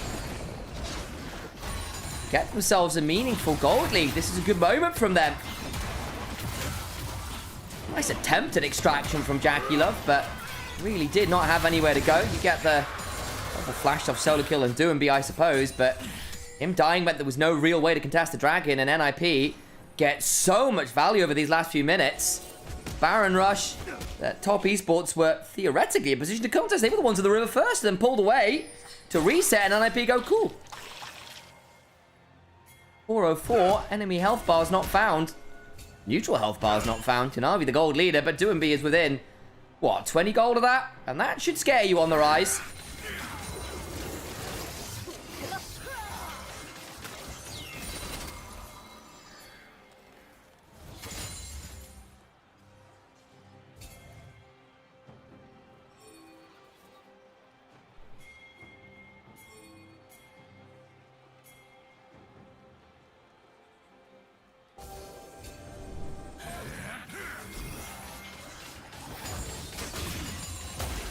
Four minutes until next dragon. A little bit of time left on the Baron. Not much more happening from it. Hang on, TP in. Nyket gonna get stunned up. We'll headbutt out to safety via a minion taxi. But maybe he should have gone with Uber. As, no, does get out to safety this time around. We'll need to phone friends. TP's fly. Really, all that much of fighting over. Hang on, Kanavi's now caught. Realmborn needs to Crescent Guard, but they summon everyone turn around! Blow up Nyket, nice audacious charge. Kanavi still healing. Over comes the rest of Top Esports, hung in the midst of everything, throwing down to concussive blows, and they've all got a headache! Put on ice, WBG, trying to stand and deliver, and does! Overload after overload! And Leave just shoots them all through the head. Robin Hood, heist successful! And NIP put the doubters to rest. They will even up the series here and bring us to 1-1. The turnaround was looking oh so excellent, and WBG just stands and delivers. And he brought a magical arsenal that Top Esports were just not ready for. To the rift we go. 联盟 Gio's next.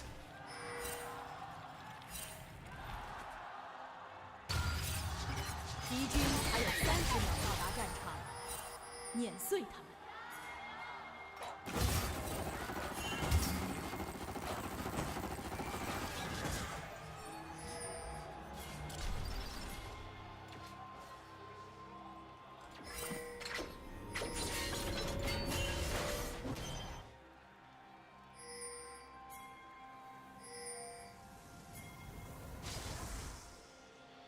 全军出击！ NIP just gathering here as Top Esports are also around. Oh my days, this level 1 gets spicy, doesn't it? Jackie, oh Jackie, be very careful. Leave. Velda's presence. That probably turns things around. The vision there still good. Cream falls off by WBG. Threaded volleys begin to fly. We have got a scuffle brewing, don't we? Jackie, fourth shot available, holding it. Nayo's still here. He wants to fight this. Smite from Kanavi. Dark and daggers. Not going to be enough, and Nayo gets none. Maybe one by the looks of it, as it was only 3 CS for Kanavi, who was understandably, I think, going to go straight towards Krugs. That is going to delay Nayo's start. Probably means level 2 first for Leave and Nyket, however, as they got to lane first, Jackie and Hung were delayed on their journey in.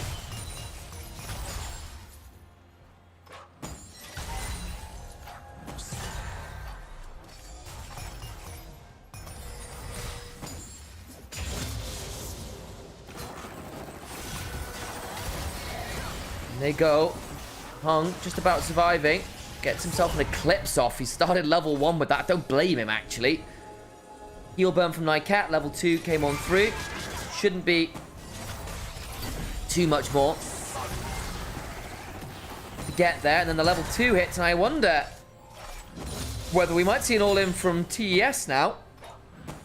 We've still got the heal to work with. Nyket no more pots. Same with Hung. And that potentially allows an all-in angle. Summon a spell discrepancy could get quite dangerous here. Fourth shot. The Deadly Flourish could get interesting. Mid lane Doumbé has burned his mana. Has yet to finish completing the shove though, and that's going to be a bit of a problem.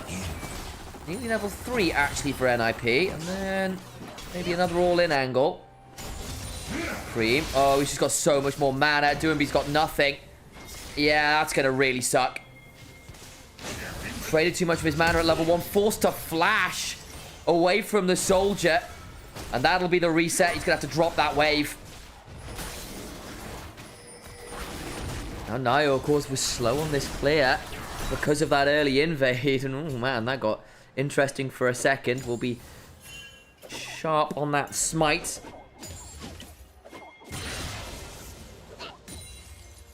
Scuttle Crab will be secured by Kanavi topside, and Nayo's going to beeline down towards that bot side Scuttle Crab.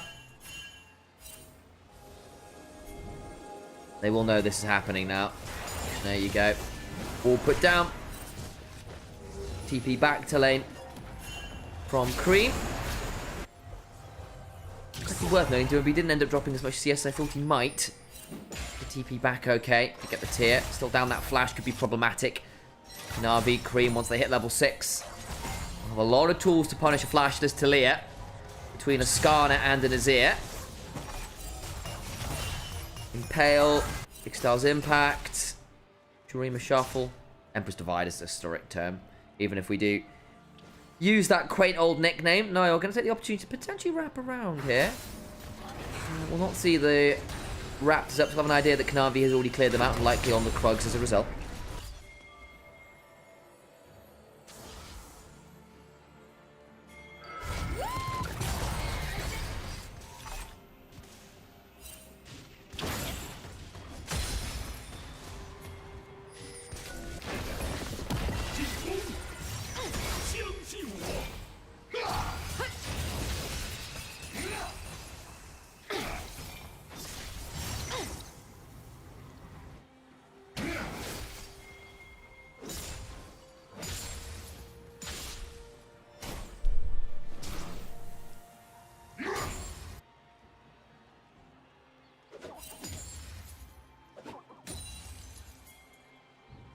Not too much happening at this point. Solar Kill goes sliding forwards.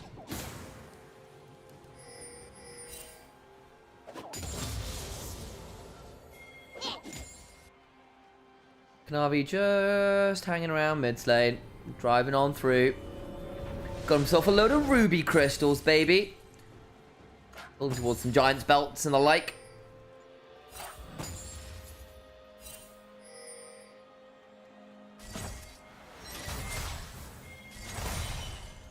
Skarner's HP scalings are a well-known thing.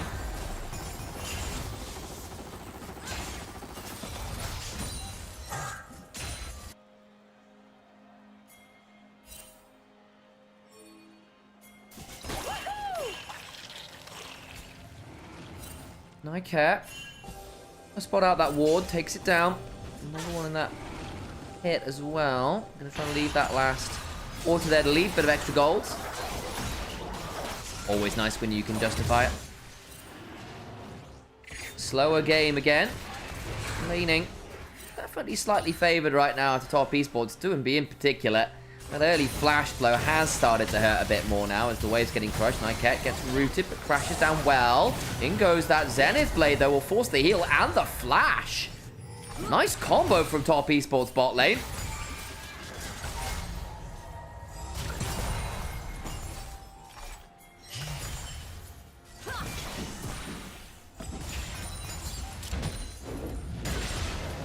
Shove onto the wall. Just using that Mega now. It's going towards the Cull.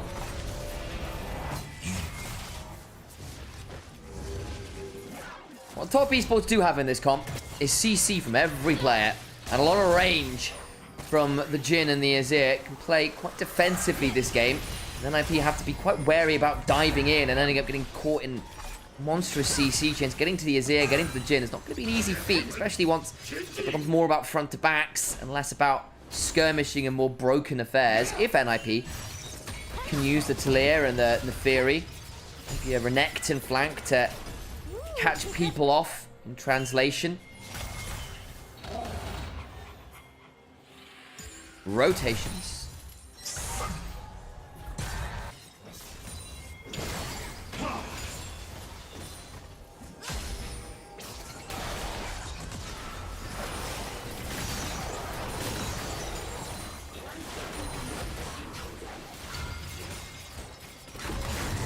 Cream is around here as Nia picks up at least one of the grubs. Has smoke one away. 369 hops over solo kill for the double hop. Trying to build towards a second Mega Narbard. Managed to dodge out of the seismic shove. Is quick enough with the hyper speed to get out of there. Have to blow the flash. Dominus and Weaver's wall down will ensure that top esports do get the second grub. And that's great news for Nar. Nar is one of the better grub users in the game. As actually is Azir with an Ash's Tooth.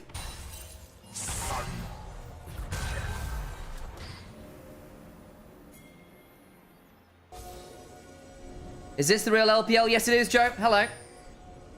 We're here. Got the cameras turned off because we're trying to keep this a bit more professional. But we are here. Commentating away.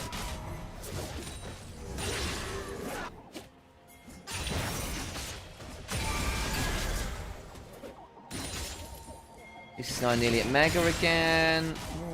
Not care that much about it. It's gone towards the early steel caps into a very heavily AD team. The only real AP threat will be from Italy. You get a little bit of magic damage. Well, you used to get a little bit of magic damage from Corki. I think you still do from the Gatling gun. I forget exactly where it works. But yeah, a lot of Corki's formerly AP damage has kind of slid away these days with the rework. Navi drives out. Sells impact, gets him out to safety. Hung also around. Dragon's up. Still not taken, actually. So we might end up with a bit of an early scuffle here.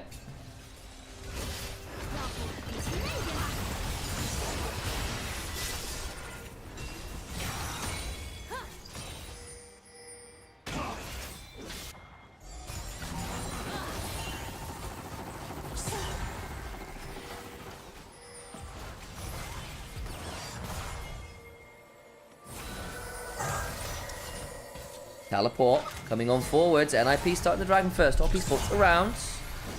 Knavi. Blast goes into the back a bit. Drives through the wall. Drives onto Nymaera. Is stunned up a little there. Pretty tanky at this point in the game though. Magnet Storm. Shreds a load of those resists. Will force Knavi to flash. Weird little interaction there. Exhaust still up.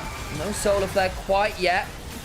For the likes of Hung, that makes things tricky. They get into the back of the Dragon Pit, but it's still secured by the likes of Nio, who does manage to get the kill onto Knavi. Does the Corki. Impale came on down, but died midway through it. Jack Healy straight back onto the rail. Doing be at the back of the pit. Hung flashed over the wall. Looking at the Freddy Volley's can't quite find it. They jump onto Leave, who managed to flash to secure the kill. That's 3 dead, and NIP come away with a fantastic early play. They wanted to go and contest, but again, the early damage was not great. And the fact that Nymaera had in fact got the Magnet Storm while Hung didn't have the Solar Flare made it tricky.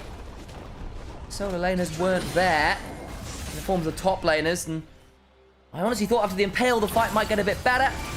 They can't quite secure the kill, and Kanavi dying mid-Impale gives Nayo the license to get out. Exhausted, dragged up, but dies mid-Impale, so then Nayo gets to call the pack and Eviscerate out, and Cream gets blasted looking for it. And then it all just gets a bit dicey. They just don't have the items, don't have the damage right now. We said, look, NIP will have the better early power, and they do. And they do. There's a reason why I'm not as much a fan of top esports when they play slower team comps, because they still look to snowball regardless. And when it don't work, it don't look pretty. An overeager contesting that objective doesn't really go their way. With a significant lead here.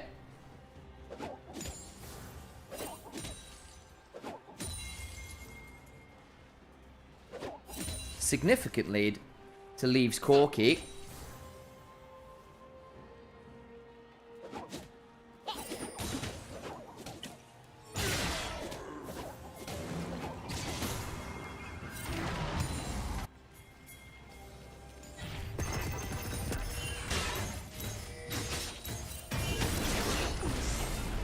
B69 hops away.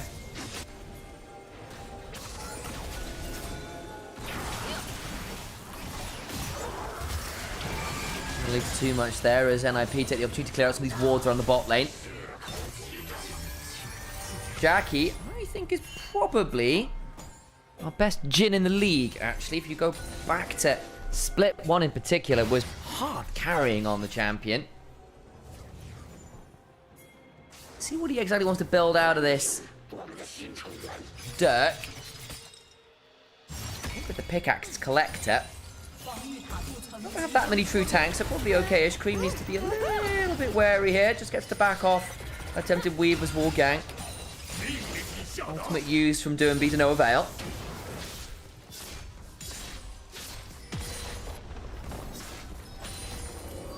Thank you very much for the gifted sub, by the way, Grumpy.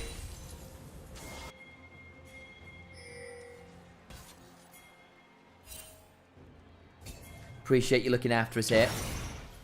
Cream. Be fine as Knight get to go full tilt briefly. Oh my god, it's a horse girl. Amazing.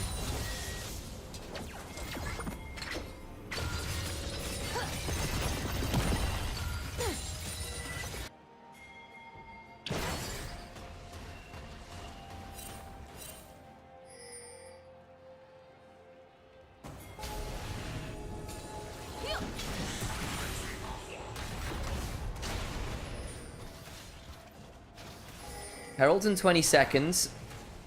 May well be our next port of call here, and it is the collective from the Jhin, as we kind of mused about. First item's now largely done. Not, I'll note, for Doomby as yet, who's kind of got the tier early, got the Fiendish Codex, the Dark Seal, complete boot, so a little bit of a bargain bucket right now for him, so might end up not wanting to play around this Herald, I suspect, waiting on that first item. Shojin for Nayo first, kind of moving away from the Eclipse builds we saw when the Fury was first reworked. Cream needs to be wary here. He's about to get Hounds Pursuited, I think. We'll get spotted at Nayo by that captive audience. Really nice shuffle. Denies the Hounds Pursuit ult for ult now used, and all the while top esports have started up the Herald. Nightcat and Leave are walking up here. I don't know how much they want to play this. Yeah, Leave just about gets out to safety. Hung will throw down that heal, down to 2,000 HP. They want to rush down this Herald and should be able to do so. There it is with the smite secure. Can drive away. Oh, come on, Kanavi. Don't miss time. That flashes forward for the Impale. Gets it. Nymaera goes with the back of the storm. Not the best angle for it. Into the backline they go with the Zenith Blade. Try to eviscerate ours now, but they've lost the bot lane already. Jackie, likely to die. 369 over the wall. Doomby needs to flash, but Cream shuffling. Can't quite get the last order until just now shuffles his soldiers forward. Another drive into the wall. It's road rage from Kanavi, but solo kill slices, dices, gets a triple to solo kill. Nayo trying to trade. Darking daggers keep flying. Managed to get one back. Hop over. It's 4 for 4. Blood in the river. And Crocodile's windows trying to hop on forwards. Getting another auto down. Massive slice. The dice. The Conqueror. And the Hyper Proc is just too much. 369. The sole remaining member on the Rift.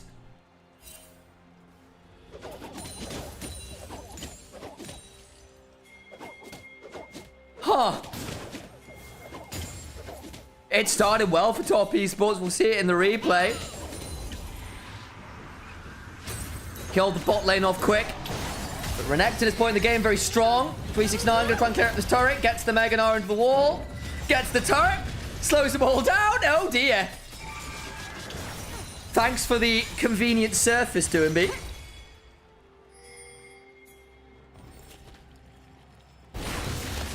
I'll have a look again.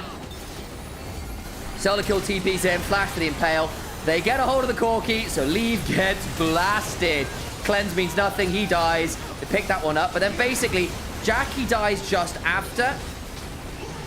And they kill off Doom, but it just takes him a bit long, and Cream has to put himself out of position, really, to secure the kill. At which point, Nio with a really good flash. Cream tries to get away. But basically, Kanavi provides a convenient slice target to allow for the culling of the Meek. Nio with the smite does secure that one, but again, and then just allows 369, even without vision, just get these autos down, starts autoing out that ward. And attempt from solo kill is decent enough, but just doesn't have enough HP anymore. Still 1,000 gold lead. 369's Nar, who's 203, got first turret, a lot of plates. And despite a triple kill from the Renekton, he's still down 1,200 gold, which is a bit alarming. Picture-in-picture replay, Kanavi picked up the dragon, got out. Now feats of strength off first turret and those objectives. Oh my days, the Heartsteel proc, WBG hit with the Impale, deadly flourish after. This is what the team comp does.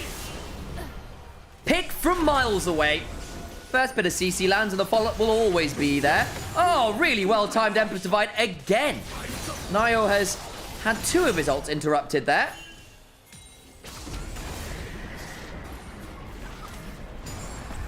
Herald dropped into mid, and now Top Esports begin to do what Top Esports do. Take an advantage and turn it into an unsurmountable one.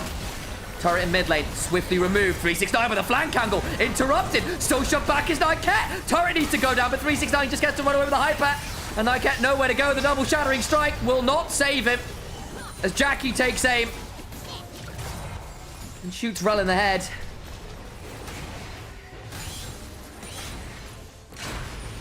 And suddenly the game ain't so close anymore. Blink and you miss it. Top Esports are up 3,000 gold.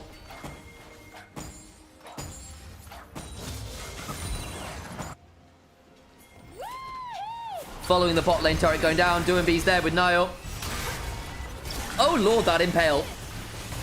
Sets up so nicely for the rest of the squad after the Heartsteel proc just smacked WBG for most of his HP bar.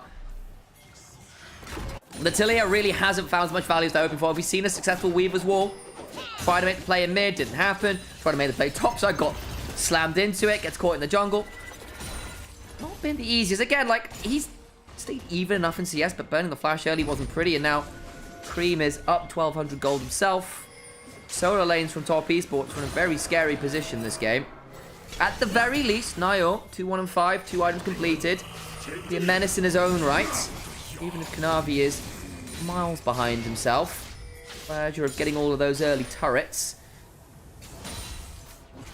Your Neferi can definitely be a carry as required. Top Esports with a fairly solid statistical chance to win at this point. At least off the JD Esports spot.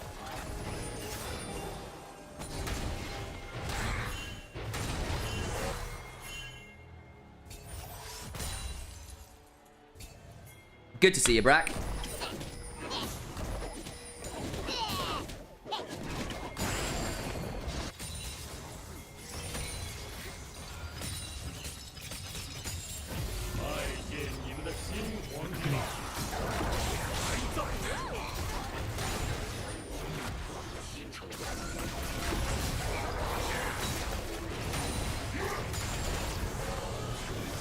Driving forward, Kanavi gets into the wall, the triple Impale! Oh, baby! Nymaera despite to turn around well with the Mighty Storm to stop the big combo from being successful. They do get a kill on the Azir. Nymaera finally traded, but Jacula with a good angle here for the curtain call. WBG caught up point blank, cannot seismically shove in time. Deadly flourish on Leave, who does cleanse, jumps away with the Valkyries. Kanavi look to pounce on it, but now into the back line. Go solo kill. Jackie goes down. It looked phenomenal for Top Esports, but they cannot connect with the combo. Leaf survives. Solo kill. Well, solo kill collects. A triple impale that they can't quite get anything on. Nightcat, Flash Magnet Storm, Nio presses W. They can't kill Leaf, but they're going to respawn here, try and come over and contest this regardless. Atakan, I think, does go down to them. In theory, with a quick enough smite.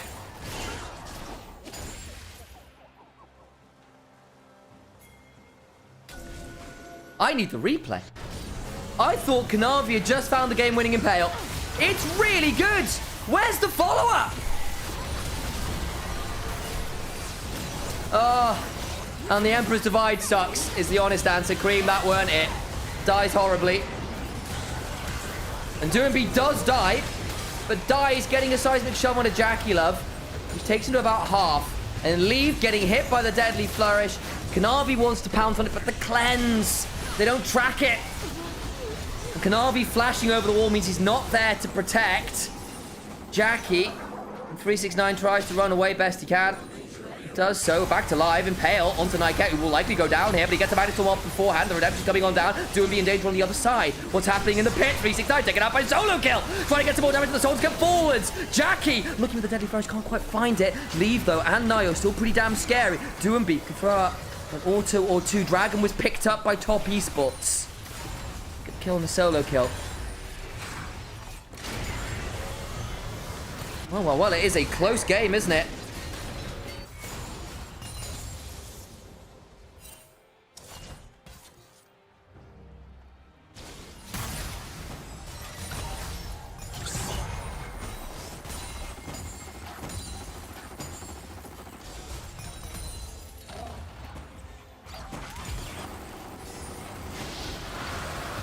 Let's have a look at this replay again. Dragon was taken, and then Kanavi gets to drive onto the wall, onto Nightcat, gets the impale. Really good call of the pack from Nio to avoid getting impaled. 369 does not have Mega in time, so solo kill gets to blast him. Really nice, actually, despite being down 1,200 gold. Valuable, that one.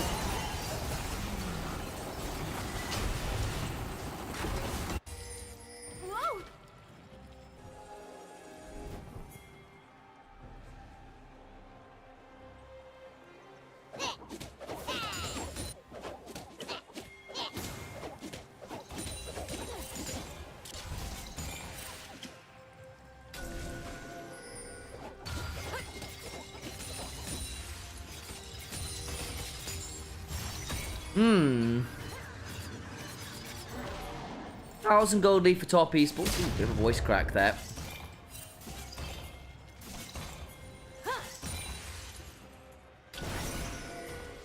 Zero just destroyed a massive Sky roll. It really wasn't good, was it? Cream's not having a great game for all these 3 and 5. That's a better combo. Nightcat trying to crash down.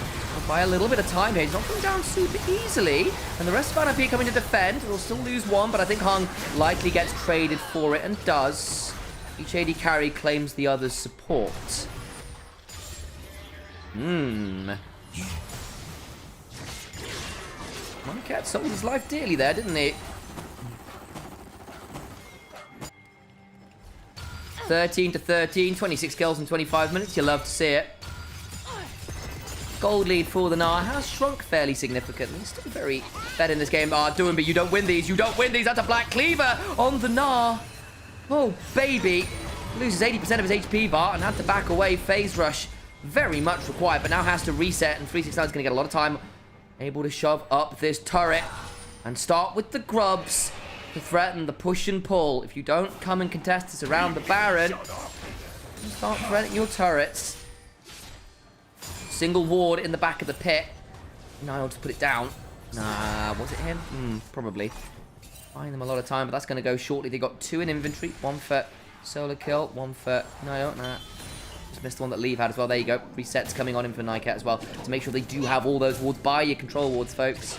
They really do matter.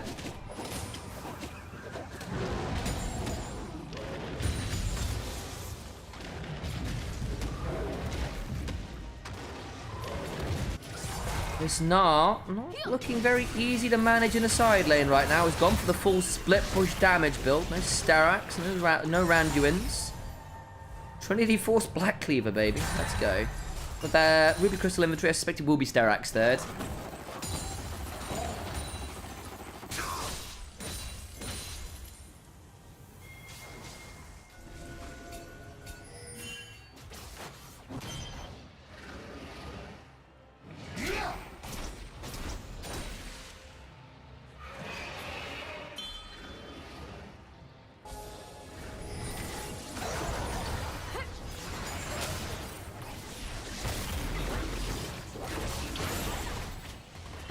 Valkyrie.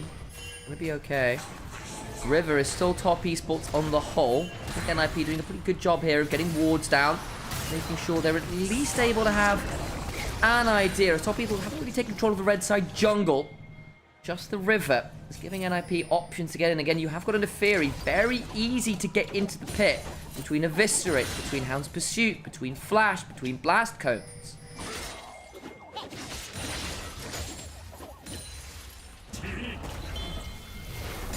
5 seconds on Dragon. Top esports get sole point off this. And again, they're not obligated to rush this game. They scale very well indeed.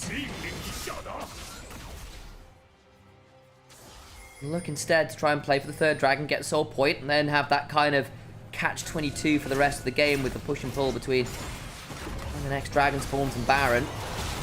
Reaver's wall. Kanavi maybe forced to drive away here. Oh no! Got pushed back. He just timed it. Gets the impel, but he's dead! Oh, Kanavi! That's Dragon. He mistimed the Ixtal's impact, I think. And now they could turn to Baron after.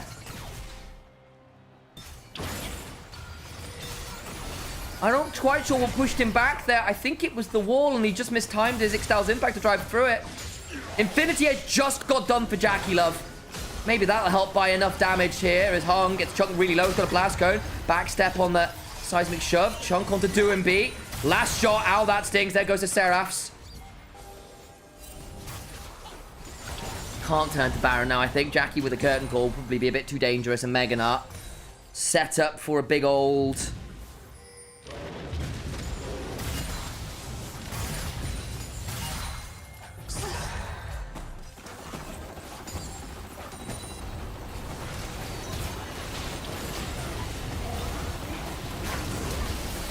There's that lurk. What pulled him back? Oh, the Dragon! The Dragon aggro knocked him back!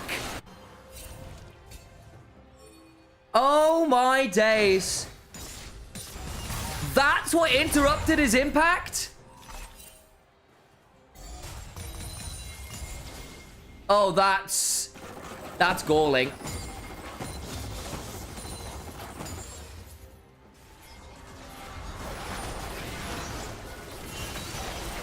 Top esports now going to try and set up around this red side. Gold is much, much, much more even at this point. Not really a big factor. Top esports have not really been successful at taking control over that part of the jungle at all. Death's Dance just got done for Nio, by the way. He's going to be such an annoying character to take down. 3,000 HP. Lot of cooldowns. Lot of safety. Weaver's Wall. Oh, Doombi, that's a bit deep. Solar Flare. Yeah, I don't know about that one, Doombi. Goes golden. Denies the impel, and I can't. Oh my god, Jackie does a lot of damage at this point. Leaf trying to turn some damage on to Jackie. Will interrupt that curtain call because of the threats being posed to him by Corki on that flank angle. Deadly Flourish has to be flashed from. Hang on, 369 in danger. Valkyrie from Leave will force him to back. Won't be able to keep hunting for more as Leave just aggressive without Valkyrie. Nio eviscerates over the wall, immediately calls the pack back the other way. Doombi now down an arm guard, a flash, and an ultimate with a Leroy Jenkins ult of all time.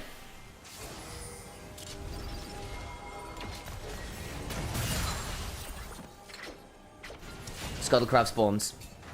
Actually quite valuable here at this point. That would be a great way to clear out a lot of this early vision. There you go, ping out a lot of them. Wards going on down. NIP going to have to reset and get a lot more wards down. Knavi being jumped at.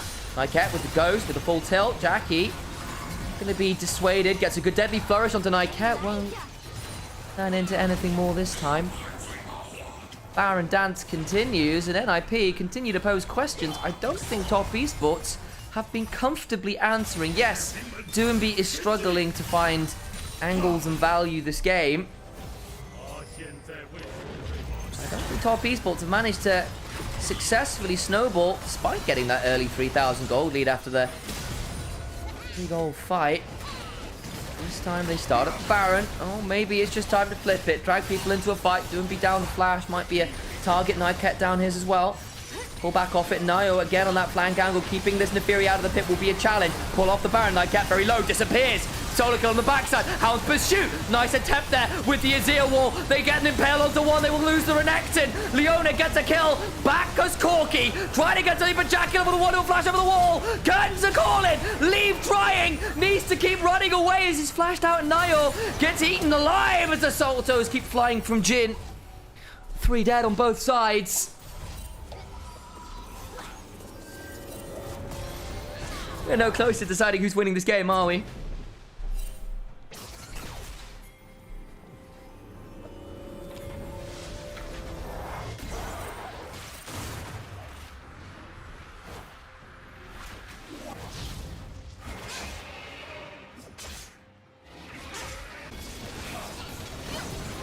Look at the replay. So Hung on one side gets kind of jumped on like it, can't find the engage. It's not a great Magnus one, but solo kill flashes in, does get quite a lot done there. Cream manages to throw down the Empress Divide. It's a good Mega Narwhal. Pull the pack at least this time, keeps Nio somewhat safe from the attempted shuffle from him, but Leave getting a lot of damage down on one side is pretty good. Oh, clean feed stutters. We're fine. Nio had to flash out there. How many flashes do we even have remaining? Kanavi's got his, 369 has his. Nike's got his back, that's it. So the Mega Gnar angle, dangerous. Back to live we go. Don't know how easy it's going to be, actually, for NIP without those flashes to get into the pit here. 4th item is done for Leave, I'll note. It's the Infinity Edge done for him as well. Solar Flare only really catches Nightcap, but he could be at risk. Cream. Not really found the big engages or plays he's hoped for. It's been a lackluster Azir game.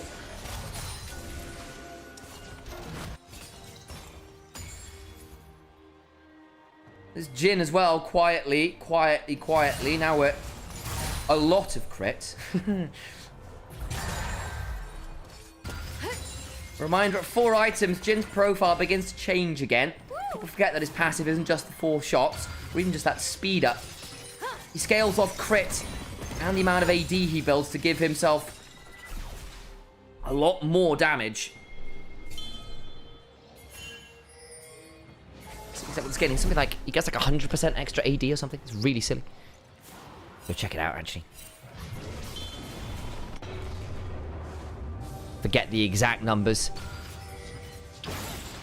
Hung being run out here by quite a lot of members. Can't quite get in range. He's quick enough away. Jackie trying to throw out some waters. Nio will go untargetable with that Call of the Forge. Or Call of the Forge. God, Call of the Pack. Orn was a couple games ago. We look for a little bit more. Impale flashed away from. Who burned that? Was Nightcat. Solo kill, slides over the wall, caught against that back wall. Seismic shove. On 369 flashes away. The redemption coming on in. The driven into the wall. Nio is dead. He goes too deep. Creep continue auto. Doesn't have any souls, but Nightcat will still go down the horse. Chopped off at the ankles, turned into glue. Where's the emote? This doesn't look like Uma Musume. The thing he's racing to is potentially a game 3 loss. It has been a stalemate at Baron, but it is broken by Top Esports, picking off Nio, who cannot find the pick he was looking for. Jackie Love at 4 items, marauding forwards.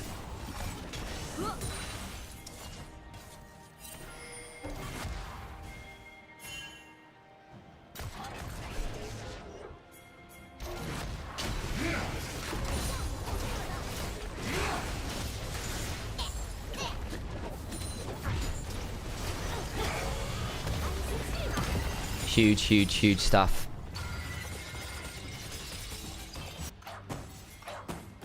For the record, we'll also keep that Jhin scaling. We'll come to it in a minute. But basically, get about 35% of your total crit.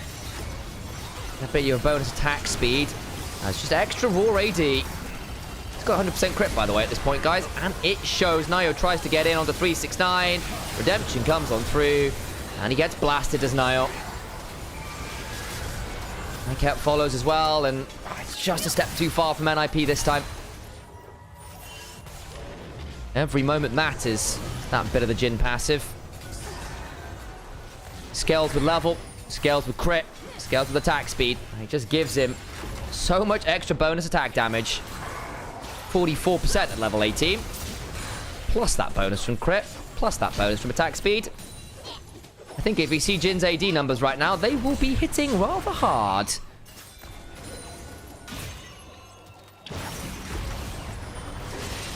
Now NIP, despite making this a very close contest, are once again down a significant amount of gold. Soul point, Baron.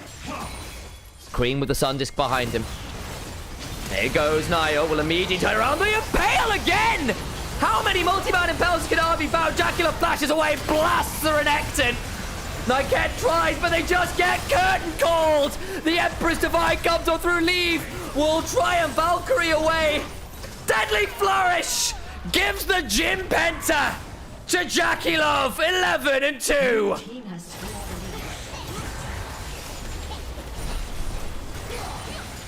Forced to take an unwilling Bower and Ninjas in pajamas. Hands on the back of their heads, they are shoved into the dirt. And Top Esports wrestle their way to a second victory in this series. One game away. You want to murder all those lovely squishy people in the backside. That misfortune needs to die.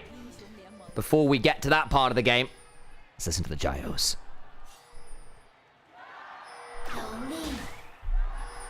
敌军还有30秒到达战场，碾碎他们。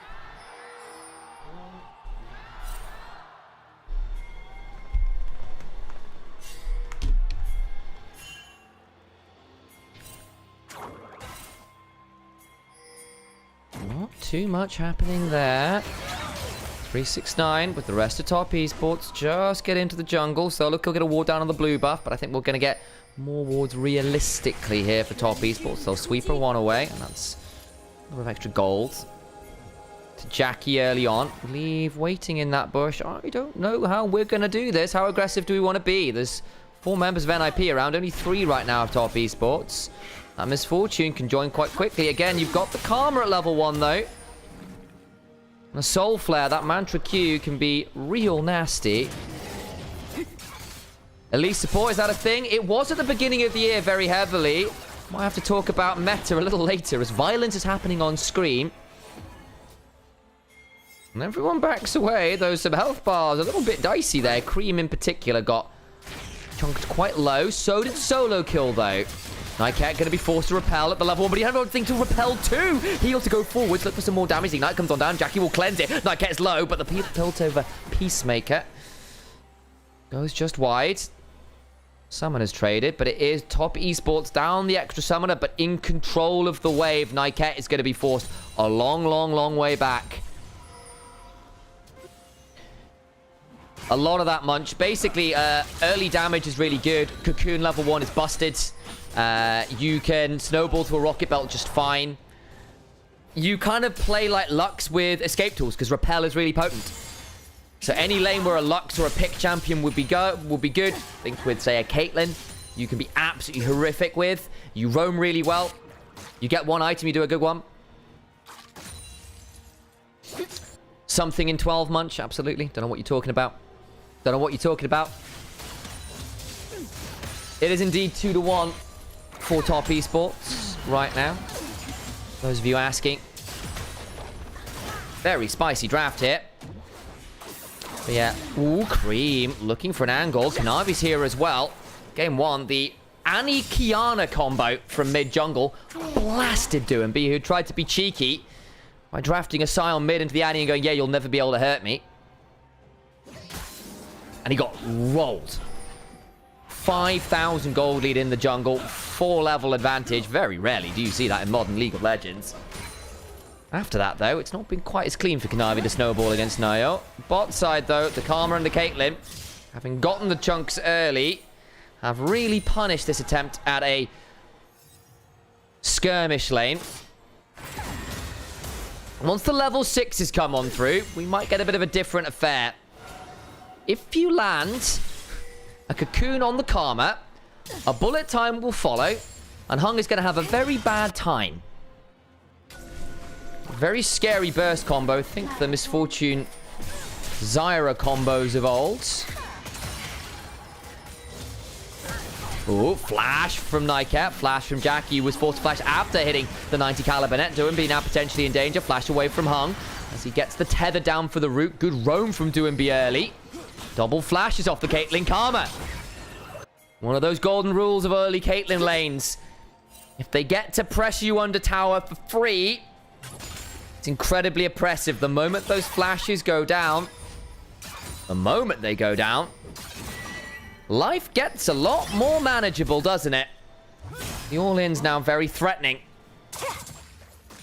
Elise may have fallen away from the heights of meta when she was just getting insane amounts of value off her base damages.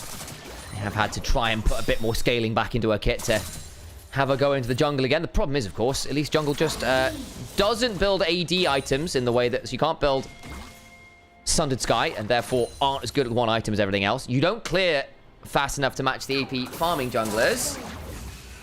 And you don't scale well enough to not fight early. It's just too risky to run you there. I'll pass the word along most mellow, Dingo. Of course, Alex was on LEC last night. Did a fantastic job with Medic. Shout out to him. I was also on LEC this year, which was good fun, but it was a little while ago. So if you're thanking me for it, I appreciate it. If you're thanking Alex, I'll pass it along anyway. I'm aware I'm on Nymaera's channel, so the confusion is understandable. Doumbé trading well there with Cream. Gets himself a good chunk there. Nycat roaming up towards his mid lane to help get the shove in for Doumbé. Does so. It is the electrocute on the Elise spell. Nothing like a spell book. Does always feel pretty good on the Elise. You want that extra bit of burst where and when you can find it. Sometimes you see things like Dark Harvest or Airy or some of those other tools, depending on what you want for the rest of your runes. The fight over the Dragon, more important to talk about right now. Flash from Cream on in. Dragon secured by the Pantheon, but Nayo will likely die here. Tries to get the shield vault, but it's just going to die to Cream, who gets that kill. Dragon for one.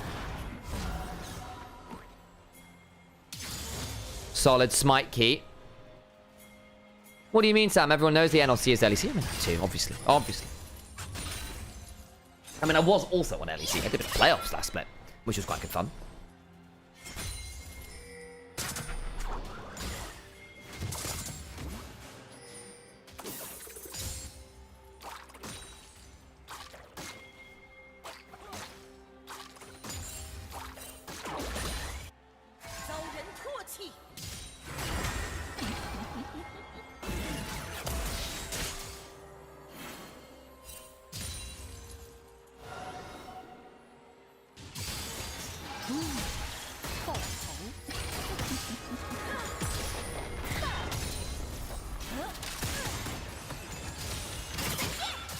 Solo kill. Trading out with 369 little here. 369 success rate on Ambessa, by the way, has not been great this year.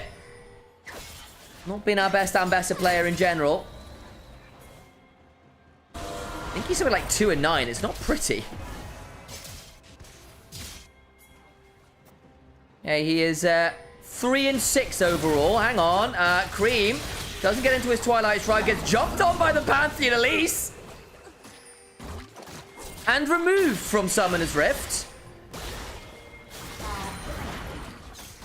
That's what that duo is supposed to do.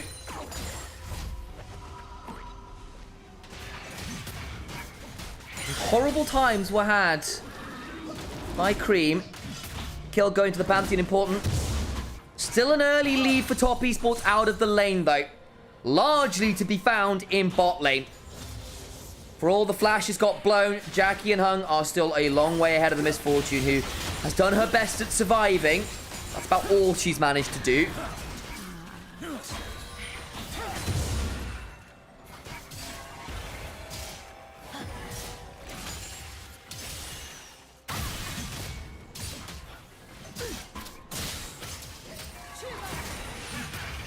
Grubs will be picked up by Top Esports. And you've got a Caitlyn, that does feel pretty good. More opportunities to try and get attached to those turret plates and bring them home. Improve your crockery collection. Invite some friends over for dinner.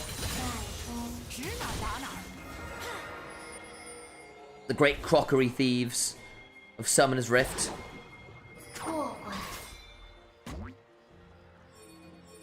Doumbé on her own bot side. Trying to find an angle here. We'll spot a ward. We'll pick that up. Figure out where he ends up going. Maybe reset to top lane, but Creep's going to get a plate off this, I think. I'm not sure about that roam from Doumbé, honestly. Yeah, Creep's going to get a lot of time up there. Got a potential gank onto Ambessa. There's the TP finally, but I don't know about it. It's going to be a Roa Seraph build from WBG as well. He's going real battle mage on this. 369 now about to get dove. Again, you are an Elise. If you get that angle, public execution comes on down. Good repudiate shield. TP back from Cream to the other side of the rift. All the while, leaves leaving a 1v2 in mid lane. Cream now looking at Naya. Decent chunk, public execution. I don't know whether you want that one. There's still shield vault and an Aegis assault. And Nymaera was just threatening with the cocoon in case he went over the wall. Good chunk. Is going to be sent topside. Should be in time to pick up the wave. Of course, one of the other things is Elise is still very good at tower diving. Except you don't need to be in the jungle to do it. So you can still have a Pantheon or a farming jungler or an AD skirmisher and still have all of those turret reset aggro juggling mechanics with repel. You just don't have to steal any resources to do it, which feels quite good. So you can see why the threat there was potentially quite extreme. 369 manages it well. Quick execution, that repudiate shield, good. Solo kill. Down about a third here. Has to be a little bit wary. Has got needlework. So should be alright. Good sundering slam there. Just do a bit of additional tagging. The early Hex Drinker as well should mean that the low damage Orianna and the scaling Gwen won't really have that much threat onto 369. Good into the Elise burst as well, for that matter, actually. So I think quite astute here as the first item. Hung goes looking for some more. Still don't know how Cream got his Akali. Well, yes, it probably is his most famous champion, really, isn't it? That or the Yone. He's still down about 15 CS somehow. I think because basically that teleport bot side is the honest answer to protect 369. Despite doing be slightly awkward roaming, still gets that option. We'll be able to pick up this wave in mid at least. We'll stop that discrepancy a little. All the while, though, Jackie just got grubs. Time alone on a turret to claim first brick in general. A mark towards feat strength. A lot of gold going the way of this Caitlyn, who's got to collect it early. Turn up to assist with this dragon. And Cream will be down a bit of gold here because of those sacrifices he's made to protect the team. B gets a lot of time. Just scale up topside, pick up a couple extra waves. About 20 CS actually at that advantage, which is significant. He had that happen with the Rise game. About the early discrepancies. Nice to recover well in the mid game, become a real problem.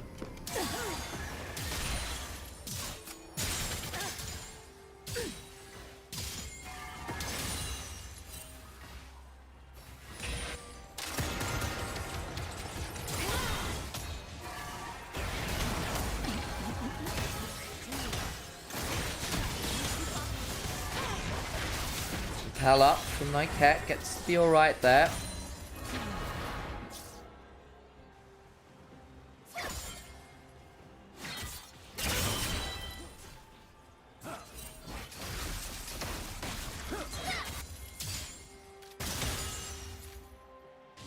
Leave. Just has to be a touch careful here, I actually think.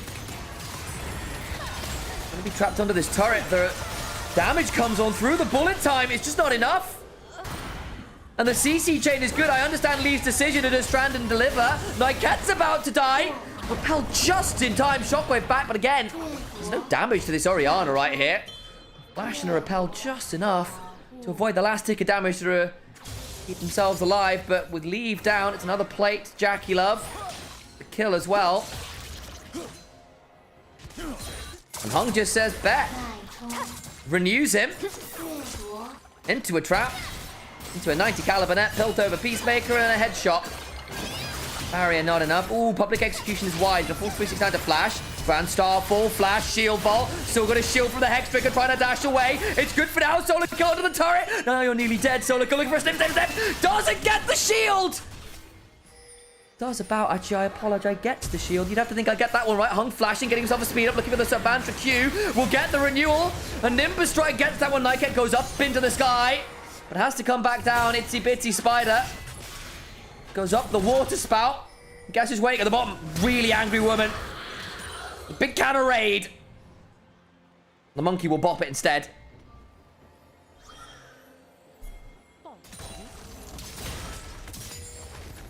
And NIP, the Pantheon Elise combo, got one good play. And now it's all falling apart. Top esports with early aggressive comps are a different beast. They snowball so aggressively, so well. It's when we see them look their most comfortable, their most competent for my money. And their money's 1,000 gold off turret plates. Most of which was funneled into Jackie Love. Season MVP. Up. 30, nearly... Well, we'll call it 30 CS. 1,500 gold has yet to reset. Another turret's went his way. I suspect we'll be seeing a BF sword at the very least on next back.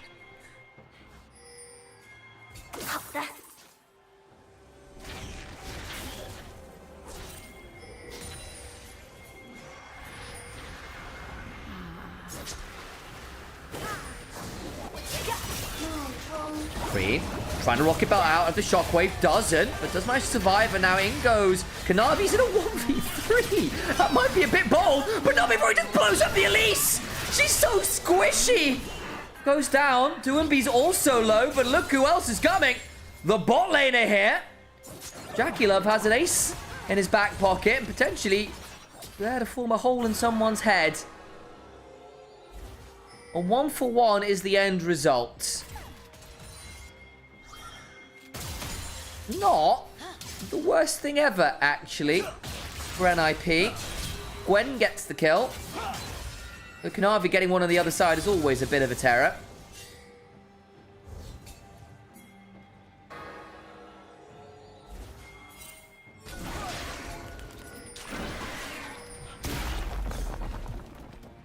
They get the Pantheon Orianna combo. They got some scaling from Solo Kill, who will try to be a problem. Good Cocoon combo. Yeah, that's a dead 369. Good Repudiation. Tries to slide away. And actually, that shield is good enough. Repudiate value very, very high. Procs the Hex Drinker. And he is into a Gwen and an Elise. Heads up. Itemization we called out will be the Herald still. To NIP. That's the win.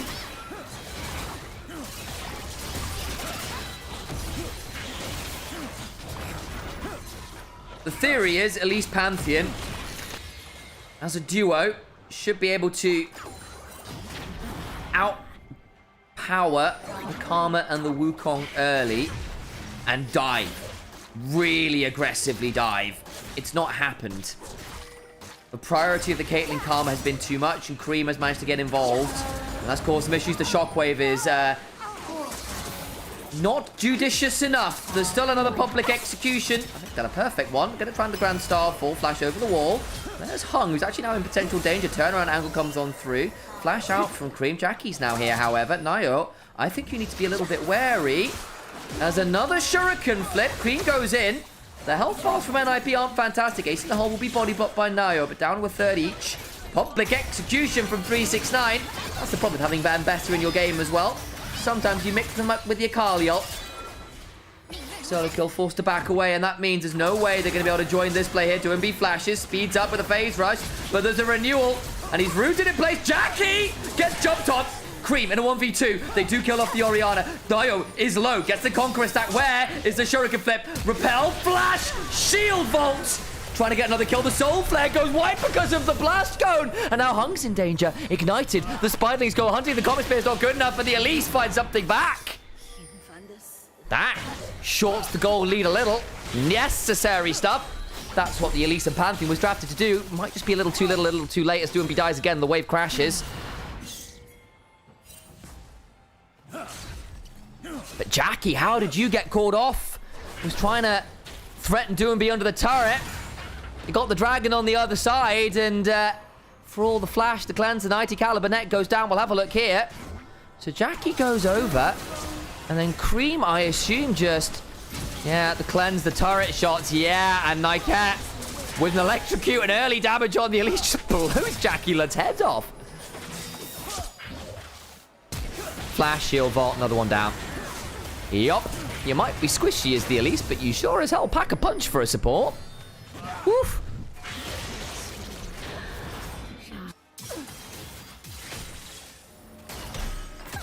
Rocket belt completed alongside a Blood Razor, and yeah. You do sting a little. Cream needs to be wary of walking forwards. Doomby misses, unfortunately. Shockwave also goes wide, and Cream is going to keep dashing at him. Oh dear! That was awkward. Ace in the hole. Will get the kill. And now Dio's like, bro, how could you miss that? You've left me out to drive turret falls. No turret shots to turn it around this time. Second attempt is significantly better from Top Esports. Will potentially cost him a mid lane turret as Leave and Nyket will run at that one. Again, you are an Elise. You can just hit Skittering Frenzy. Speed up your attack speed and help pick that one up. So at least there is a trade of turrets. However, now the collapse comes on in and Leave has got a flash, but I don't think it will matter. As 369 finds an angle in. Nyket will repel into the enemy jungle, but Cream will rocket belt. Continue to hunt for a little bit more. There is a blast cone in the dream. Good cocoon. Blast cone down, but where are you going, little spider? Is there an execute angle? Maybe. Around a bit of a wave. I don't know about this one. Fountain angle. Ooh. Doesn't quite die as yet. Buys some time, and it is an execute. Not bad from Nyket. Small win. The problem is it's still going to be Atacard over to Top Esports. With the exception of that top lane dive fumble, have largely been in firm command of this game. Doomby comes on over, but it will be too little too late. I don't know whether you want to be there alone, my friend. You need to speed your way out. Because Kanavi is going to look at you with very greedy eyes. Swift enough on the retreat. Blue buff instead. A much more easy claim. Nayo might try and steal it. Does so with a Comet Spear and a Smite.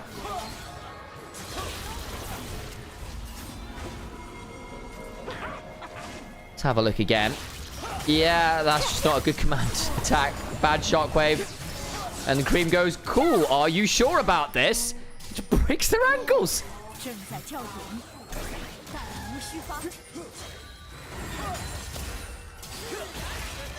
Much better dive. The Top Esports do love to play so aggressively. Pedal to the metal.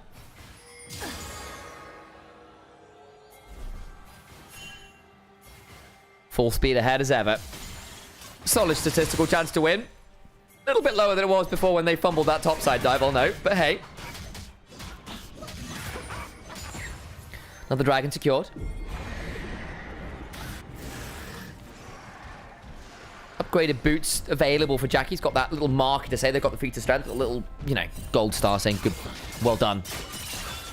Not quite participation award, a bit more than that, you know. Solo kill, quietly getting himself a bit of a CS lead here. There's a potential out. Gwen win cons.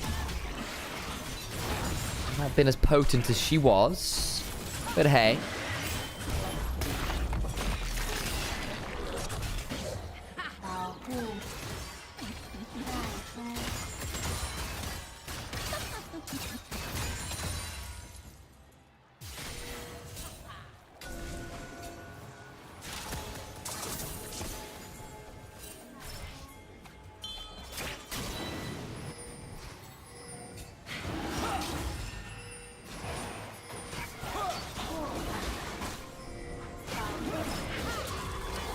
Here we go again. Dragon, Grand Starfall. That's not bad. Jackie hung after flash. Jackie split off. They've got him. Snip, snip. And a Comet Spear. Nyket will be traded. But an AD carry for a support is good. Cream into the backside. Public execution. And the Akali and the Ambessa look to punish their diving, their mobility. Bruise a little too much to bullet time. The shockwave. Gets one back, but not enough. It's a clone actually that falls. Another Shuriken flip. And Cream will get vengeance for his AD carry. A flash for command attack, but Doomby. It is a silver lining at best. Cream is laughing his way to his grey screen there. His work is truly done. An ace for Jackie and Cream. In another world, that kind of pick onto an AD carry wins you a game. A wonderful Grand Starfall. And yet, 369 and Cream and Kanavi just go no. 7-1 and 3 now, by the way, on this Wukong at this point. Soul point secure. We'll have a look again. Starts with Jackie, just a little split off, trying to join his team. Realizes he's in danger as Nyket goes looking, misses the cocoon. And honestly, does an okay job of escaping for a second or two. 90 caliber net for the flash, but there is so many flashes. They burn everything to get over here. And then Nyket gets blasted, and Cream, alongside 369, just have so much target access. The bullet time and the shockwave, man, in another world, that's great, but it's a 3-man of a sort, but it's the clone that is caught, not Cream. He gets to go back on him, will eventually fall to WBG, but again, has to flash to get that extra kill and still goes down himself. It's just not enough.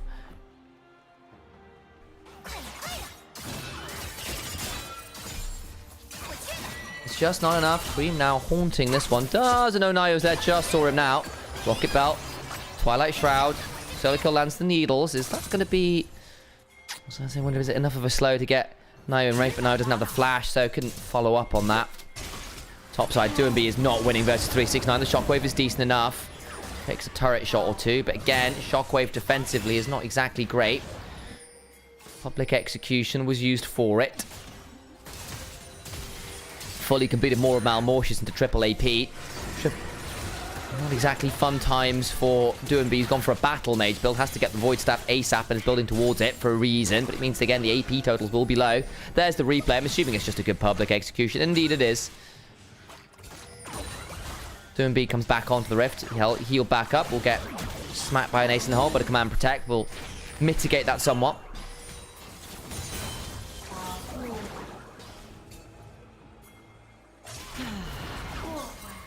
Yeah, this one gets odd now. Kanavi's on a very dangerous flank angle. Unlike last game, NIP have no vision in their jungle, and face checking is, for most people, a death sentence. Who does get to face check this game?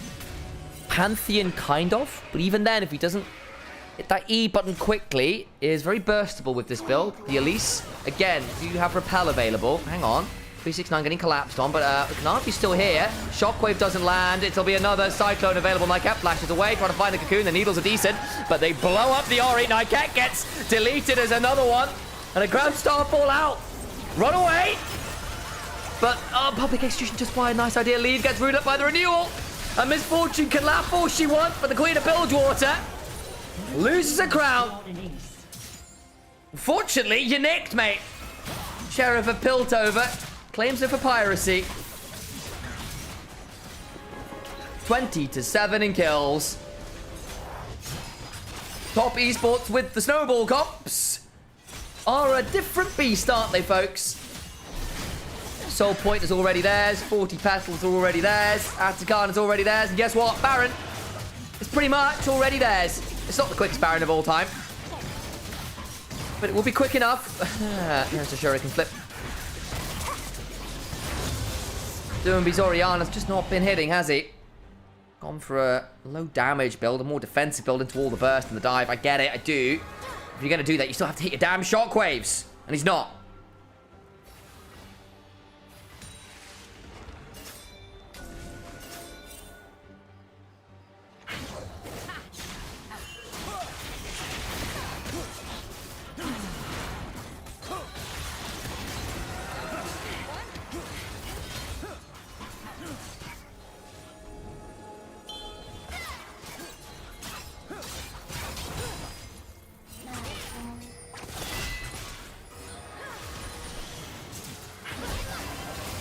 Damage comes on forwards. Goodbye. Hang on, Nycat's got blasted. Shockwave's good this time. Jackie trying to run away. Does go down. Public Execution over the wall. It's a decent bullet time angle of a kind.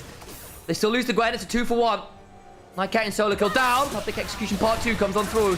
Perfect execution again. You think I get this right, but the Ambessa continues to foil my ability to command the English language. Fortunately, for top esports, it doesn't fumble their ability to use those R buttons.